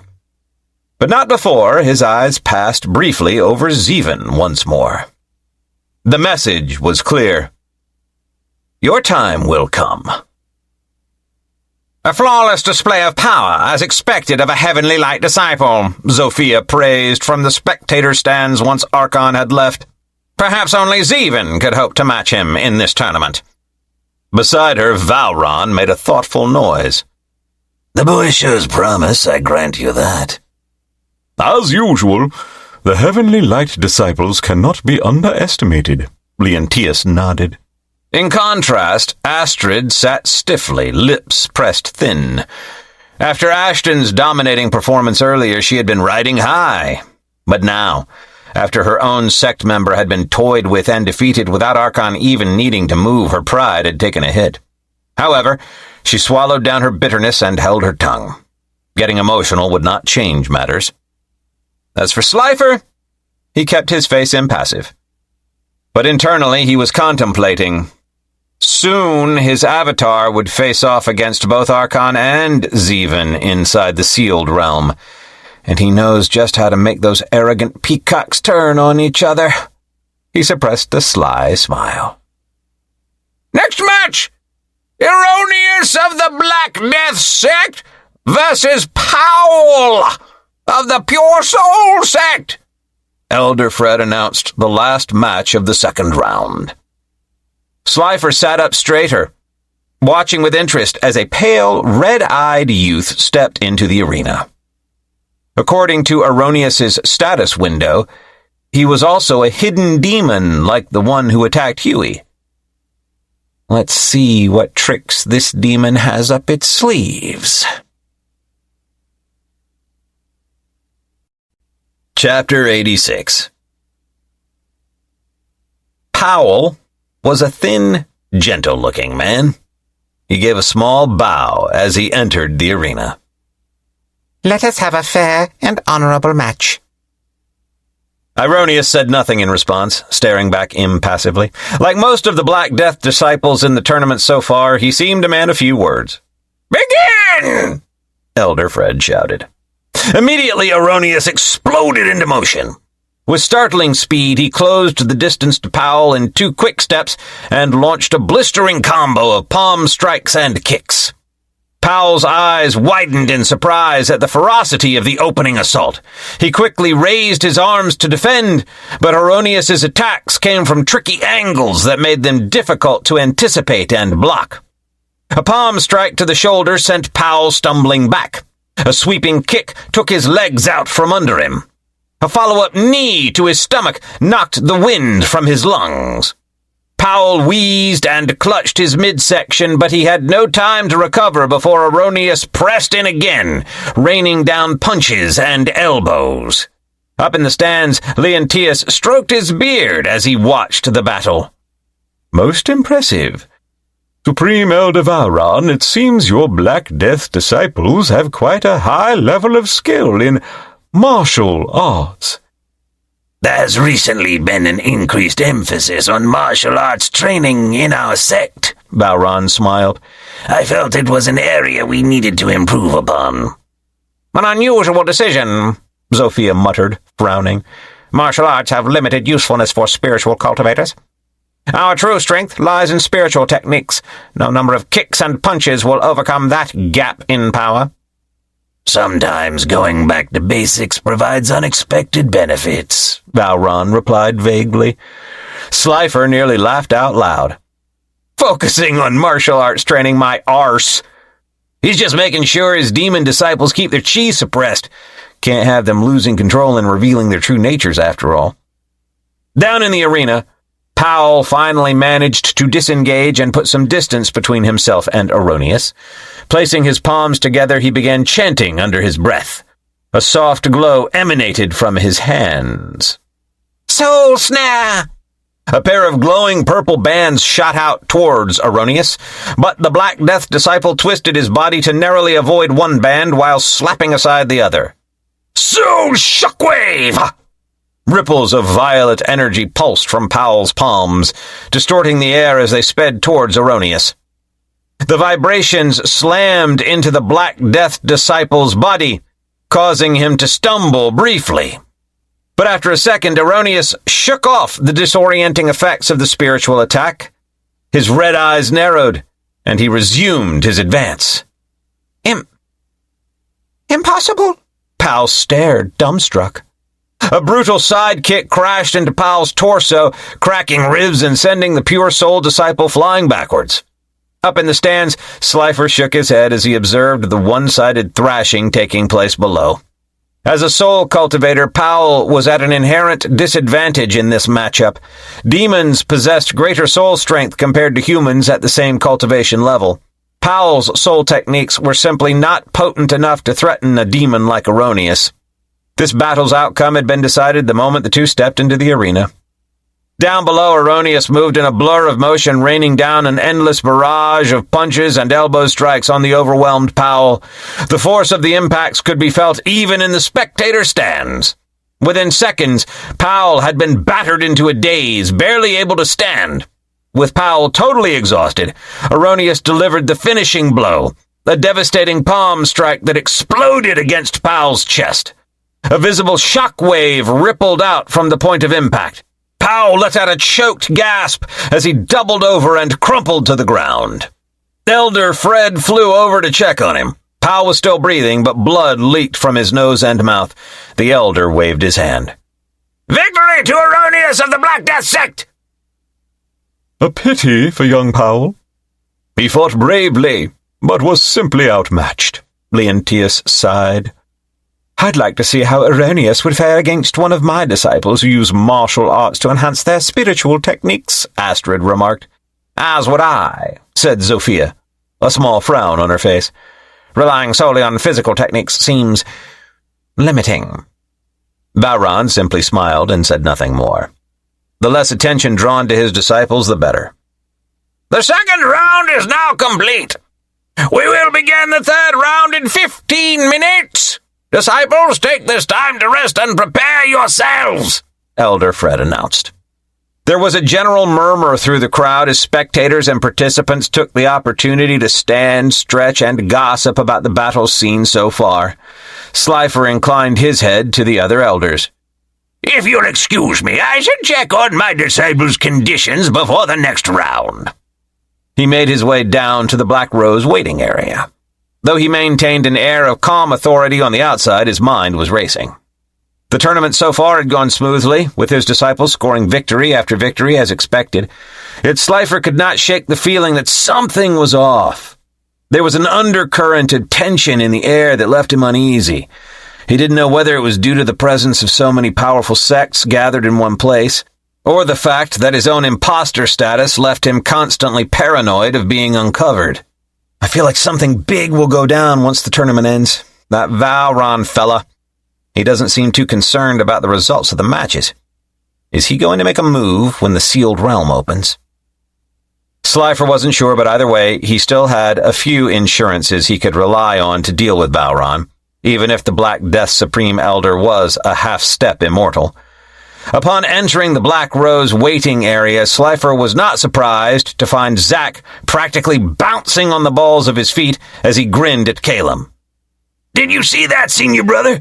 That big white tiger dude was a beast. I can't wait to throw down with him next. Ashton does possess both formidable strength and skill. Calum offered a rare smile. You will have quite the challenging battle ahead. I know, right? Zack laughed. These heavenly light chumps and random fodder are getting real old. I want to fight someone who can actually give me a workout, get the blood pumping. Maybe if I'm lucky, I'll finally get to cut loose for real out there. An admirable desire for challenge, Slifer cut in smoothly as he entered the room. But do not let eagerness make you careless.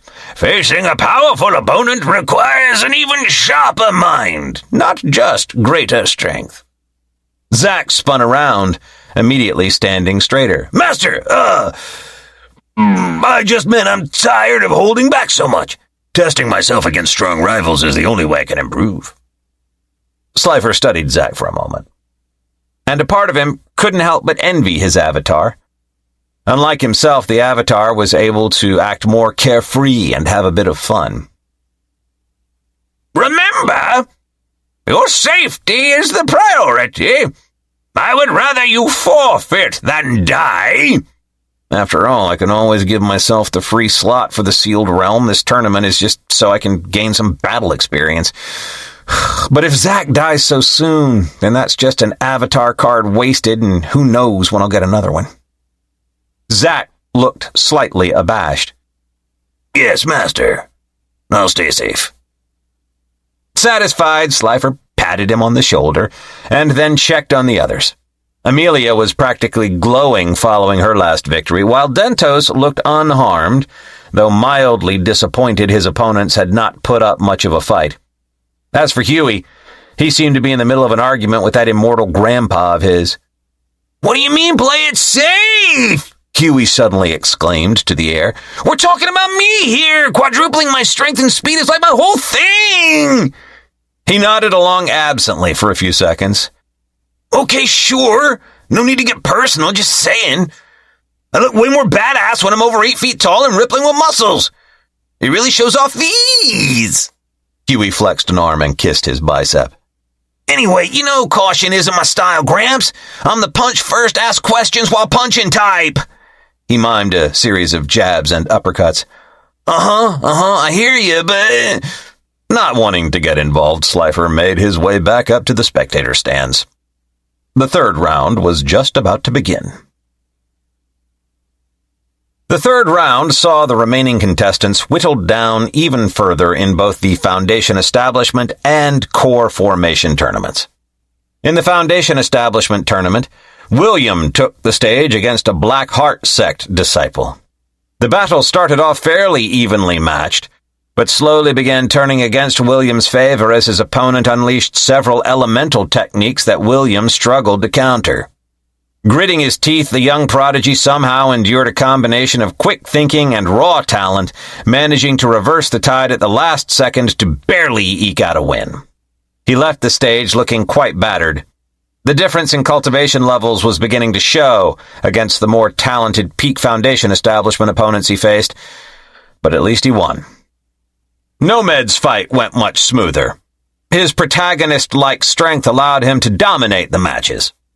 He calmly weathered the desperate attacks of his third-round challenger before picking him apart with surgical precision. In the Core Formation tournament, the matchups were quite lopsided. Zeven's opponent took one look at him and immediately forfeited. The man's legs had been shaking so badly he likely would have collapsed if he tried to fight. Calum was also awarded an automatic win as his opponent from Black Heart Sect refused to set foot into the arena. As for Amelia, when her name was called, the female disciple meant to face her stared wide-eyed for several seconds before fleeing from the waiting area, screaming about not wanting to die. Well, that's unfortunate. I was so hoping for some playtime, Amelia pouted. Elder Fred could only shrug helplessly. Victory to Amelia! By forfeit! Slifer kept his poker face on, but was chuckling inside. His little sadist was carving out quite the dreadful reputation for herself. Huey of the Black Rose Sect versus Anne of the Heavenly Light Sect. In the Elder's booth, Zofia leaned forward with interest. Anne was one of their sect's most gifted illusionists. Even nascent soul cultivators sometimes found themselves ensnared by her techniques. This Black Rose brute didn't stand a chance. Oh yeah! Huey cheered as he jumped down into the arena.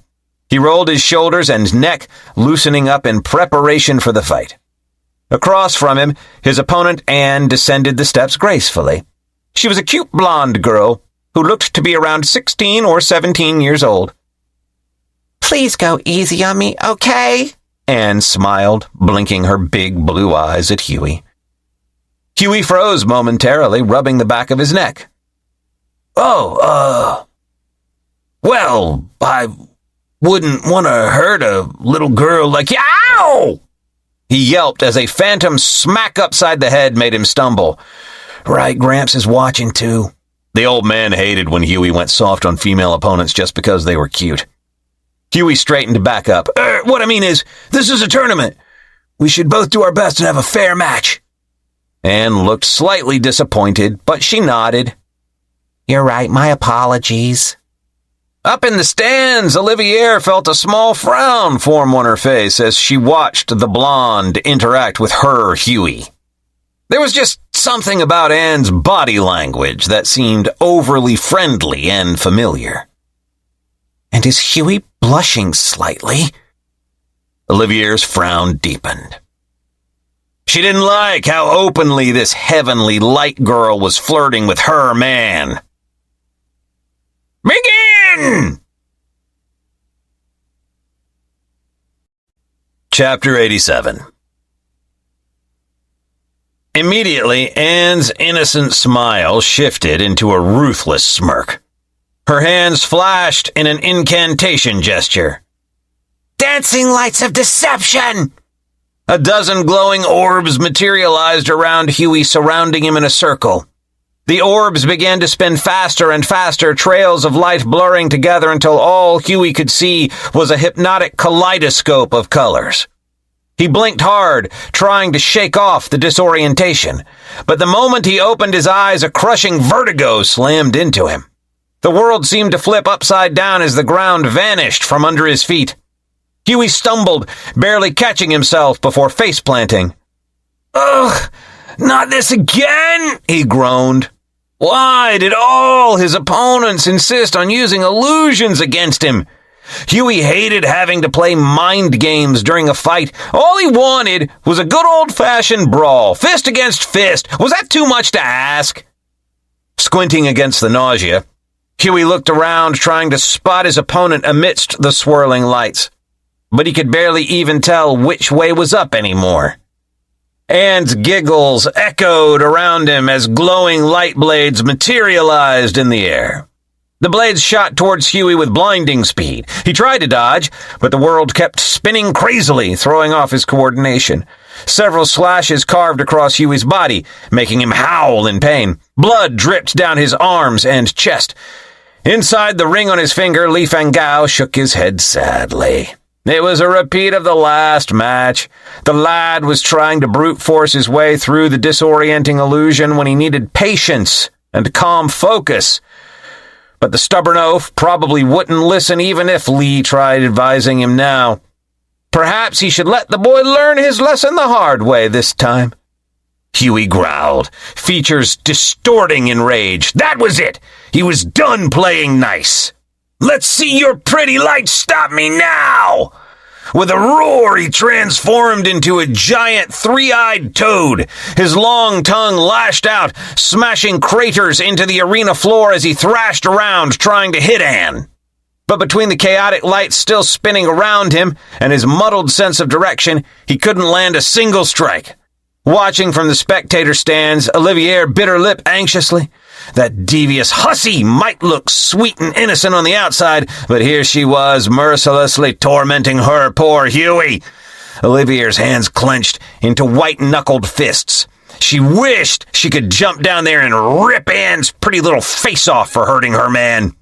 Anne arched an eyebrow, looking mildly impressed that Huey had broken through the first layer of her illusion. But he was still trapped within the larger web she had woven. Time to get serious. Drawing in a deep breath, Anne began chanting under her breath. A glowing spear of light appeared in her palms. Piercing lance of the heavens! She flung her arm forward, launching the spear straight at the toad's chest. It punched clean through Huey's thick hide and erupted out his back in a spray of blood. Huey let out an agonized croak, body convulsing. Anne prepared another piercing lance, taking aim at Huey's head this time. She smirked, savoring his pained noises. The big lug was finally learning just how outmatched he was. But then, Huey's croaks shifted into roars as his rage peaked. The severe injuries triggered his signature technique, Bloodforge Ascension. Red lines spiderwebbed across Huey's gray skin as all his veins bulged, muscle mass doubling then tripling in size. Though the disorienting lights still surrounded him, Huey began flailing his limbs with even more reckless abandon, his enhanced strength smashing craters into the arena floor with each miss. Anne backed away warily, forced on the defensive. Then, with one lucky strike, Huey's giant fist clipped Anne's shoulder, sending the girl flying halfway across the arena. She slammed into the ground with a pained shriek, her concentration shattering. The hypnotic lights finally vanished. Huey's vision cleared, sights and sounds snapping back into focus. Letting loose a roar of victory, he lumbered over to where Anne lay sprawled on the ground, one arm hanging limply. She looked up at the giant toad looming over her, eyes wide with fear. Immediately, Anne's expression shifted back into an innocent, tearful look. Please, you've won. Just don't hurt me anymore. Her voice quivered. Anne even managed to make tears well up in her big blue eyes for added effect. Buying time, she slowly slid her uninjured hand behind her back, preparing another illusion technique. Just one opening, and she could trap this brainless brute again. But before Anne could cast her illusion, an unexpected voice rang out. Don't fall for it, Huey! She's trying to trick you again! Finish her off now! Olivier yelled. Huey blinked in surprise, not expecting his girlfriend to encourage violence, but her voice was enough to snap him out of his brief hesitation. Letting out a rumbling growl, he reached down and wrapped one gigantic webbed hand around Anne's throat, cutting off her chanting with a choked gurgle. Hoisting her up, legs dangling helplessly, Huey brought Anne close to his massive toad face. His 3 blood-red eyes bored into her terrified blue ones. "Submit!" he growled out. Face purpling, Anne frantically tapped his arm in surrender. Satisfied, Huey released his grip and dropped to the ground like a rag doll, coughing violently. After making sure she wasn't getting back up, Huey finally allowed his blood forge ascension and toad form to recede, muscles deflated and skin smoothed back to normal as he shrank down to his regular size. Elder Fred descended to the arena floor, prodding the groaning Anne with his foot before nodding. Victory goes to Huey of the Black Rose Sect! Li Fengao let out a long-suffering sigh. As expected, the thick-headed oaf had ignored strategy and only won through luck. If not for that fortunate hit triggering his brute strength technique, the boy would certainly have lost. How many times would it take for him to learn proper focus and control? Back down in the waiting area, Huey plopped down on a chair with a tired groan. Phew! That took a lot out of me. Man! I hate having to bust out the big guns just to beat some sneaky illusionist. If you possessed a calmer mind, you could have broken her illusion, Li Fengao scolded. But instead you got slapped around like a helpless whelp, just like in the first match. If not for that lucky hit, you would have lost badly. Do not always rely on brawn over brain, boy! Huey waved a hand dismissively. Yeah, I get it, Gramps. We can't all be genius strategists like you. Then he paused, looking thoughtful. But maybe you've got a point for once. I really need to work on fighting illusions better. The admission took Li Fengao aback. Perhaps the lad was finally maturing a little. Humph! Of course I'm right. I am a greater immortal. Li quickly covered his surprise with boastful bluster. Though, frankly, it pleased him to see a glimmer of wisdom in the young fool. Up in the elder's box, the others were discussing the match with interest. What a pity for young Anne. She had the right approach, but couldn't finish it. Zofia clicked her tongue. That Black Rose brute has no finesse at all, just a messy brawler. Leontius sighed. Yes, Huey relies far too much on transformations and brute force. He lacks refinement. Still, both disciples fought with admirable passion. I'm more surprised he didn't adapt quicker, given that he faced an illusionist in his first match, Astrid said. Carelessness like this could get him killed. Balron said nothing, merely staring down at Huey with an unreadable expression. As for Slifer, he kept his face blank, but internally he was chuckling. Huey was such a stereotypical protagonist. Bull-headed and oblivious, but gifted with incredible luck and tenacity. Brute forcing his way through things was just part of his charm. Not the cleverest approach, perhaps, but if the heavens were on your side, then it worked. Ding! Your disciple Huey won! 600 karmic credits gained. Ahem! Elder Fred spoke up. Let us proceed with the next match. Dentos of the Black Rose Sect versus Avery of the Black Death Sect. Dentos walked into the arena, his eyes fixed solely on Slifer seated in the spectator stands above. This was his chance to prove himself. If he could secure one of the slots to the sealed realm for the Black Rose Sect, and perhaps even return with some treasure or resource that would aid Slifer, then maybe, just maybe, the Ascendant Cultivator would finally accept him as a disciple. It was a slim hope, but one Dentos clung to with almost desperate fervor. Ever since he had joined the sect, he had been consumed by the desire to gain a master, someone who would teach him, someone who would take care of him. The Supreme Elder was the only person Dentos felt understood his uniqueness. Where others saw madness or instability, Slifer saw potential. Across from Dentos, a girl with snow-white hair entered the arena. Her features were delicate and doll-like, with skin as pale as porcelain. But it was the empty, lifeless look in her eyes that seemed unusual. "My apologies, miss, but in order to impress my future master, I'm afraid you'll have to endure a significant amount of pain. Try not to take it personally." As expected, Avery said nothing in response, merely staring back at him. Elder Fred's voice rang out. "Begin!"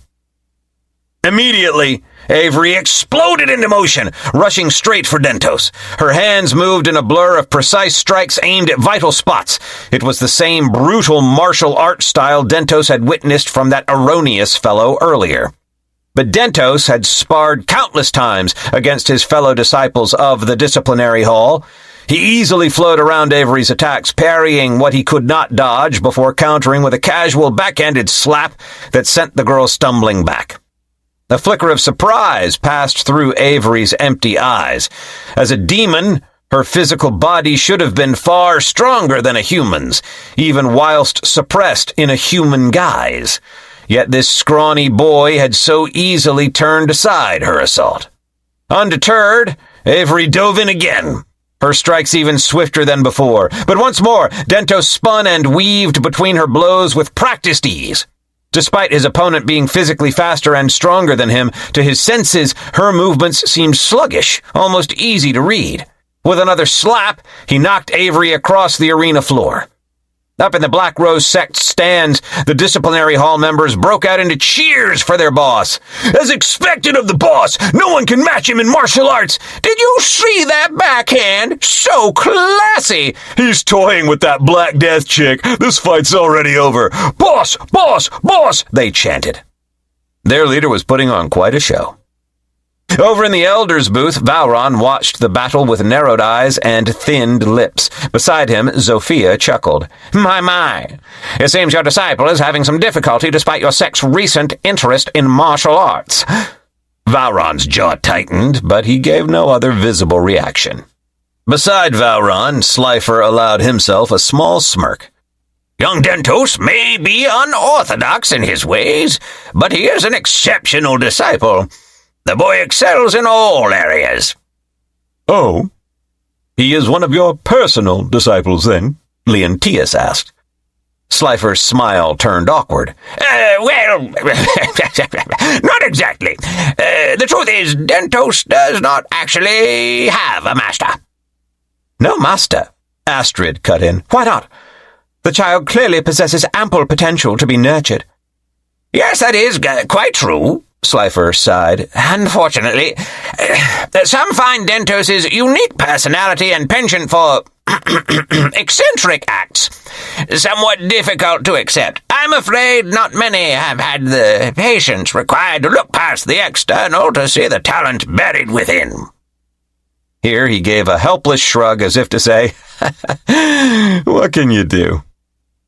Down in the arena below, Dentos decided it was time to stop playing around. With a flick of his wrist, his signature paintbrush appeared between his fingers. With a few quick strokes, he brought his art to life.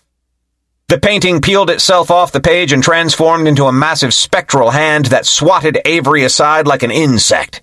The white-haired girl tumbled roughly along the ground. She started to push herself back up, eyes flashing red for a brief instant as rage crossed her face at being slapped around by a mortal. But then she caught herself and schooled her expression.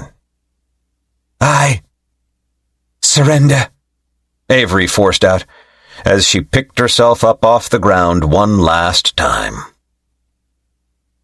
She would remember this humiliation. Victory goes to Dentos of the Black Rose Sect! As he left the arena, Dentos risked a glance upwards at Slifer, hoping to gauge the Ascendant's reaction. But the Supreme Elder's face remained impassive, not a single hint of being impressed. Dentos's shoulders slumped. It seemed he had failed to make an impression on the one person whose opinion truly mattered right now. The first match of the 4th round will begin in 5 minutes, Elder Fred announced, breaking Dentos from his gloomy thoughts. Disciples, Zack of the Black Rose Sect and Ashton of the White Tiger Sect, be ready! Swallowing his disappointment, the boy shuffled back towards the Black Rose Pavilion, mind churning with ideas on how to grab Slifer's attention in the next fight. He had to think bigger, flashier, really go all out. Chapter 88. The break is now over. Let the 4th round of the Foundation Establishment battles begin! Finally, a real challenge. None of those squishy-robed weaklings. It's time to see who the real dual cultivator is around here. Zack was bouncing on his feet as he waited in the arena for his next opponent. This was it, the battle he had been waiting for. But Zack looked almost scrawny in comparison when he stood across from the giant of a man that Ashton was. Despite this, he eyed Ashton hungrily as the White Tiger disciple landed in the arena with a thud that seemed to shake the very earth itself. Zack had to crane his neck back just to meet Ashton's eyes. I've had an eye on you even before the tournament started, big guy, Zack declared. You're the only one here who seems like they can give me a real workout. Ashton's stoic expression morphed into one of faint surprise. You were watching me? He blinked slowly. My apologies, but I do not remember you. It was true. The White Tiger disciple hadn't paid attention to any of the other battles besides his own. In his mind, none of the other competitors seemed worth his time or effort. Zack threw his head back and laughed. Well, after we're done here today, I guarantee you won't forget me ever again. He slammed a fist against his chest. So get those tiger claws ready, 'cause I'm gonna give you the fight of your life. Ashton considered Zack for a moment before dipping his head in acknowledgement. You have spirit. I look forward to exchanging techniques. Elder Fred raised a hand. Fighters ready! Then, begin! In perfect sync, both cultivators shot towards each other like loosed arrows. Zack reared back a crackling fist, Ashton mirroring his motions in reverse. Thunderclap met earthquake as their knuckles collided. A visible shockwave of rippling air erupted outwards from the point of impact. For a brief instant, surprise flashed through Ashton's normally stoic gaze. Though smaller in frame, Zack matched his strength and then some. He had not anticipated the Black Rose disciple possessing such a powerful physique beneath his robes. Impressive. You're a fellow dual cultivator? A wide grin split Zack's face, knowing he had shaken the immovable giant. Not bad, huh? Bet you weren't expecting another freak like me, Zack laughed.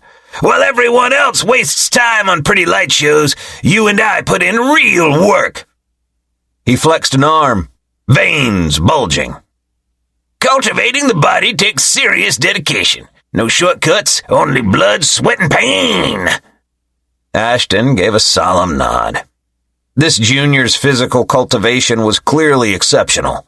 Strength recognized strength. Your body refinement exceeds my expectations. However, seamlessly, Ashton flowed into another attack, this time adding an open palm elemental strike alongside his fist. there is more to dual cultivation than simply possessing two arts, he continued. True mastery lies in synergizing their power as one. But Zack merely cackled, unfazed. Is that all you've got? Then let me show you how it's done! With a burst of chi, massive wings crackling with electricity unfurled from his back. Flapping the thunder wings once, Zack propelled himself backwards right as Ashton's deadly combination neared. The White Tiger Disciple's attacks sliced through empty air. Before Ashton could react, Zack's palm thrust out, a vortex of lightning spiraling within. Thunderclap palm! The lightning vortex erupted forward, crashing squarely into Ashton's side. The giant's bulky frame flew through the air, crashing down heavily near the arena's edge. The spectators winced. But Zack didn't let up for a second. Pressing his momentary advantage, sucking in a deep breath, he let out a roar. Dragon roar of the thunderous sky! As the cry left Zack's lips, a visible shockwave of sound and electricity surged outwards, tearing across the arena straight at Ashton. Still struggling to rise, Ashton quickly crossed his arms. But the thunder roar smashed into him like a raging tsunami. A groan slipped past Ashton's clenched teeth as the thunder energy racked his body. Up in the stands, Astrid frowned, her eyes narrowing. This Black Rose upstart was proving unexpectedly troublesome for her student. His mastery over lightning techniques combined with dual body and spirit cultivation made him a difficult matchup. Perhaps it was time to change tactics. You alive in there, big guy? I'm just getting warmed up. Zack cocked his head, squinting through the cloud of dust. In response, an earth-shaking roar echoed from the debris. A massive shape erupted forth, scattering rubble in all directions. Towering over 15 feet high, a white tiger now stood in Ashton's place. Muscles rippled beneath its skin as the beast lowered its head, baring its razor-sharp fangs. Guess that's a yes, Zack laughed. Even transformed, the guy was a man of few words. He always respected someone who let their actions speak for themselves. With a ground-trembling bound, the white tiger pounced, swiping both paws down toward Zack in a hammer blow. Zack barely leaped aside in time, the crushing force pulverizing the arena floor where he'd stood moments before. Not letting up, Ashton spun, lashing out with a flick of his powerful tail. Caught off guard, Zack took a direct hit to the chest, the heavy blow launching him halfway across the ring. He tumbled roughly before skidding to a stop in the dirt. Ugh! Cheap shot, Zack grunted. He really needed to watch that tail. It was already difficult enough to keep track of 4 deadly limbs. The tiger reared back its head and unleashed an earth-shaking roar laced with sonic vibrations. The arena trembled under the sound assault. Zack clutched his ears in pain, coordination thrown off. Seizing the opening, Ashton pounced forward, claws swiping towards Zack's torso. Zack barely managed to ignite his lightning wings again and lurch out of the way, but the very tip of one claw still grazed his side, drawing a red line across his robes. Twisting in midair, Zack fired off several thunderclap palms in quick succession, forcing the white tiger back momentarily. But his head was still spinning from the disorienting roar. Capitalizing on his dazed state, Ashton charged forward again. This time his claws found their mark, smashing Zack out of the air and flattening him against the arena floor. Pinning Zack under one massive paw, the white tiger bared its saber-like fangs, ready to crunch down on his head. This is bad. I need to pull myself together quick or I'm about to become Kitty Chow. Celestial lightning tribulation! At the last possible second, thunder rumbled as a blinding lightning bolt crashed down from the sky directly onto Zack. The electricity coursed through his body, using him as a conduit before blasting upwards into Ashton. Howling in surprise and pain, the white tiger recoiled from the unexpected counter. Zack crawled to his feet, clothes smoking but otherwise unharmed. He wiped a trickle of blood from his mouth. You're one tough bastard, I'll give you that. Zack grinned fiercely. But playtime's over now. Time to break out the big guns. Zack drew his sword and settled into a high guard stance, blade angled back parallel to his shoulder. You're pretty tough to put down, I'll give you that. He pointed the sword tip towards the pacing tiger.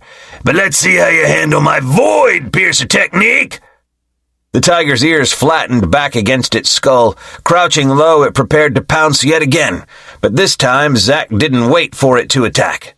With a slash of his sword, he used Void Piercer to warp space and pierce through the very air itself to strike at his opponent.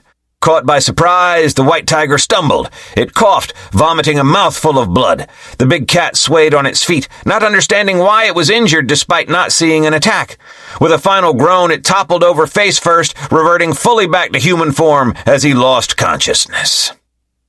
Elder Fred descended, quickly examining Ashton before raising a hand. Victory to Zack of the Black Rose Sect! A stunned silence gripped the crowd for several heartbeats, before erupting into excited chatter. How spectacular! What a comeback! The Black Rose disciples' strength and wits were simply too much even for one of the White Tiger's elites. Up in the stands, Calum's eyes had narrowed when Zack unleashed his final sword technique. He knew his junior brother had some skill, but that strike had incorporated profound spatial manipulation. The hallmark of a high-level heaven-ranked technique. It seems I underestimated just how rapidly Zack's swordsmanship has progressed, Calum mused. At this rate, he may indeed surpass me in that area. The thought gave Calum pause, though not from jealousy. Only satisfaction that his junior brother was advancing so quickly under their master's guidance. Among the other elders, Zack's performance also earned nods of appreciation and murmurs of praise. Even the Heaven's Light First Elder, Zofia, seemed grudgingly impressed despite her dislike of demonic cultivators. Beside her, Astrid tightened her jaw, though she held back any obvious outrage at her disciples' defeat. Ashton had lost fair and square, and there was one thing that the White Tiger sect respected: strength. That Black Rose boy is clearly exceptional, she muttered. His combat instinct and adaptability are commendable. Few can withstand Ashton's onslaught once enraged. Such marvelous use of space-based techniques, Leontius applauded. And at his young age, too. Remarkable. Truly remarkable. Zophia's lips pressed together in a thin line. That the Black Rose sect had somehow produced such a monstrous talent was concerning. She would need to reevaluate their threat level. Yes, Zack has grown substantially under my tutelage, Slifer cut in, maintaining his humble facade. In fact, all my disciples have blossomed beautifully. He waved a hand, as if brushing aside praise. But raw talent requires careful nurturing. They all still have far to go. Beside him, Vauron said nothing, merely staring down at Zack with an inscrutable gaze. Though his handsome features betrayed no reaction, an intense glint simmered behind his eyes. Oblivious to the elder's comments, Zack whooped loudly down in the ring, pumping a fist in the air. Now that's what I'm talking about! You really made me work for it, big guy! He stood over Ashton's unconscious body, grinning widely. I gotta say, that was the best fight I've had in ages. You even forced me to pull out one of my trump cards. Zack leaned down and slapped Ashton hardly on one meaty shoulder. Rest up and let's have a rematch sometime. I'll show you a few more of my super secret techniques. Can't have you thinking that sword move was my only trick. With that, he made his way back up into the Black Rose stands, accepting backslaps and praise from his sect brothers and sisters. After ordering the medical team to carry the unconscious Ashton away for treatment, Elder Fred raised his voice. The next match is... Just then, Slifer received a spiritual transmission from Morvran. Supreme Elder, Kalin and I have discovered something important relating to the sealed realm. Please meet us at your quarters when you have a chance. Though Slifer kept his expression neutral, inwardly his thoughts raced. What had they found? No use speculating. Best to go find out now. Smoothly excusing himself from the other elders, Slifer made his way out of the stands. However, as he departed, Slifer noticed Valron watching him with narrowed eyes. No matter. Dealing with that old vulture can come later. For now, Slifer put the issue from his mind as he headed for his quarters. Chapter 89. Slifer arrived at his private quarters, glancing around with the insight skill before entering to make sure he wasn't followed. Inside, Morvran and Kalen were already waiting for him. Well, Slifer asked as he closed the door behind him. What did you find out? Morvran stepped forward first, clearing his throat. Master, my men report that there seems to have been some kind of internal conflict within the Black Death sect a few months back. Details are scarce, but it appears to have been quite serious. They say some of the Grand Elders were even killed. Slifer's eyes narrowed slightly. For Origin Realm cultivators to have been killed, this conflict was no minor spat. The Black Death sect has always been ruthless towards its own members, but for elders to turn on each other to that degree is unusual. That's about all I was able to gather for now. Morvran spread his hands. The Black Death sect has kept a tight lid on whatever went down. My men are still digging, but... He trailed off with a shrug. Information from a secretive demonic sect was difficult to come by at the best of times. I reached out to my contact in the immortal realm, Kalen spoke up. He confirmed that the Black Death sect's representative, who regularly relayed messages between the sect and the Black Tree sect, has gone silent in recent weeks. He paused before continuing. It's likely he's dead. Slifer's lips thinned, mind racing over the implications. For a matter to be kept hidden, even from the immortal realm overseers. What in the world had happened in the Black Death sect? Were there any sightings of nascent soul realm cultivators from the Black Death sect entering our borders? He asked Morvran sharply. Information was critical right now. Morvran shook his head. None that we could uncover. If they sent anyone this way, they did so in secret. And the Blackheart sect master? Slifer continued. Have you learned anything more about his sudden disappearance? Again, Morvran gave a negative reply. Vanished without a trace as far as we can tell. Like he just blinked out of existence one day. No signs of a struggle. My men are still investigating. Slifer slowly paced the room, mind churning. The timing was too close to be coincidence. The Black Death sect's internal conflict, the Blackheart sect master's disappearance, Valron's casual reaction to the intersect tournament. There had to be a connection. What in the blazes are you up to, Valron? Slifer thought. If there was some grand scheme relating to the sealed realm between the two demonic sects, why had the Black Rose sect been excluded? They were supposed to be allies. Well, allies against the righteous sects. Unless the target is the Black Rose sect itself. A tense silence fell over the room as all three men contemplated the implications of everything they had learned. Or rather, hadn't learned. Finally, Slifer let out a slow breath and straightened, hands clasped behind his back. Keep digging, both of you, Slifer commanded. I want answers.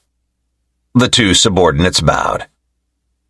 Here's what we'll do for now. Slifer began laying out his plans. When Slifer returned to the arena stands, the final match of the fourth round was just concluding. He slid back into his seat next to the other Supreme Elders with a polite nod. Apologies for my absence, fellow Elders. Sect business, you understand.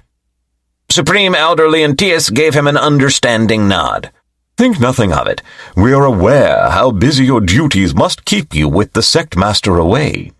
His gaze took on a hint of admiration. Oh, and congratulations. It seems all of your disciples have progressed into the 5th round. Ah, yes, Slifer laughed. They've done quite well for themselves, haven't they? Slifer was not particularly surprised. He'd been receiving regular updates from the system on his disciples' victories. I wouldn't ignore the 300 karmic credits I get from each win, and that's without the 100% loyalty multiplier. Supreme Elder Zofia, on the other hand, wore a perpetual frown whenever looking Slifer's way. Too convenient that all your disciples ended up in the finals. Slifer resisted the urge to roll his eyes. Clearly, the old crow still hadn't gotten over her grudge regarding the beating she took when they first met. Best not to indulge her bitterness. Just then, Elder Fred's voice rang out. The break is now over! We will begin the final elimination round shortly. The 5 victors from each division will earn the right to enter the sealed realm. A buzz of excitement ran through the crowd. Up in the stands, Slifer leaned forward. This was the crucial moment. For his plans to proceed, all his disciples needed to secure slots for the sealed realm. Let the final round commence! Fred shouted. Nomad walked into the arena as his name was called out to fight a disciple named Silasis. Seeing that his final opponent was a Black Death disciple, Nomad sighed with relief. As an early Foundation Establishment cultivator, it wasn't easy defeating peak Foundation Establishment cultivators one after another, no matter how easy Nomad made it seem. But at least this battle would be different. Silasis clasped his hands and gave Nomad a slight bow of the head. Nomad returned the greeting. Begin! Immediately, Silasis rushed forward, long sleeves rippling as his arms moved in a flurry of strikes. Rather than counter with any techniques, Nomad met the assault head-on, exchanging blows in a dizzying hand-to-hand exchange. Up in the stands, Supreme Elder Astrid turned to Slifer with an arched brow. I was not aware you had another body cultivation disciple, Elder Slifer. The boy matches Silasis strike for strike. Slifer blinked, then quickly covered his own confusion with a laugh. Oh, yes. Young Nomad is quite gifted. I encourage pursuit of all avenues of cultivation. Inwardly, his thoughts raced. Nomad had no body cultivation whatsoever according to his status window. How in the world is he keeping up with a demon in close quarters, then? The longer the bout dragged on, the more Slifer's suspicions grew. To him, it almost seemed as though the two disciples were cooperating. Nomad would attack, Silasis would dodge, creating openings for Nomad to safely disengage whenever necessary. It almost seems like a badly choreographed dance. After a few more flurry of blows, Silasis abruptly pulled back, shifting stances. Nomad smiled, taking the opportunity Silasis had given him to disengage. With some space between them now, Nomad activated one of his spiritual techniques. Divine Ray Annihilation! Beams of blazing divine light burst from Nomad's hands, scorching towards Silasis. The Black Death disciple quickly crossed his arms, defending against the attack, but the force still sent him skidding backwards several feet. An early Foundation Establishment cultivator shouldn't have been able to push back a peak Foundation Establishment opponent so fiercely, but Nomad's light techniques gave him an edge when battling a demon. Seeing yet another light technique performed by a Black Rose disciple, Zofia clicked her tongue in annoyance. How does a demonic sect have access to so many light techniques? These cultivators ought to stick to their gloomy shadows where they belong. She probably would have insinuated the techniques were stolen from the corpses of her sect's disciples if not for the fact these particular light arts were unfamiliar to her. Just where exactly did Slifer's disciples pick up such unusual cultivation methods? The Black Rose sect seems almost too versatile. Zofia's eyes narrowed suspiciously. In the Black Rose stands, Nomad's friend Dusty was on his feet yelling encouragement with his mouth full of food. Yeah, Nomad! Smash his face in! The pudgy boy hollered, pumping his fist. Crumbs spilled down his dirty robes. Nomad's lips twitched in amusement at his friend's antics. He gave a slight shake of his head. No, I can't overdo it, he thought. The goal isn't to seriously injure Salasis after all. Crouching down, Nomad placed one palm flat against the arena floor. Golden light instantly sparked from his hand, spreading outwards until the entire stage glowed with celestial runes. "Semi-divine territory!" Nomad called out. Seeing the domain-like technique, Slifer's eyes narrowed. Nomad's cultivation method relied on a higher being's power. One of the pros of using such an unreliable cultivation method was that it gave users the chance to use techniques that were beyond their cultivation level. I still don't know what that boy's cultivation plan is. The being that gives the power can just as easily take it away. Slifer shook his head. From the looks of things, his disciple Nomad was craftier than he let on. Before Slifer could contemplate further, Nomad pointed a finger at Salasis. The blinding lance of light shot forward, crossing the distance between them in an instant. Caught off guard, Salasis barely managed to twist aside, the beam grazing his shoulder and tearing a gash in his robes. The demonic disciple hissed in pain, forced on the retreat now as more lances of light shot towards him in quick succession. Weaving between the attacks, Salasis suddenly changed direction and charged right at Nomad. But before he could reach his opponent, a wall of light flashed into existence, blocking his path. Salasis slammed against the barrier at full speed, bouncing back from the heavy impact. "My domain, my rules," Nomad stated calmly. With a flick of his sleeve, glowing chains manifested around Salasis, wrapping tightly around his limbs and torso. Try as he might, the demonic disciple could not break free, the holy light suppressing his strength. However, to Slifer, the Black Death disciple's exaggerated look of panic was quite unconvincing. I forfeit! Elder Fred blinked in surprise at the sudden concession, but quickly recovered and raised his arm. "Victory to Nomad of the Black Rose Sect!" Nomad smiled and let out a soft sigh of relief as cheers erupted from the Black Rose Pavilion. His goal had been accomplished. He had secured a spot to enter the sealed realm. Congratulations on another victory, Supreme Elder. That boy, I can say for certain he has a bright future. Now, if only I had your luck with disciples, Leontius sighed. I agree. The boy shows great maturity for one so young, unlike some of your other disciples, Astrid added, lifting an eyebrow. Slifer smiled graciously, nodding in acknowledgement of their praise. But inwardly, his thoughts were already racing ahead. Ding! Your disciple Nomad won. 350 karmic credits gained. And no, his thoughts weren't fixated on his credits. They were focused on the battle he had just witnessed. That match had been odd. The way Salasis created openings for Nomad. How he just let himself get caught. It was almost like he was throwing the fight on purpose. But why would a Black Death disciple allow a Black Rose disciple to secure a spot in the sealed realm? What was really going on here? The questions churned endlessly in Slifer's mind, even as the next match started. He had an inkling that whatever was transpiring likely tied back to the scheme Valron seemed to be orchestrating. Slifer's eyes unconsciously drifted towards the Black Death Sect Master seated beside him, but as usual, Valron's expression remained unreadable. With so few pieces of the puzzle, Slifer could only speculate and strategize for now. But one thing was certain. He needed to keep an even closer eye on Nomad going forward. The boy clearly had an agenda of his own, and until Slifer figured out what that agenda was, young Nomad needed to be monitored. Mordran, there's one other thing I'd like you to do. Calum of the Black Rose Sect versus Lucian of Heavenly Light Sect.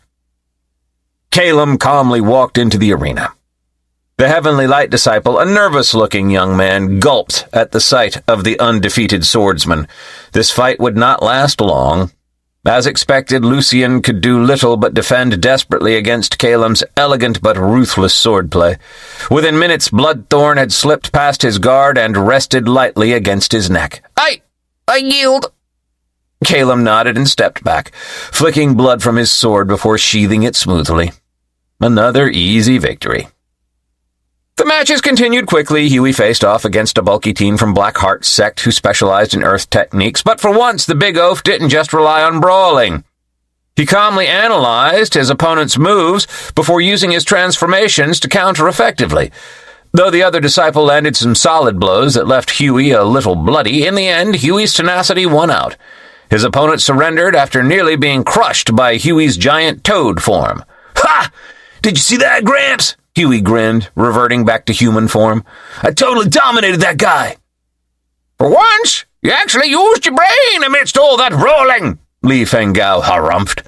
Perhaps you're finally learning strategy, boy.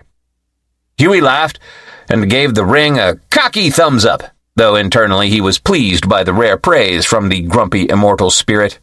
Next up was Dentos, who was pitted against a nervous-looking youth wearing a black rose badge, one of the disciplinary hall members. I forfeit, the boy squeaked out, trembling at the prospect of facing his eccentric boss. Dentos sighed. Another opportunity to wow the Supreme Elder missed. The second-to-last match of the Foundation establishment bracket saw William against a White Tiger disciple. The young master was clearly reaching his limit, face pale and breathing ragged by the end. But through sheer determination, the scrappy youth had clawed his way to victory. Slifer had briefly wondered what motivated the young master to push himself that far. Now only 2 matches remained. Zack versus Caitlin, and Amelia versus Erroneous.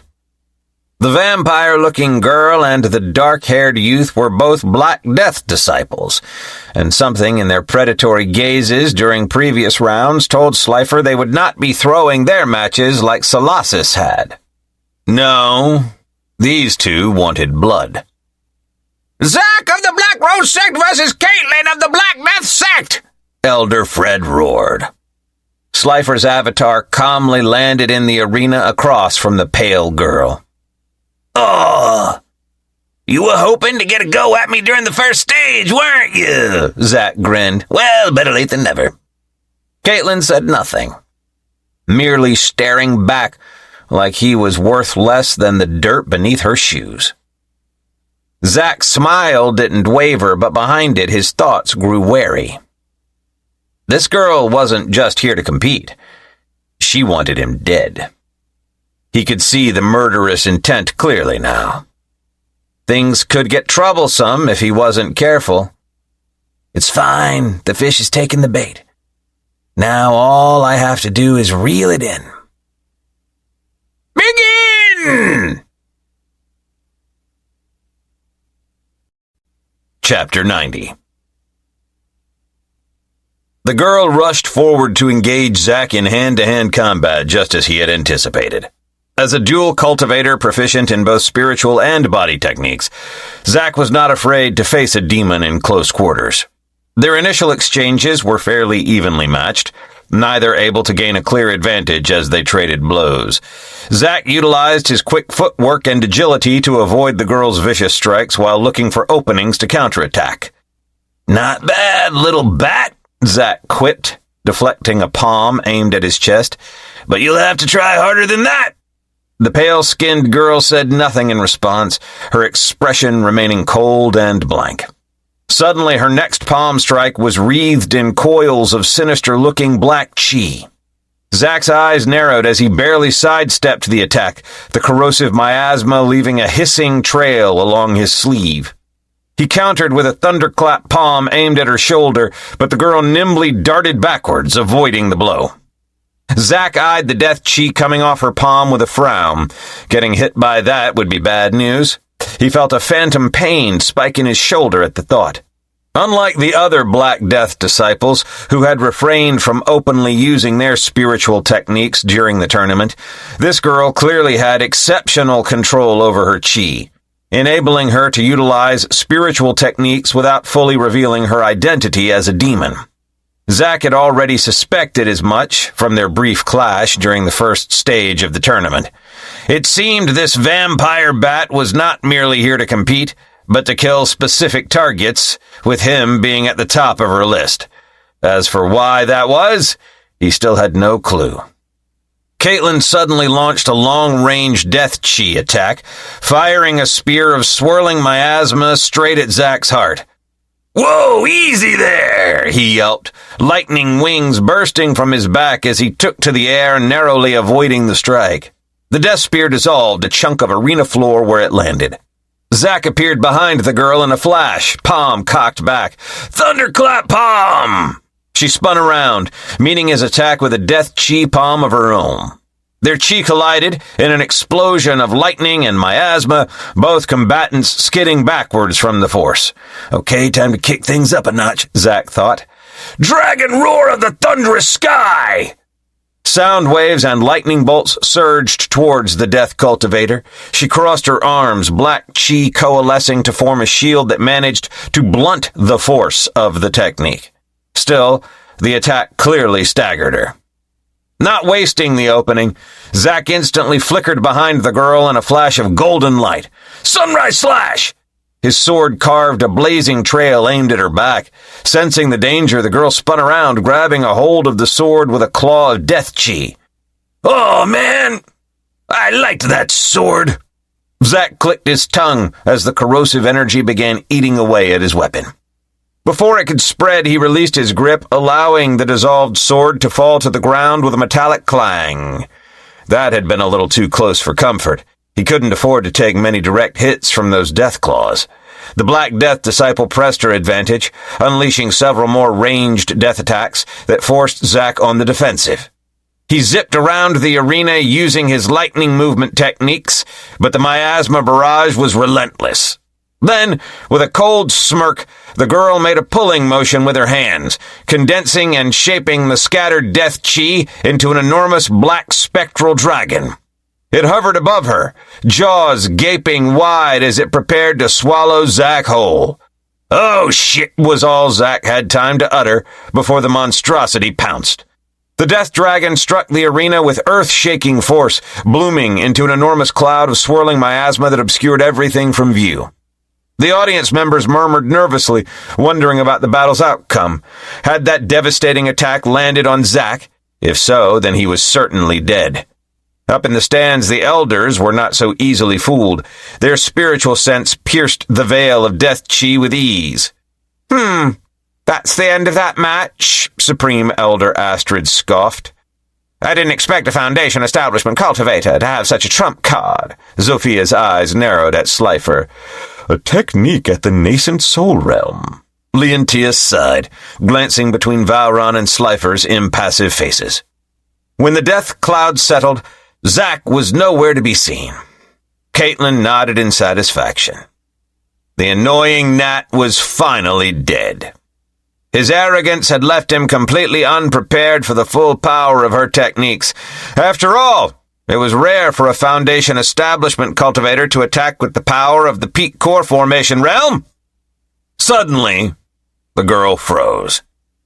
A subtle sound behind her was the only warning before her head detached cleanly from her shoulders, bouncing along the ground with hollow thuds. Behind her headless body stood Zack, wearing a smoky gray armor and holding a black greatsword. His eyes were hard and cold. You shouldn't have underestimated me, he whispered, as the nascent soul armor dissipated. For a moment, the arena was dead silent. Then cheers erupted from the Black Rose disciples, celebrating their Sect brothers' victory. The winner is Zack of the Black Rose Sect! Elder Fred roared over the crowd. Zack's shoulders relaxed slightly as he flicked blood from his blade. Glancing up at the Supreme Elder's booth, he exchanged a brief look with the main body. During the first stage of the tournament, he had played things cautiously to avoid being ganged up on. But for these one-on-one battles, he knew he had to eliminate any serious threats. The special interest towards him and the main body from the girl and her companion had been obvious. They needed to be dealt with, so he had decided to fool around to lower their guard. It usually worked for those protagonists, so he figured it'd work for him too. And that it did. Still, as he shook his head and gave a wry smile, Zack had to admit he enjoyed playing the obnoxious, goofy protagonist a bit more than he should have. As the Black Rose Sect members rushed forward to remove the corpse from the arena, Valron made a subtle motion with his hand. Caitlin's lifeless body and severed head silently flew through the air into his outstretched palm before being stored away into his storage ring. The other elders gave him bemused looks at this action, but he offered no explanation. Turning to Slifer, Valron stated, "That death was unnecessary, Elder Slifer." Before Slifer could respond, Zofia intervened with a scoff. "You had no issues when disciples of other sects were killed during this tournament." She gave Valron a pointed stare. "Why the concern now, I wonder?" Valron's eyes narrowed slightly, but he did not bother to respond. Ding! Your avatar Zack won. Slifer continued to stare at his avatar. He had instructed Zack to finish her, though it had hardly required much convincing. With the Black Death Sect's suspicious activities, it seemed wise to get rid of any dangerous elements among their members when the opportunity presented itself. Even if she was only a Foundation establishment, it never hurt to be too careful in the world of cultivation. If only we could have interrogated her, but knowing these types of people, we wouldn't get anything out of it.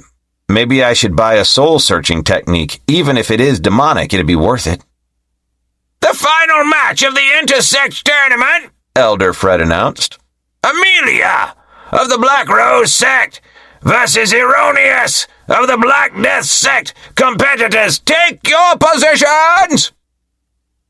The two disciples stepped into the arena, sizing each other up.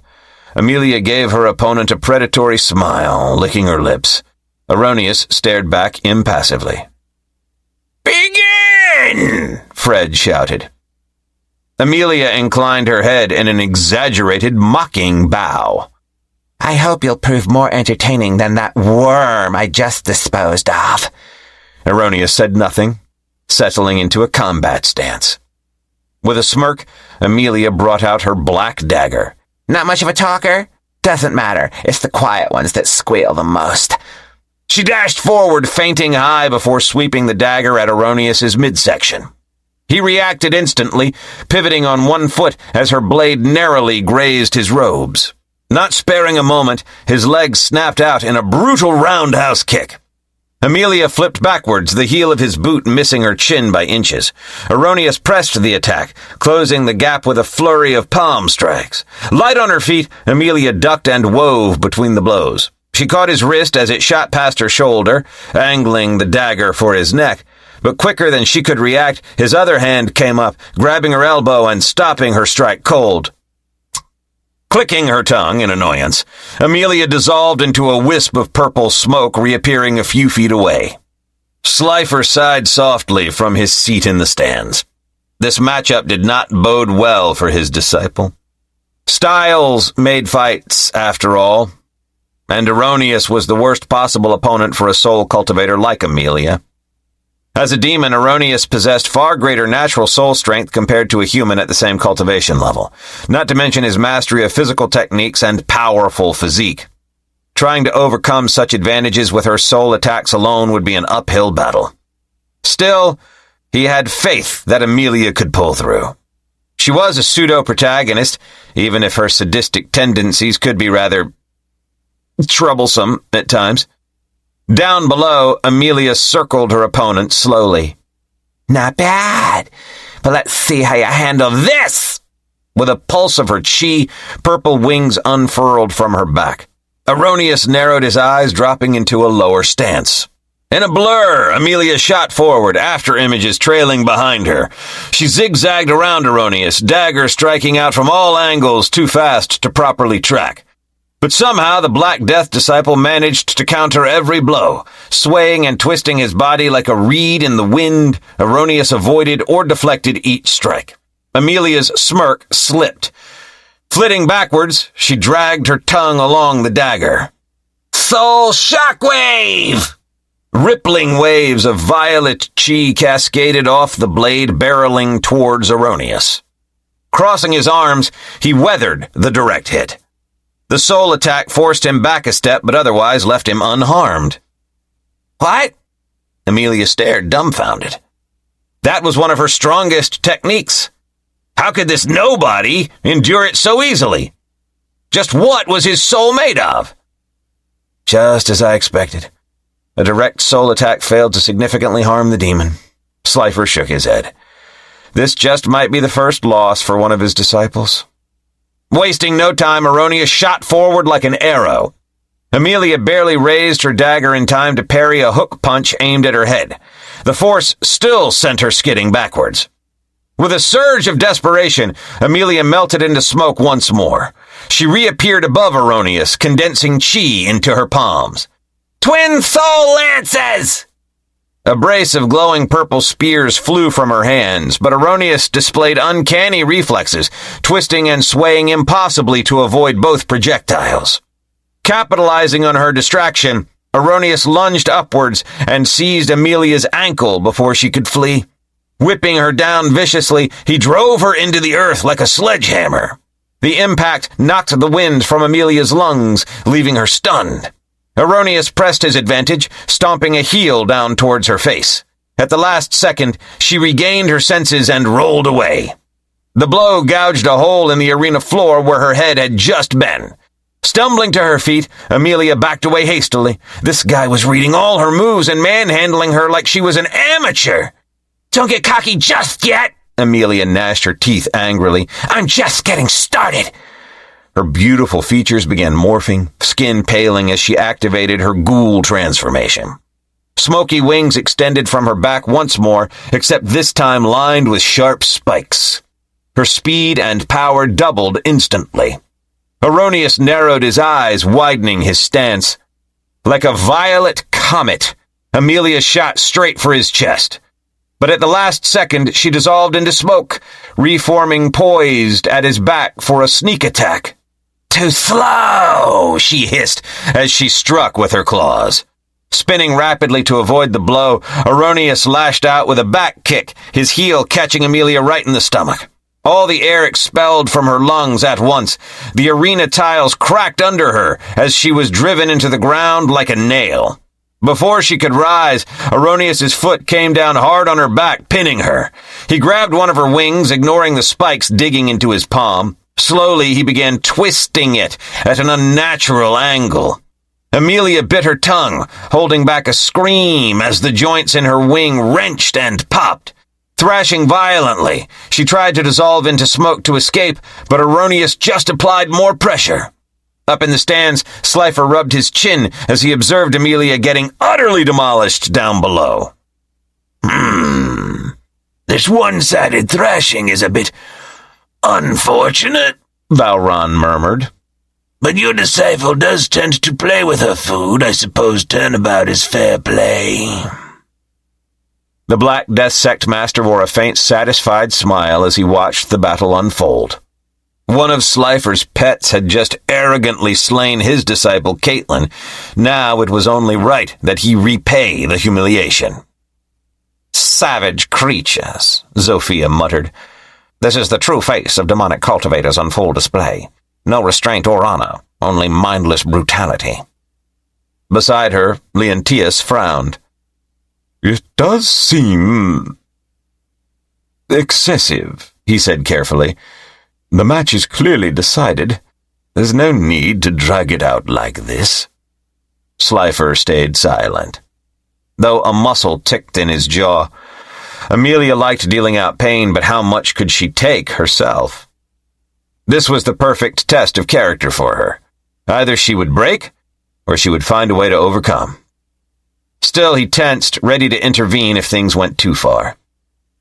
Just when it seemed the wing joint would pop, a desperate idea flashed through Amelia's mind. Focusing inwards, she recalled all the spiritual energy bringing her wing back into her core.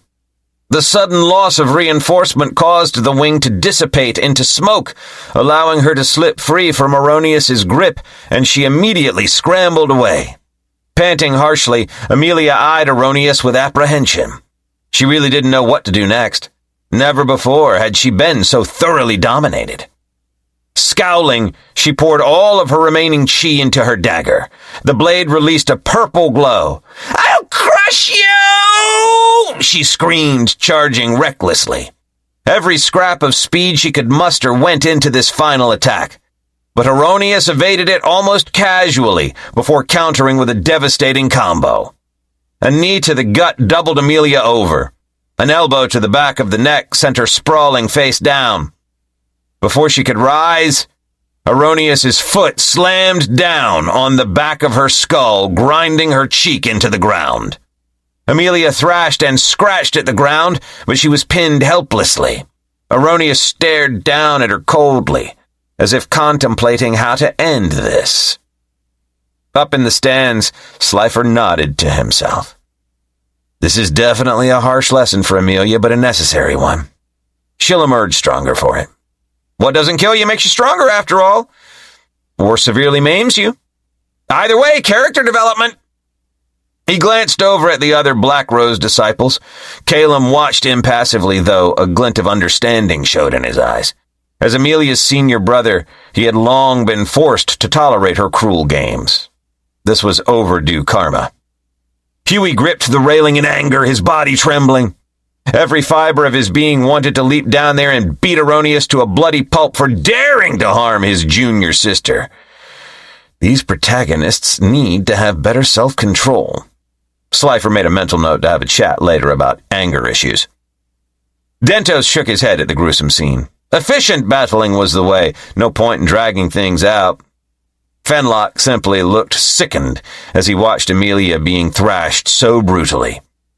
Though no fan of senseless violence himself, he knew the world of cultivation was often cruel. Still, this seemed excessive. That's enough for now. Any more and this guy might really kill her, Slifer thought, as Aronius picked Amelia up by the neck. His hands slowly tightened their grip. Ding! Alert! Your disciple Amelia is in mortal danger. Save her. Reward 1,000 karmic credits. Failure, death of a disciple. To think I got more credits for her losing. A subtle motion from Slifer drew Elder Fred's attention. The Elder's own eyes widened in understanding. The match is over! Victory to Aronius of the Black Death Sect! He announced hurriedly, before Aronius could continue. Disappointment flashed briefly in Valron's eyes. He was surprised that a demonic cultivator that had reached the Ascendant realm would intervene to save a disciple's life. How strange. No matter. The humiliation dealt today was enough. With some reluctance, the Black Death disciple released Amelia and stepped back. Amelia crawled to her feet, features returned to normal, but no less ugly for the hate and humiliation twisting them. This isn't over, she hissed before limping off stage. Aronius watched her walk off before making his own exit. The blank mask never slipped from his face. Throughout the battle, he had never said a word. After all, his words were wasted on lower beings. Throughout the spectator stands, discussions were still ongoing regarding the shocking fight. But soon enough, Elder Fred descended to the arena once more. This is the end of the Intersect tournament, he announced. We're the winners of both divisions. Come on to the stage. Chapter 91. The crowd roared with excitement as the 10 winners stood on the grand stage. In the core formation division stood Calum, Dentos, Huey, Aronius, and Zeven. Calum watched the crowd calmly, while Huey grinned and played up to the attention. Dentos's eyes darted around rapidly. Every so often his gaze would fall on Slifer before quickly moving on. Arrhenius stared straight ahead, face an emotionless mask. Zevin had a small smirk on his face, drinking in the cheers. The winners of the Foundation Establishment Division were Zack, Nomad, William, Maria, and Arva. Up in the Elder's booth, Zofia eyed the Black Rose disciples on stage. "My, isn't this a fascinating turn of events?" She chuckled. "I seem to recall in all the past tournaments the Black Rose disciples were lucky to even qualify, much less dominate the finals." Zofia turned, regarding Slifer with a lofty gaze. "Yet now, in your sect's first time hosting, your people suddenly overrun the top ranks. How very convenient." "It's simple, Supreme Elder Zofia. Our standards for selection have risen, while yours seem to have fallen." Slifer paused, smirking. "Perhaps if you spent less time nitpicking the tournament format and more whipping your disciples into shape, the results wouldn't sting quite so much." Supreme Elder Astrid cut in before Zofia could retort. "It seems the Heaven's Light Sect only sing praises when they are on the winning side. Once the tables turn, all we hear are complaints and excuses." Zofia scowled, but held her tongue. She had hoped the other elders would agree with her, allowing her to put pressure on the Black Rose sect. This many demonic cultivators just didn't deserve to enter the sealed realm. Down below, Zack studied his fellow disciples. The two female cultivators, Maria and Arva, seemed distinctly average based on their tournament performances, nothing for him to worry about. No, the real threats here were the core formation monsters like that emotionless Arrhenius, and especially that smug pretty boy Zevin, who kept throwing the main body dirty looks. Speaking of Zevin, the arrogant son of heaven glanced up at the Heavenly Light Sect's private booth, smirking as he noticed a particular blonde-haired youth. Archon, the so-called legacy disciple, sat slumped in his seat, eyes hollow and broken as he stared at the stage. Zevin shook his head in disappointment. He had expected more from the legacy disciple. The so-called genius had utterly embarrassed himself against that lunatic Dentos. So much for living up to his hype. Zevin's expression turned serious as he regarded the Black Rose disciples. In particular, Calum and Dentos concerned him most as potential obstacles. He would need to be cautious of them in the sealed realm, as both seemed difficult opponents. His gaze drifted to the Supreme Elder of the Black Rose sect. He pictured the old demon's look of shock when none of his precious disciples returned alive. Oh, how he would savor that moment. "Congratulations to the victors!" Elder Fred's voice boomed, interrupting Zevin's fantasies. "Remember to rest up tonight, as tomorrow the Supreme Elders will open the gateway into the sealed realm. I wish you all good fortune on your journey." With those words still ringing in the air, the disciples bowed before making their exit. The tournament was done. Now, the real trial began. Back at Slifer's compound, Slifer sat with his disciples to offer some praise and advice before the big day. He started with Calum, his top disciple. "Calum, you have done me proud as always. Stay vigilant and remember to take care of your juniors in the sealed realm." "Thank you, Master. I'll make sure nothing happens to them." Calum dipped his head. Hearing that he had made Slifer proud gave him a fuzzy feeling in his chest. He wasn't used to his master complimenting him. Slifer turned next to Huey, his expression growing stern. "As for you, while I applaud the unconventional route to victory, such luck won't hold forever. Take things seriously in the sealed realm unless you fancy an early death." The young man shrugged sheepishly under his master's scrutiny. Hey, no worries. I'll be careful. Probably. With a resigned sigh, Slifer faced his avatar, Zack. "And that advice goes double for you. I know your strength, but do not get complacent." Zack nodded along absently. Of course, the main body had to put on this show for appearances. Once inside the sealed realm, he would be all business. And like the main body repeatedly reminded him, the priority was making sure he came out of this alive. After all, he was just starting to enjoy life. No need to cut it short so soon. When Slifer's eyes fell upon Nomad, the Supreme Elder paused thoughtfully. According to Morvran's reports, the child was a complete enigma. An orphan with no known family or history who, when growing up in the village, would mysteriously disappear for days on end, only to reappear out of the blue. Highly suspicious behavior that suggested the boy's background was not simple. Clearing his throat, Slifer addressed the orphan. Nomad, you performed remarkably well, especially for one so inexperienced. I did not expect you to not only reach the finals, but win. It seems even I underestimated your talent. Thank you, Master. It was all thanks to your teachings, Nomad replied with a humble bow. But his respectful tone and measured words rang hollow to Slifer's ears. Clearly, the boy held no true loyalty. A spy, perhaps? Either way, the kid had earned his slot to the sealed realm. It would bring up too many questions if Slifer were to forcefully take it away. Zack will keep a close eye on you in there, and if it comes to it, eliminate you. The last thing Slifer wanted to do was kill one of his own disciples, but could a traitor truly be considered a disciple? Shaking his head, Slifer turned to his only female disciple. The girl kept her head low, hair obscuring her face after the day's humiliating defeat. The rest of you are dismissed for now, Slifer said at last. Amelia, stay a moment. After the other disciples had shuffled out, Amelia finally lifted her head. Her porcelain features were drawn and sullen, full lips pressed thin. You're disappointed, Slifer said after a moment. It wasn't a question.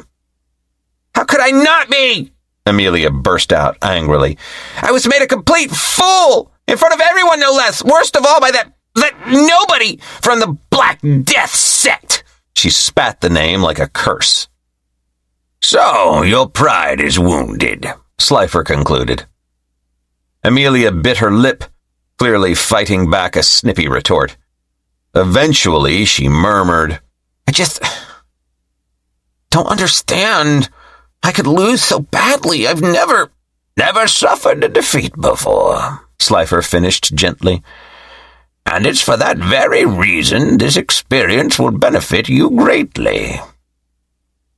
Seeing Amelia's skeptical look, he went on. You have always enjoyed tormenting your enemies, humiliating them physically and mentally before moving in for the kill. I've warned you many times of the dangers of such arrogance, and today you finally received a taste of your own medicine. Amelia winced, but didn't deny his words. The path of cultivation is a harsh one. Loss, pain, humiliation. All disciples must endure these trials at some point. Slifer's expression softened. The question is, will you let this crush you? Or will you learn from it and grow stronger? Master, you've been humiliated before? Amelia asked, her eyes widening. She had never expected that her master, the Supreme Elder of the Black Rose Sect, had been publicly beaten to a pulp. Me? I get humiliated enough by the system as it is. Slifer shook his head. I'd rather die than have some arrogant young master slap me around. As much as he loved to blame the system for its strange attitude towards him, he had to admit it did a good job at protecting him. But that's only because it seems to need me for this destroy all evil mission. A long silence followed as Amelia waited for her master to reply. Your senior brother Tyrus leaving was enough humiliation for a dozen lifetimes, Slifer murmured, trying to give her the impression that it took a lot out of him to admit that. It was technically true. The original seems to have been driven crazy by his eldest disciple's departure. Why else would the old fool chase after him when he had just failed his origin realm breakthrough? Amelia nodded slowly, digesting her master's words. When she finally spoke, her voice was almost a whisper. You're right, Master. I've been too prideful, toying with my opponents, laughing at their pain. I realized I can't continue on like that. She took a deep breath. I will try to change. That is all I ask, Slifer said, feeling a small glow of satisfaction. Ding! Your disciple Amelia has experienced significant character growth. Reward 1,000 karmic credits. Your disciple Amelia's loyalty has increased by 10%. Slifer nodded to himself. It seemed the system truly valued him nurturing his disciple's character and integrity.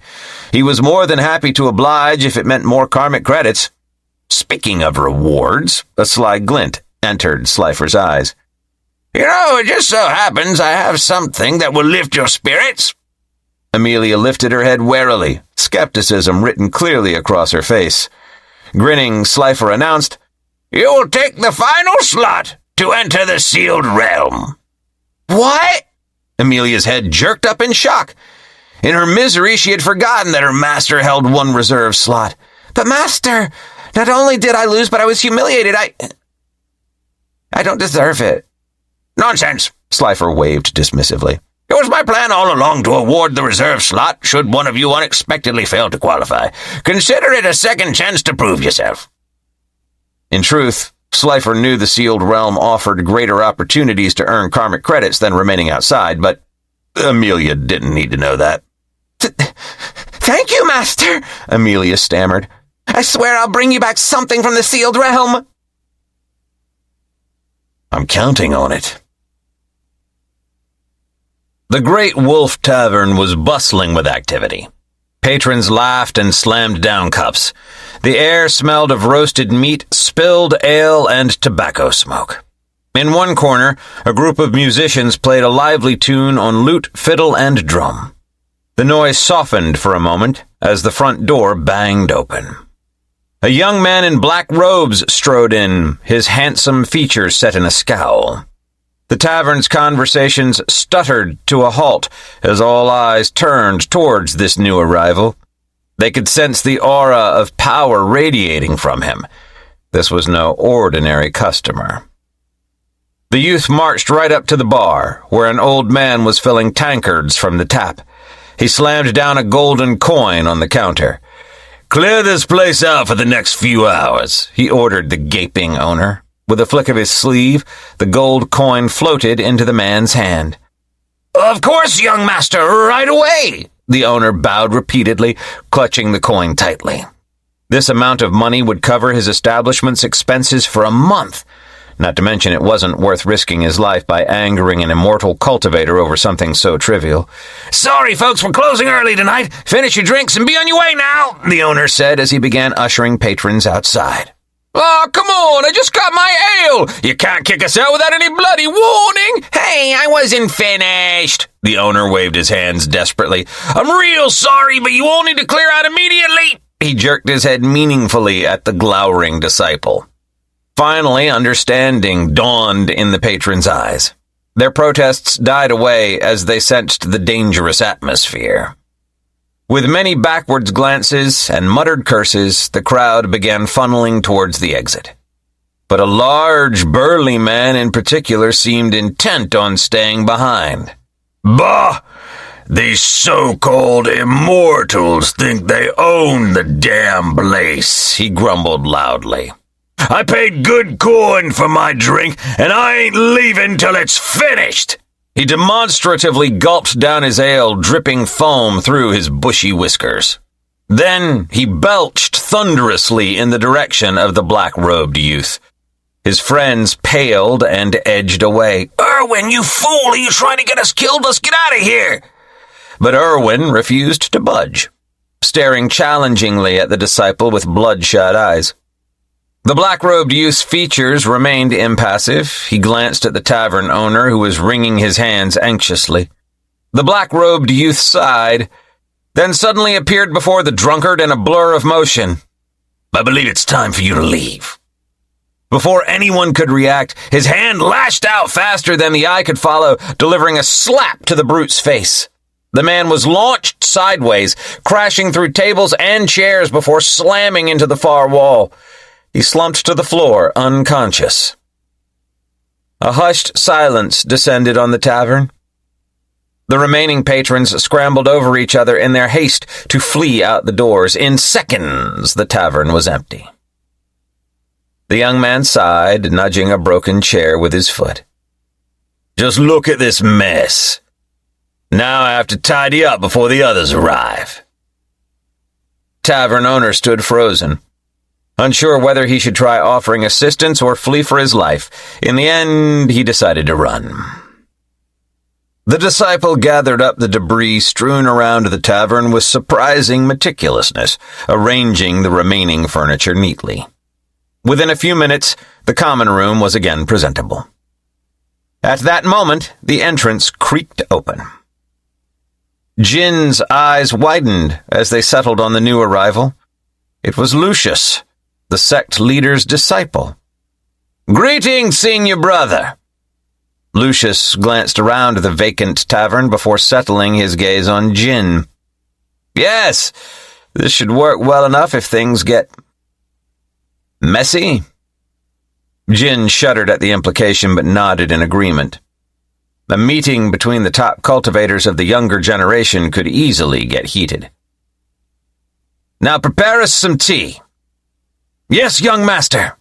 Jin scurried away, sending a tea service flying through the air onto an intact table.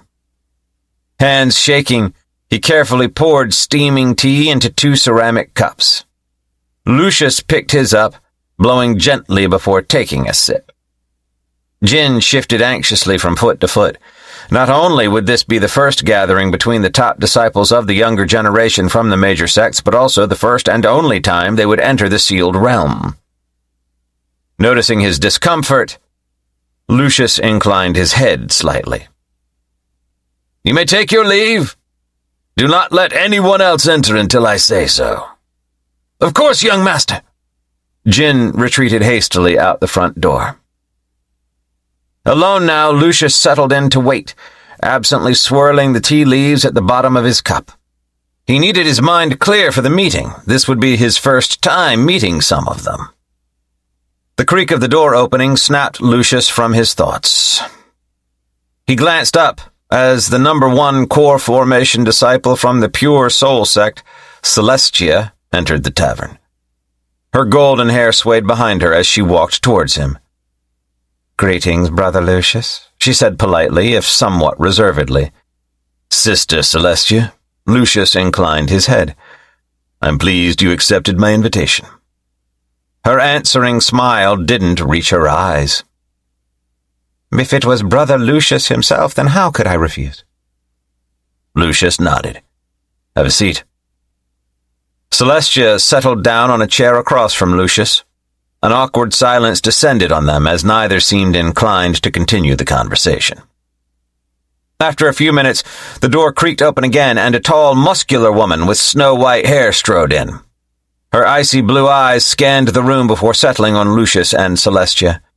"Sister Larissa, please sit down." "So, I'm not the first." "Pity."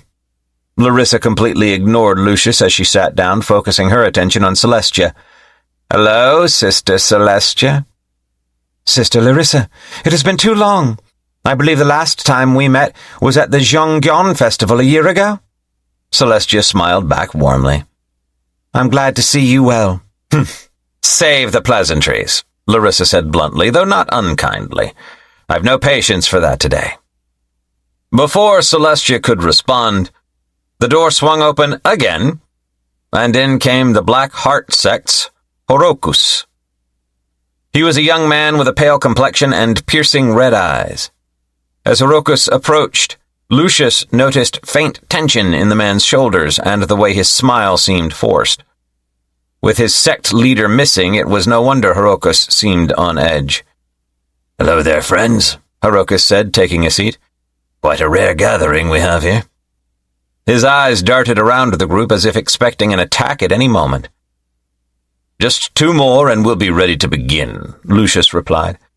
Right on cue, the door opened and a handsome, silver-haired youth strode in, smiling brightly. "Apologies for my tardiness, friends," Raphael laughed. "I hope I didn't keep you waiting too long." "Not at all. We only just arrived ourselves," Celestia replied, whilst the others nodded. Lucius noticed Raphael's smile falter briefly when he scanned the room, clearly having expected to be the last arrival. Trying to assert dominance by being fashionably late, how droll. As Raphael sat down, the 5 disciples simply observed one another, silently taking stock. The tension in the room was palpable. Herokus spoke up. "It seems Arcavius won't be joining us. I haven't been able to contact him. I don't think he's interested in whatever this meeting is about." Not surprised that the reclusive Black Death genius decided not to attend, Lucius cleared his throat. "Shall we get down to business, then?" At their nods, he continued. "As you know, we all plan to enter the sealed realm tomorrow. I called this meeting so we may discuss arrangements for how to handle things inside." "Spare me your slick words," Larissa snorted. "There's nothing to understand in the sealed realm beyond the obvious. Take what you want by any means necessary." They were all too prideful in their own abilities to team up with even members of their own sect, so why would they be interested in working with each other? "In theory, yes, that is how things are usually done there," Lucius turned to her. "But why waste time fighting amongst ourselves and giving others the chance to take the spoils from under our noses?" Larissa's eyes narrowed, but she stayed silent. "You make a reasonable case, Brother Lucius," Celestia chimed in. "What arrangement did you have in mind?" Inwardly, Lucius smiled. The pure soul disciple's reaction was predictable, spineless and eager to avoid conflict. As if reading his thoughts, Larissa shot Celestia a disgusted look. "It's simple. We divide the sealed realm into 5 territories, one for each of us," Lucius explained. "Give your word that you won't cross into another's territory, and they shall extend the same courtesy." Raphael tapped his fingers on the table. "And if one territory proves less bountiful than the rest?" He posed the question innocently, but his meaning was clear. He would never accept less than the lion's share. "The sealed realm is vast," Lucius countered calmly. "I doubt that will be an issue. Unless you're afraid you can't hold your own portion." Raphael's eyes narrowed. He wasn't worried about the disciples who had earned their slot through competing in the Intersect tournament. No, the only cultivators he had to be wary of were those sitting here beside him. "A sensible proposal," Herokus agreed. But Larissa looked anything but convinced, turning on Herokus with a sneer. "Look at you, scurrying to make a truce the moment your master disappears. How pathetic." Herokus flushed, but he held his tongue. Larissa was known to be crude and provocative. "Enough," Celestia's gentle voice cut through the tension. "I also agree to this arrangement." All eyes turned to Raphael and Larissa. Raphael gave an exaggerated sigh. "Well, I was hoping we could settle this through outright battle to determine who was the strongest between us, but I suppose this could work as well." He paused, meeting each of their eyes. "Oh, and I'll be taking the central region." Lucius nodded, having expected as much from the arrogant Heavenly Light disciple. Larissa growled, unsatisfied, but gave a terse nod. "North region for me, then." In the end, Lucius claimed the eastern quarter for himself. Herokus took the west and Celestia the south. With the territories divided up, Lucius clapped his hands together. "It's decided, then. We entered the sealed realm as allies." His tone sounded sincere, but inwardly a cold smile tugged at Lucius's lips. There would be no honoring of boundaries within the sealed realm, regardless of what promises exchanged hands today. Even Celestia and Larissa would not be so naive as to fully trust each other's word. No, this meeting accomplished its true purpose: to know the starting location of his allies, and to gain a better understanding of them. Herokus was a paranoid mess who could be easily manipulated. Raphael, like any other Heavenly Light Sect disciple, had an ego problem. Larissa was quick to anger and could be lured to her death. And Celestia, well, the Peacemaker lived up to her reputation, willing to compromise to avoid conflict. Now, if he were to reach the nascent soul realm first, he would be able to hunt his fellow legacy disciples one by one, starting with the most arrogant one first, of course. But to break through before them, I need to keep them distracted. And that was where the newbies came into play. Oh yes, he'd had his eyes on the Supreme Elder's disciples for a while now. Whilst he didn't expect any of them to actually defeat the legacy disciples, he felt they would be able to keep them entertained until he was ready. Now, time to introduce myself as the benevolent senior brother. Chapter 92. The crowds roared with excitement, the stands packed full of disciples. Today was the opening of the sealed realm, and everyone wanted to witness this momentous event. "Can you believe it's finally happening?" a female disciple gushed to her friends. "We're so lucky to be here. I can die happy now." "Speak for yourself," one of her friends elbowed her side lightly. "I plan on living a good long while. But you're right. Today will certainly be one to remember." In the row behind them, two male disciples were having a heated debate. "That Zeven is supposed to be really impressive. Do you think he has a shot against the big names in there?" His friend gave him an incredulous look. "Zeven might be crazy talented for his age, but he's still just a junior compared to the legacy disciples.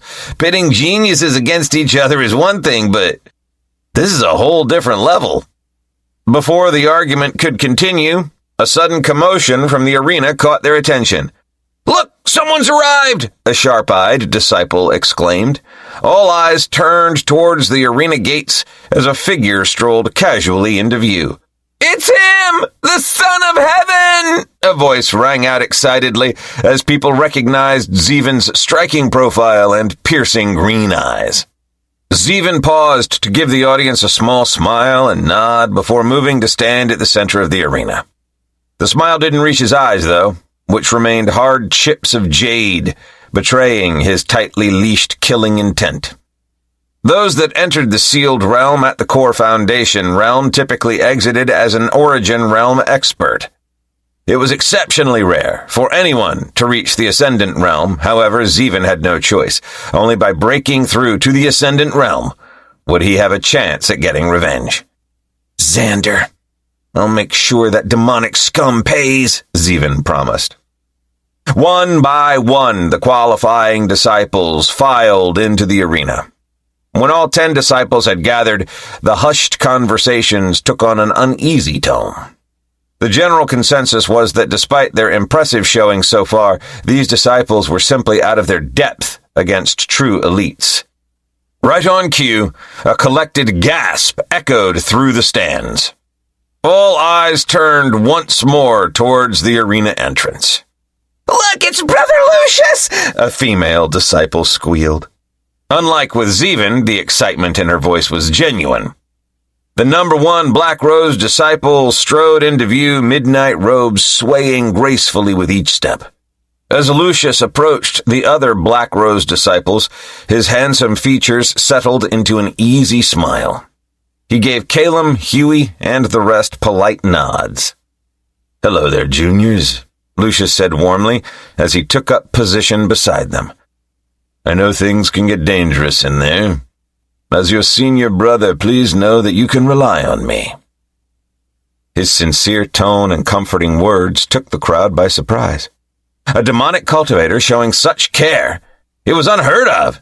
"So handsome, and so kind, too," one girl cooed under her breath. "Why can't the disciples from our Heavenly Light sect be more like him? They're just too arrogant." Next to arrive was the Blackheart sect's number 1 disciple, Horokus. The red-eyed youth wore a tense, wary expression as he silently took his place. The other top disciples appeared in short order: Larissa, Celestia, and finally Raphael, pride of the Heavenly Light Sect. If the crowd was excited by Lucius's arrival, then they were absolutely frenzied at the sight of Raphael. After all, he represented the undisputed strongest sect amongst the younger generation. Raphael paused beside Zeven, placing a hand on his shoulder. "Well done on making it here, Junior. I'm pleased to see such promising news from our sect." Zeven wanted to slap away that condescending hand, but managed a stiff nod instead. The time for talking was over. Only strength would matter in the sealed realm. At last it was time for the guest of honor, the Supreme Elders themselves. Excitement reached a fever pitch throughout the arena stands as disciples clamored for the best view of these legendary figures. First to arrive was Astrid, Supreme Elder of the White Tiger Sect. With a roar, an enormous white tiger descended from the heavens, its passenger seated calmly on top of its head.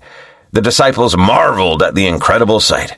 "Amazing! That tiger has to be at least 30 meters long. No way, it's got to be bigger, 50 meters at least." Next arrived Leontius, Supreme Elder of the Pure Soul Sect, descending gently on a floating cloud. Compared to Astrid's dramatic entrance, his subtle arrival elicited fewer reactions. The Pure Soul Sect always favors grace over intimidation, but don't underestimate Elder Leontius because of that. Right on cue, a piercing shaft of radiance split the heavens as Zofia, Supreme Elder of the Heavens Light Sect, descended amidst a corona of blazing light. Many disciples cried out, forced to turn their eyes away from the blinding brilliance. "Such dazzling glory, as expected of the number one righteous sect. Elder Zophia's strength is said to be second only to the sect leaders." In contrast, the reaction was more muted when Valrod emerged, riding a creepy chariot pulled by skeletal horses. They could always trust the Black Death sect to make a morbid entrance. Yet all other arrivals were forgotten when an earth-shaking, draconic roar resounded across the city. All heads turned upwards as the massive form of Val descended from the heavens, flames spewing dramatically around her. The dragon landed with an impact that shook the arena itself. As she shrank down into the tiny cat-sized form, excited chatter broke out amongst the disciples once more. "Did you see that entrance? Much better than just riding some big cat. Yeah, it gave me goosebumps. That dragon fire was insane. I could feel the heat from here. Val is just the cutest. I want a mini dragon pet, too." Val lapped up the chorus of praise, turning to Slifer with a toothy grin. "Master, did you see that? They loved it!" Slifer chuckled, patting her head. "Of course, my little Val. You're the star of the show." Satisfied, she scurried to his shoulder, draping herself across it like a scaly scarf. He then met the gaze of his fellow Supreme Elders. "Shall we begin?" At their nods, he retrieved the golden keys from his robe that would unlock this sacred realm. Each Supreme Elder contributed their key to the collection. With a flick of his wrist, Slifer sent the keys spinning skyward. Halfway up, they collided in a dazzling cascade of light, merging and expanding until a single massive key now hung suspended before them. Slowly, the colossal key began rotating in place, faster and faster as space itself warped and stretched around it. A resonating hum filled the air as a tiny pinprick of light appeared that rapidly tore itself wider. Within moments, the air had ripped open entirely, revealing a swirling portal of darkness, the gateway leading into the sealed realm. At an unspoken signal, the 5 elite legacy disciples stepped forward as one and paused before the portal. "Try not to die before I can crush you myself," Larissa remarked to Celestia, though her tone held a hint of wry humor rather than true malice. Celestia's answering smile was polite, if a little strained. "Take care as well, sister." With no more words wasted, the top disciples dissolved into the void one by one until only darkness remained. Now the tournament victors stepped up to take their turn. Huey was practically vibrating with excitement. This is it, guys! Our time to shine! Beside him, Zack kept his true feelings carefully concealed, but across the portal his eyes briefly met Slifer's own. One curt nod was exchanged between the main body and his avatar. Nothing more needed to be said. Nomad was the last to approach. For just a moment, his eyes darted towards Valron. But the movement was so brief, none noticed. A heartbeat later, the boy too had vanished into the sealed realm. Just as the portal was beginning to constrict on itself, Slifer stepped forward to retrieve the key. But before his fingers could close around it, his entire body abruptly locked up, muscles seizing and refusing to budge no matter how fiercely his mind strained against the paralysis. Beside him, the other Supreme Elders seemed frozen in place as well. Leave now, quickly! Slifer urgently communicated to Val through their spiritual bond. The little dragon shook her head. And abandon you, Master? Never! I can help you fight! Go, Val! Be with the others! That is how you can best help me now! Seeing the uncharacteristic sternness in her master's eyes, Val hesitated only a moment longer before spreading her wings and flying away. Slifer heard dark laughter. Then Valron walked slowly into his field of vision. So sorry for the delay, friends, the Black Death Sect leader said, smiling coldly. It seems a few more of my disciples wish to enter the festivities after all. With a laugh, Valron's aura swelled explosively. In the span of a few breaths, his strength had already exceeded the Ascendant Realm. Half-immortal realm! Zofia spat in disbelief. Your cultivation! How is this possible? Come now, Supreme Elder. Surely a cunning woman like yourself would have sensed if something was amiss before today. Valron purred as he circled the paralyzed elders like a shark. Unfortunately, you simply aren't as clever as you believe, but don't feel too bad. The Black Death Master chuckled as he withdrew a small black cube etched with pulsating red runes. A gift from a mutual friend in the immortal realm. He certainly has taken a liking to me, and this delightful toy creates a stasis field that can restrain any cultivator below the immortal realm. Understanding mixed with fury flashed in the elder's eyes. The smile never leaving his face, Valron cocked one finger. Responding to his summons, black-clad disciples bearing the insignia of the Black Death Sect began dropping into the arena from the spectator stands. You didn't think I would pass up this rare chance, did you? Valron smirked. The flower must seize its moment, while the garden lies unguarded. With that, the Death Disciples rushed headlong towards the still open portal leading into the sealed realm. But before they could approach it, more figures appeared in their path, led by none other than Morvran.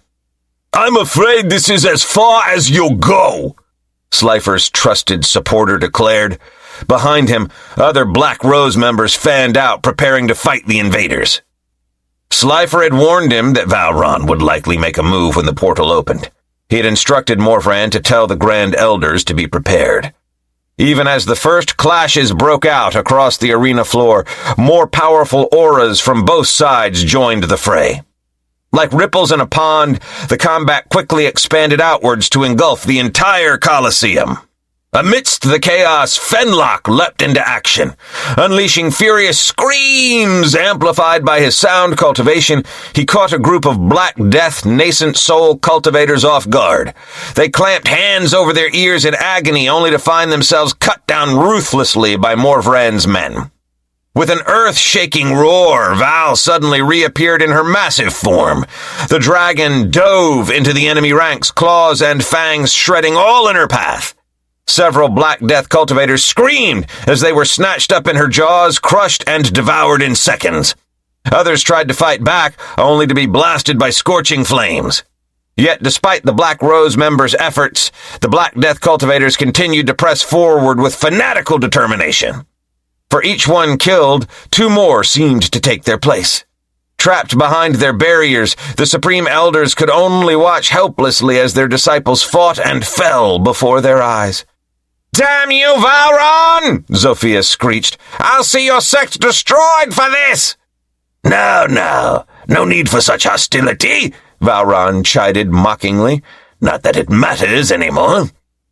Ding! New task. Save the Supreme Elders. Reward 5,000 karmic credits for each elder you save. Slifer released a sigh as he saw the task notification pop up in his vision. The part of him had briefly considered just letting Valron kill the other Supreme Elders. It would certainly weaken the major sects. However, if the Elders were to all perish here in Black Rose territory with Slifer as the only survivor, well, the backlash would be immense. His thoughts were interrupted by Valron's expression twisting into a sneer. "I believe I'll start with you, Slifer." Slifer's eyes widened in surprise as Valron's own flashed red, his body morphing into an emaciated lich-like form.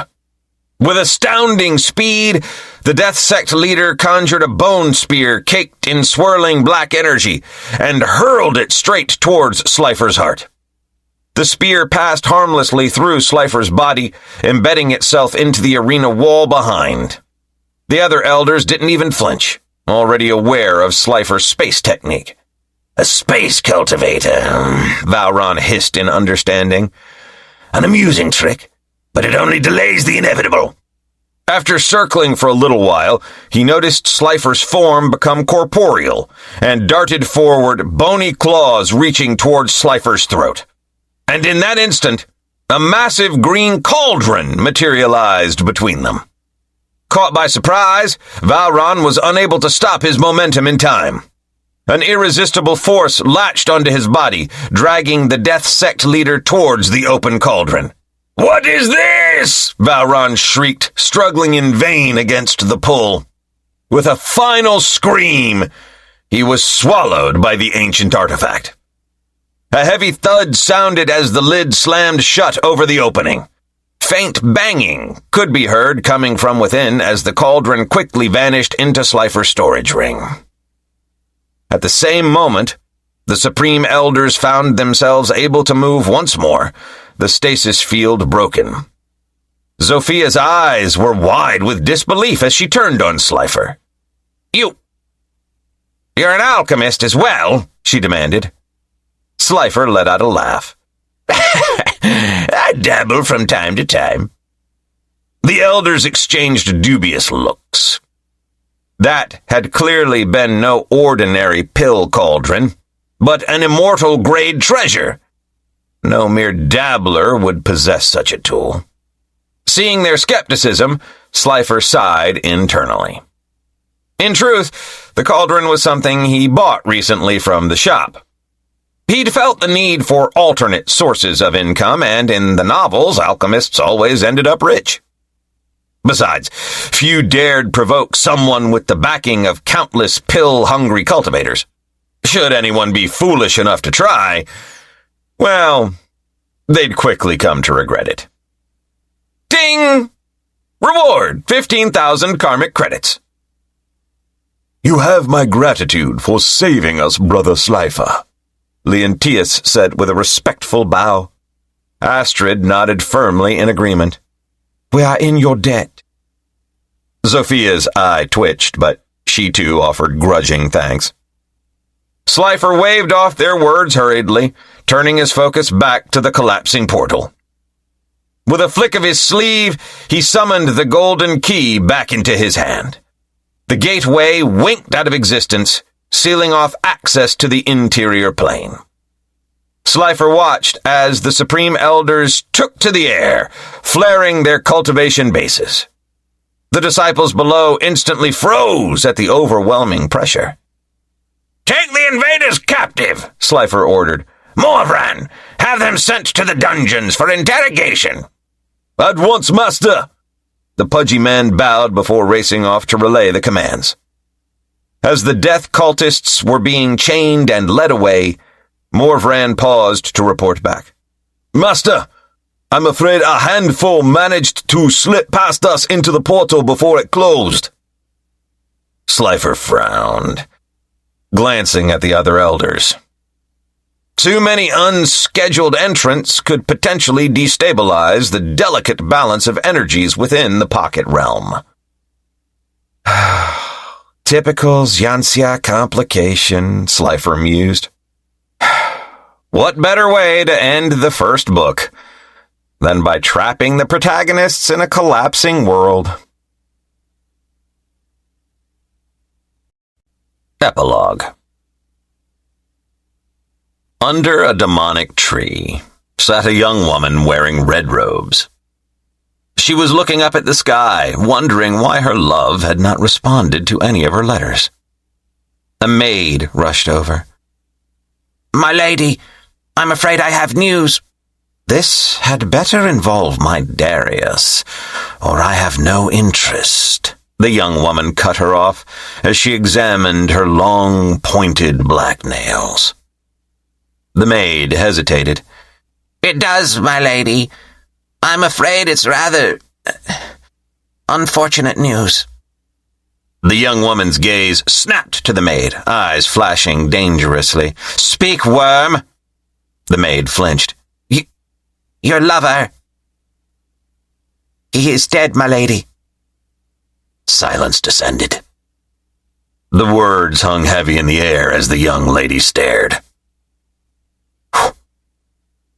What? Darius. He is dead, the maid repeated nervously. Killed in a cultivator battle in the mortal realm or so, I heard. The young woman was silent for a long moment. When she finally spoke, her voice was a chilling whisper. If my love is dead, then so are you. As she uttered the words, her eyes turned red. The maid's own eyes glazed over, entranced. Yes, my lady, I am dead, she said dully. Turning, she began walking straight towards the tree. The twisted branches of the demonic tree suddenly whipped down and coiled around the maid's body. She made no sound as they lifted her high and stuffed her directly into the trunk. The tree shuddered in ecstasy as it hungrily devoured its meal. The young lady turned away, the red light in her eyes dimming back to cold black orbs. I will find whoever took you from me, my love, she whispered. And I will paint the mortal realms crimson with their blood. This is the end of Demonic Sect Elder Cultivates Righteous Disciples, a Podium audio production. If you enjoyed this audiobook, we would love for you to rate and review it. For more LitRPG and game-lit fantasies, check us out at podiumaudio.com and sign up for our newsletter. We promise we won't spam you. Also, consider joining our community of listeners, fans, and trolls on social media. We're active on Instagram, Facebook, TikTok, X, and Reddit. We'd love to connect. You have been listening to Demonic Sect Elder Cultivates Righteous Disciples, Book 1 of Demonic Sect Elder. Produced by Mitch Rains, written by Kalzara. Performed by Jonathan McLean, a member of SAG-AFTRA. Text copyright 2025 by Kalzara. Production copyright 2025 by Podium Audio. All rights reserved.